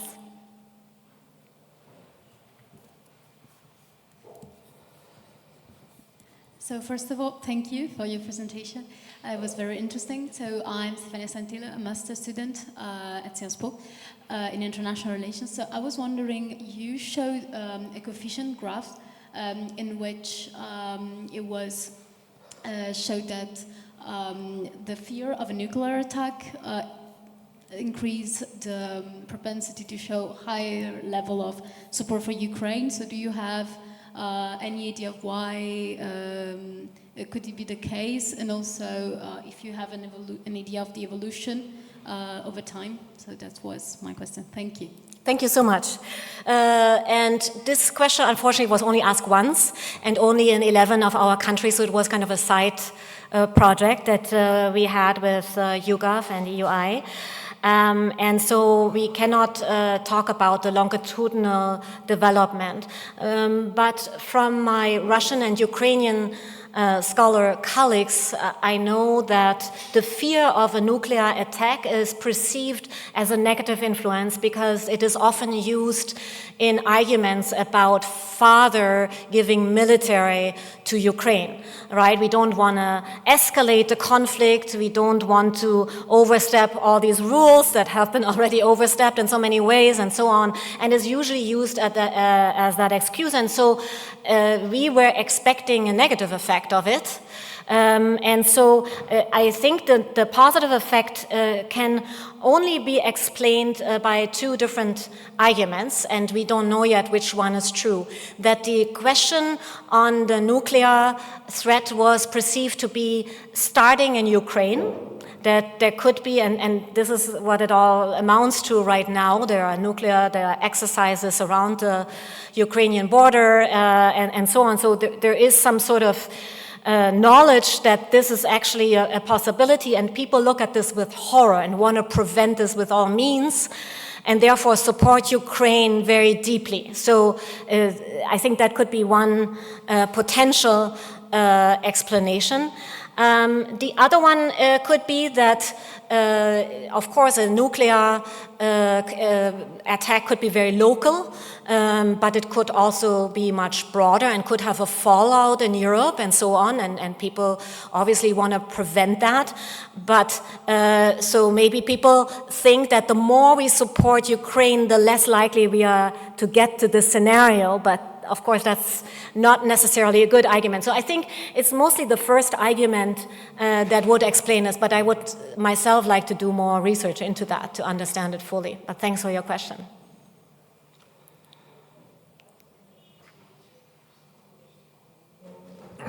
Thank you. I have a more or less comment than a question, quite general one. My name is Tuomas Parkkaari. I'm from Finland, Ministry of Education and Culture. Happened to be also in the High Council of this body over here.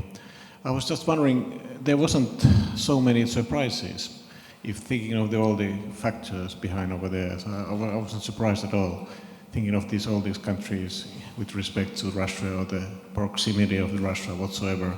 So I think that what is below the line is that it seems that there is actually undoubtedly existential crisis in Europe, but it seems that only 1/3 of the countries have really acknowledged that. And I was just wondering that is it really this case that it's the proximity and also the historical and the situational ties or factors that are really influencing these people. We can also ponder that what will be the result of this kind of situation, that 2/3 of the European people doesn't realize or acknowledge or see that there is an existential crisis in Europe. But I think that's an issue and further discussion. Thank you. Yes, a very important point. I think some European countries have told their governments that there is a potential of war, but some governments with Russia, right, including Finland, but others have not followed through. So I think some governments hold this threat also in much higher regard. And I think Finland and Lithuania and Sweden are really the countries that are holding up the support, and they are closest to Russia, right? I think if we would include other Baltic states beyond Lithuania, so we'll have to talk to Yugov about including them in the future, but that would be interesting to see. I would assume that other Baltic states are also behind it. So I think it has to do, I think that is one part of the coin, is the direct threat. But as I showed in one of the regression plots, it is actually not the factor that is pushing over the solidarity for Ukraine, okay? So what is pushing it over is also to be concerned with the humanitarian crisis in Ukraine and with the victims of the Ukraine war, the innocent victims. I think that is really what drives people. And then we also have some factors pulling negatively. And the potential of invasion in other countries, not necessarily in your own country. And these concerns are very high also in our top supporters. So, but I think your question was asking more, why do other countries don't see this as an existential crisis? And why do we have countries in our data set that have very low, below the half-point support for Ukraine and also want Russia relations to go back to old relations and so on? And they're the best explanation we have is that it relates, so two of them. It relates much more to the views people had before the war. So when we measure, what do you think of Russia?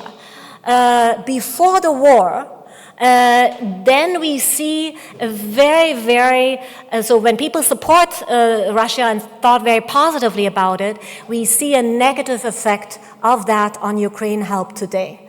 So there are these ties to Russia that are not necessarily of a trade or economic nature, that could be of a cultural, potentially also religious nature. We tested some of that as well, that binds people to Russia and kind of supports, therefore, what Russia is doing. So that is one important factor, and I forgot the second one right now, but it will probably come back to me. So, but there is one more. Yeah.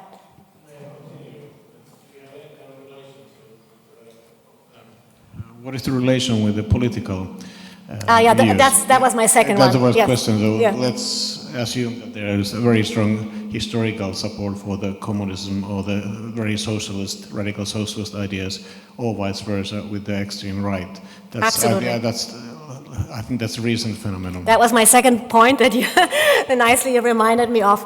And so we are looking at an indicator of the financing of political parties by Russia.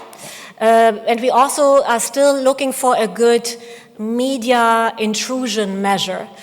So where has the media market been particularly open to Russian news and therefore Russian disinformation? What we can say is that arguments of Russian disinformation, there we have 6 different ones in one of the surveys we tested, strongly relate to Ukraine support. So believing in these disinformations, reduces support enormously. It shows us that there is something about the market that can about the media market that can be behind it. And we do see that voters for parties that receive or received, now it's a little more difficult, at least they are all being now uncovered in the open, but we did have a recent case, for example, in Germany with the AfD, where individuals of the AfD were shown to take money from Russia. So these relationships also matter. So I think on these two fronts, traditional cultural relations in general, and then the specific political ties is really what draws some country and really remains low. Another factor I should mention, though, is anti-Americanism. And it might seem funny, but it actually isn't, in the sense that it is really true that measures of anti-Americanism also very strongly relate to Ukraine support. And the more Americans support Ukraine, the less these people would so be inclined to also support it. So they see any action of the United States as critical. And that is in part, it's also behind the Gaza-Israel story and so on in some ways. But there is a very strong left-wing critique of the United States across Europe, and within the United States, of course, as well, that we see having real political effects now. Yeah. So I think our panel is also coming to an end, unless you want to have a raving comment at the end. Yes, please. Question. Going back to the beginning of the general solidarity question, you said it shows that solidarity is healthy. What comparisons do we have to suggest that just over 5 out of 10 is a good number for solidarity? It could be seen as quite low. Yes, so that's why I think I said it's stable, but yeah. Healthy is a different question, maybe. If I use that word, it wasn't, I mean, I think on it...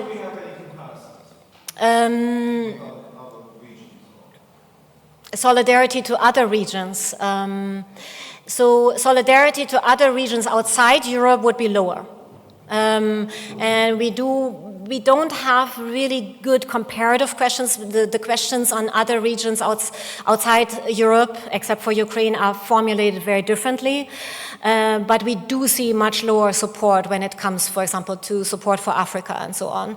And so if we would ask this more systematically across a variety of regions and across a variety of cases, I think we could get better at it. But yes, but what I can tell you is that this number is much lower than the solidarity people feel for a region in need of their own country. So the national form of solidarity is healthier, if you will. It's also more exclusive, of course, but it's higher. So that is another measure of comparison that we can use, and we do have these numbers in one of the surveys. Thank you.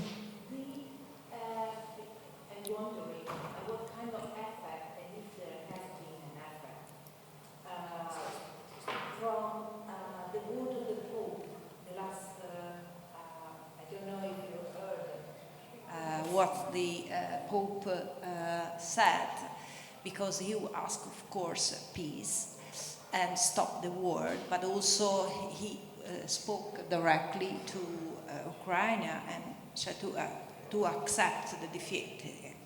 So I wonder if there is, from your side, from the scientific part, not the, if there was an effect.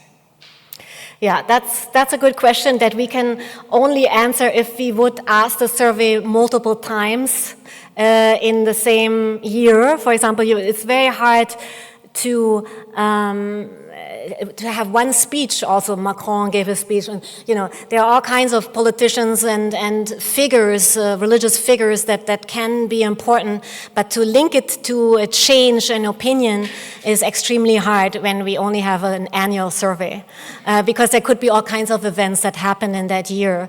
But it is a good hypothesis, and I think what we need to do is to look at how the effect develops for Catholics in particular, right? That would be an interesting way of going about this, whether Catholics change any of their support.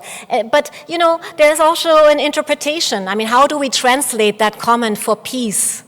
Is it a comment directed, for example, also at Russia? Is it a comment directed specifically to Ukraine or to the Europeans? It could be interpreted in all kinds of ways of how to create peace. We also have a question about, do you want more diplomacy to kick in and so on? But, that is a very difficult topic to get into, so we need to have many more questions about the support and how Europeans want to achieve that peace, because there could be different ways. Yeah, so it's not so easily answered. I'm sorry. Thank you so much. Thank you very much for your attention.